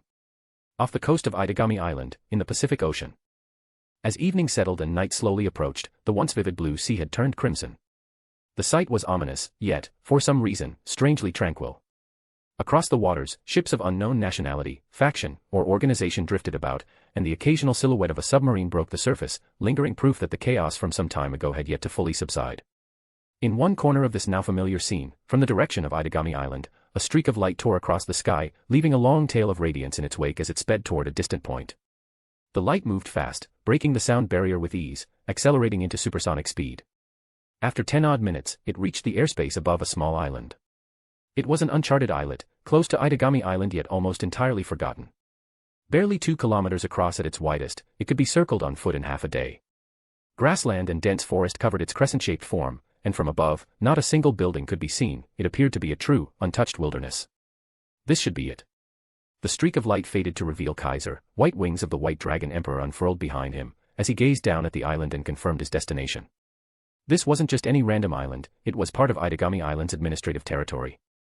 Itagami floated atop a ley line flowing through the ocean, an exceptional spiritual sight from a magical perspective, but, being an artificial island, it shared the inherent limitation of not being able to fully block the effects of ocean waves and currents. This made it impossible to perform many types of earthbound magic there, creating obstacles for demon research and technological development.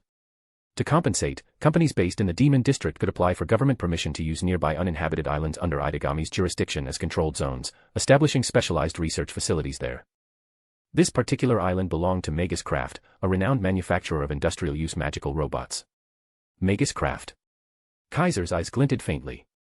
Though famous, the company's fortunes had been in decline recently. And yet, it was directly connected to Campione, because the person who had taken her in 5 years ago was a researcher from this very company. Kaiser tried to resume tracking Cannon's spiritual energy, but no matter how he searched, she was gone, as if her presence had vanished entirely. It made him wonder if she'd already left the island. Better take a look. Retracting his white dragon emperor's wings, Kaiser dropped from the sky and landed on a beach at the island's edge. Thud. Sand exploded around him as he touched down, a cloud of dust rising. He waved a hand to clear it and stepped forward. A glance around told him that, while this was no barren wasteland, it was even more lifeless than one. There wasn't a single chirp of bird or insect. He couldn't even summon wildlife as scouts, there was none to be found. Should have brought the bird flock with me, he muttered, scratching his head. Still, it wasn't much of a problem. At worst, it's only 2 kilometers across. I can just walk it. With that, he headed toward the forest bordering the beach. The forest was utterly still, its darkness deepening as night fell, cold, silent, and heavy enough to stir unease. The thick canopy blocked sunlight even during the day, so little undergrowth grew within. The terrain was level, and here and there, clear streams wound through cracks in the exposed bedrock, pure spring water, no doubt. Rainfall was abundant in the waters around Itagami, so the island had no shortage of fresh water. But with no birds or beasts, and seemingly no fruit-bearing trees, food would likely be scarce. For an ordinary person stranded here, survival would be uncertain. Kaiser, however, was no ordinary person. While he still ate and drank, the immortality granted by the Hogyoku meant he would never die from hunger or thirst, and he could fly away at any time. The surrounding sea was his domain, courtesy of the trident. The forest's darkness posed no challenge, he could see perfectly, and the eye of Horus made the night his element. He moved through the woods as if they were empty space, silver short blades orbiting him in a loose formation. They sliced cleanly through obstructing branches and roots, carving a path toward the island's center. Eventually, he climbed a gentle slope, emerging at the shore of a mist-veiled spring surrounded by trees. Splash! The sound of water reached his ears. His gaze shifted instinctively toward one corner of the spring, and froze. Something impossible had entered his sight. Moonlight rippled across the surface, highlighting the center of the spring, where a figure stood. The first thing he saw was a flawless, inviting white skin, pale as snow. Wet silver hair clung to a figure both slender and lithe like a fae, yet impossibly voluptuous. The girl, no, young woman, paused mid-motion, water still cupped in her hands. Slowly, she turned her head toward him, their eyes meeting. Glacial blue irises, clear and brilliant as frozen rivers. An exquisite foreign face, the kind that could only be called divine. Canon. Kaiser's voice slipped out before he could stop it. Indeed, the resemblance was uncanny. The silver hair, the glacial eyes, the northern European goddess-like features, the saintly purity of her form, all matched Campione exactly as he remembered her. But in the next instant, he saw the differences. Her aura was different. Her age, too. Campione was pure and innocent like a saint, but this girl combined purity with elegance and nobility. Campione was a 14 or 15-year-old middle schooler, her body still growing. This girl was mature, tall, long-limbed, her curves fully developed. And her eyes, Cannon's gaze was like that of a unicorn's foal, innocent, a little naive, with a trace of loneliness. This girl's were bright, resolute, filled with unshakable conviction and will. If Campione was an angel, this was a Valkyrie. A Valkyrie who, right now, was utterly unguarded, and completely naked. They stared at one another in perfect stillness, as though time itself had stopped. Then. Bang. A flash of light and a sharp report split the air. The flash was a bullet, one brimming with massive spiritual energy. Its source was the enormous, brass instrument-like single-shot pistol that had appeared in the Valkyrie's hands without him noticing. She had drawn it and fired in one motion, the muzzle spitting a blinding bolt straight at him. Kaiser judged instantly, that shot could punch through steel plating and shatter solid rock. Without hesitation, one of his silver short blades shot forward. SHHK. The blade, sharp enough to cleave space, sliced the glowing bullet in half. The pieces dissolved into nothing. Bang. Unfazed, the naked girl fired again, another burst of light screaming toward him as she lunged out of the spring, moving with lithe, predatory grace to reach the shore. SHHK. A second blade cut the shot apart, but the girl used the opening to dart into the forest, on the verge of vanishing. Bakudo number 61, Rikujikoro. The words left his mouth by reflex. 6 beams of light flew in from all sides. Her reaction was fast, she moved to counter, but the beams were faster, locking around her waist and pinning her in place. Her expression shifted as she struggled, but no matter how she fought, the glowing restraints did not yield. Heido number 4, by Akurai. Lightning bloomed at his fingertip, lancing toward her in a blinding beam. Her pupils shrank. Thud. The bolt punched clean through a head, just not hers. Huh. The girl blinked, looking over her shoulder. At some point, a figure had appeared behind her, gun still raised in a firing stance. Before slowly collapsing to the ground. Chapter 378, Chapter 429, The Princess on the Uninhabited Island. Tap tap tap tap. In the stillness surrounding the spring, deep within the shadowed forest, a sudden rush of chaotic footsteps shattered the quiet world shared by only 2 people. From both sides of the trees, black-armored soldiers emerged without warning, rifles of heavy military make leveled directly at the silver-haired girl bound in Rikujikoro. TCH. Her face paled. Rat-a-tat-a-tat-a-tat-a. Without a shred of hesitation, the soldiers pulled their triggers. There was no mercy for beauty, no distraction at her goddess-like form laid bare, only the roaring blaze of their guns as a storm of bullets poured toward her, an unrelenting hail meant to rip her apart. The gunfire tore across the spring, ripped the silence to pieces, and screamed through the air with a metallic shriek. Trees along the line of fire splintered, shards of wood raining down like a storm. Such a volley could turn any living thing into a sieve in an instant, and for a girl immobilized in place, it was nothing short of lethal. Bakudo number 39, and Kozen. Just as she thought she was finished, Kaiser's voice rang out, chanting Kido. A round spirit shield shimmered into existence before her, intercepting every bullet. The downpour of lead clanged and sparked against its surface, bursts of fire streaking across the barrier, but not a single shot broke through to touch the silver-haired girl. Rat-a-tat-a-tat-a-tat. The soldiers, as though only just registering Kaiser's presence, or perhaps simply recognizing him as an obstacle, swung their muzzles toward him and opened fire in a relentless barrage. Kaiser didn't even flinch. Several silver short blades slipped from his side, orbiting in front of him like a whirling wheel. The bullets never reached him. Each one struck an unseen wall, stopped cold.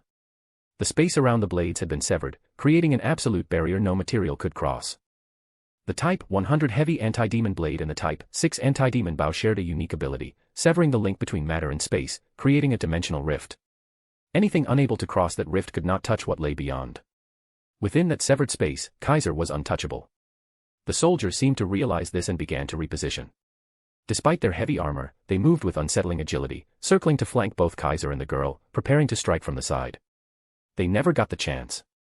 SHHK SHHK SHHK SHHK. Silver light burst forth as the blades streaked through the air, faster than bullets, cutting them off in an instant. SKKRT. SKKRT. SKKRT. SKKRT. SKKRT. One after another, the armored figures were sliced apart. Their bodies split cleanly, toppling in pieces, yet not a drop of blood spilled. Instead of flesh, a scatter of metal parts clattered to the ground. Watch out. The girl finally snapped out of her shock, calling to him. They're Magus craft combat automatons, not living beings. As long as their cores are intact, they'll keep moving.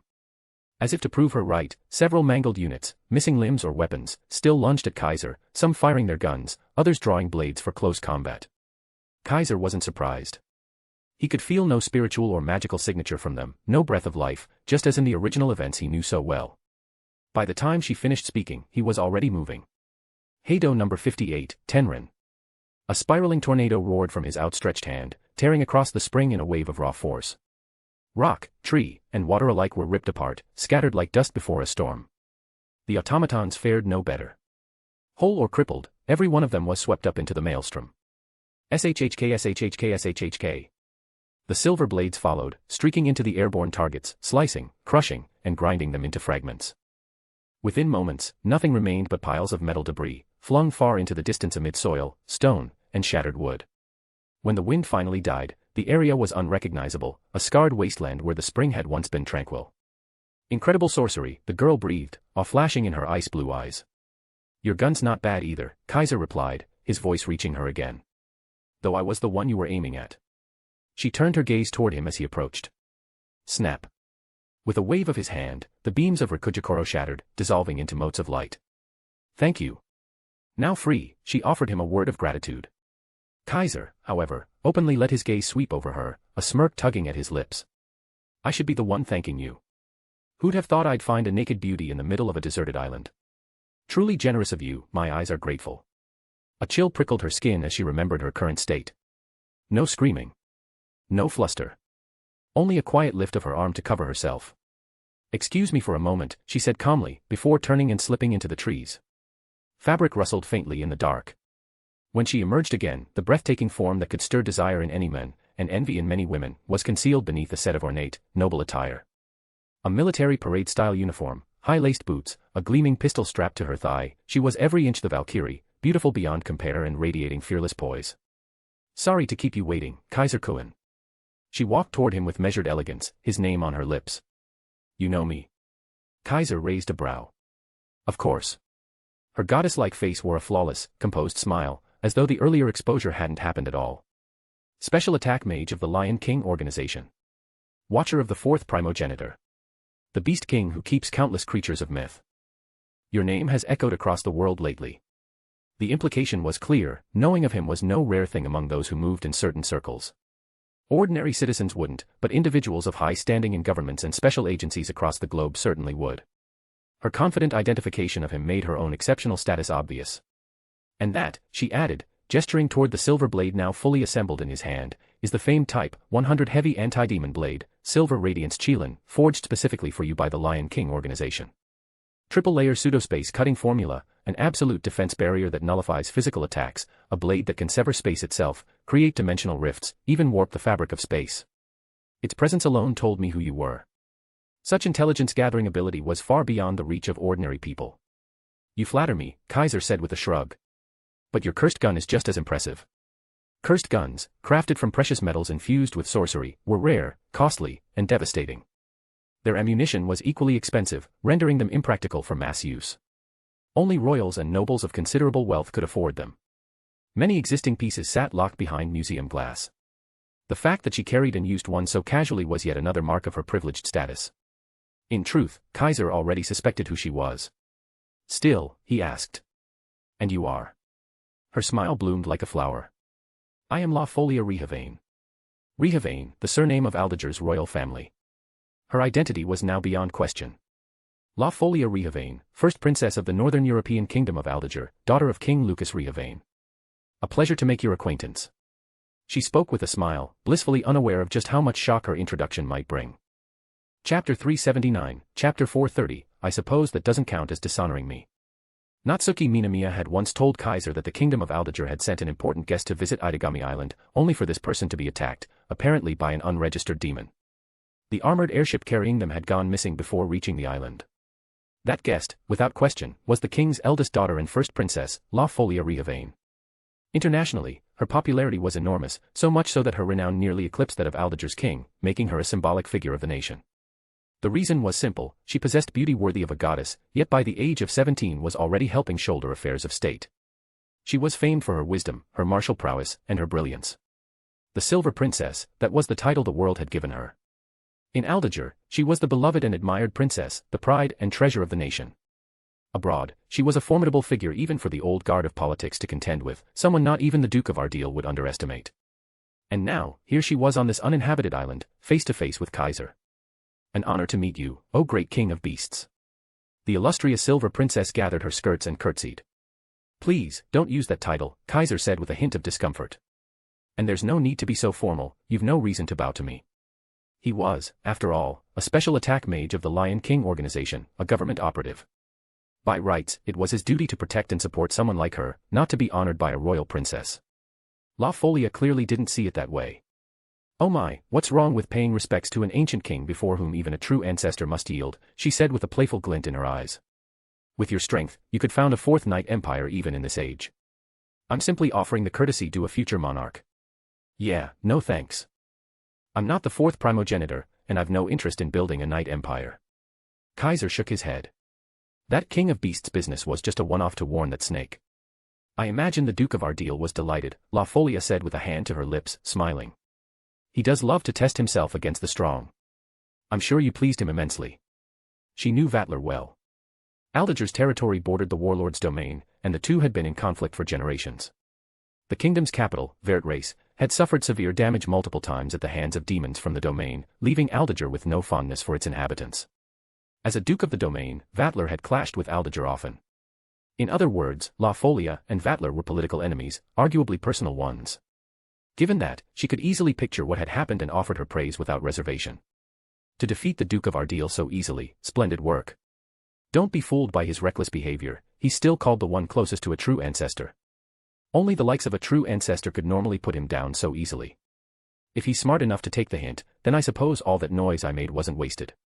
Kaiser's mouth twisted. But enough about him, princess, what brings you here?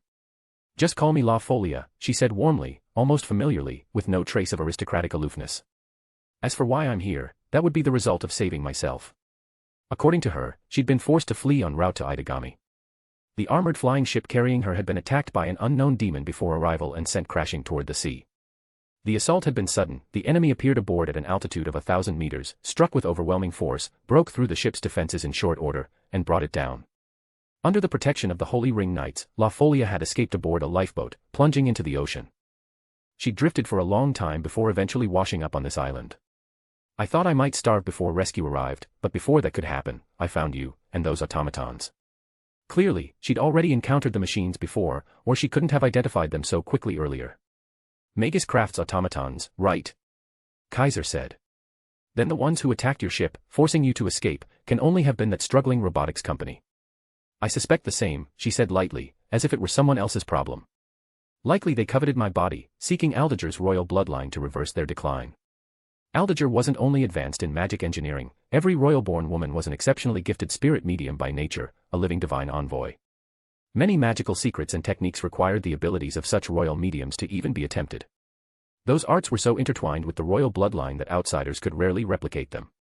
And the spirit medium's talents had countless uses, making the royal family a prime target for those with designs, perfect experimental subjects, invaluable magical resources.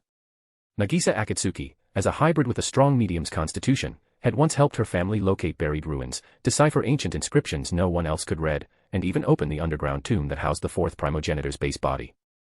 Avrora had survived within her after death, and the root had once possessed her, nearly reviving as the fourth and triggering the blazing banquet, all thanks to her medium's qualities. In other worlds, shrine maidens like Yuri Maria could even see the future and foretell disasters. The value of such powers was beyond question. It was only natural that some would target women like these, especially a company like Magus Craft, desperate to survive. If they could use Aldager's royal blood to develop new magical technologies or unlock sealed secrets, they could revive their fortunes overnight. Of course, there was likely more behind the attack on La Folia. In any case, since you're here, that makes things simpler, Kaiser said, letting the matter drop. I'm here on assignment from the Lion King organization, to find you. I told you, call me La Folia. She looked mildly displeased. I'm tired of being called Princess or Your Highness, especially by friends. I'd rather you used my name. You're really not big on formalities, are you? Kaiser sighed. We've just met, and we're already friends. What choice do I have? Her displeasure faded into a teasing smile. After all, I was standing naked before you for quite some time. If we can't even call that friendship, then my modesty was far too cheaply spent. Kaiser's mouth twitched. That's one way to put it. Isn't it? She seemed to read his thoughts, her gaze steady, her tone deliberately suggestive. It's the first time I've been so compromised in front of a man. Even my father's never seen my grown body. Yet here I am, in a foreign land, letting a boy my age see everything.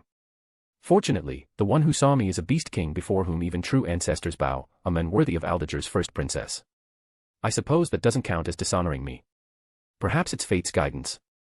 She seemed genuinely pleased, with none of the shame or anger most girls would feel in such a situation. Maybe I should have word of this sent home, let my father and mother know. My father might be unhappy, but from a national standpoint, it could be a good thing. If I could secure the great beast king as a husband, I'd never have to worry about being forced into a political marriage with someone I despise. She carried the conversation along by herself, ignoring Kaiser's stunned expression, her smile blooming. What a splendid idea. Let's do that. That finally snapped Kaiser out of it. Sorry, but if you'll just allow me. He never finished. His head snapped toward a certain direction, sharp and alert. La Folia's smile vanished. She raised her gun.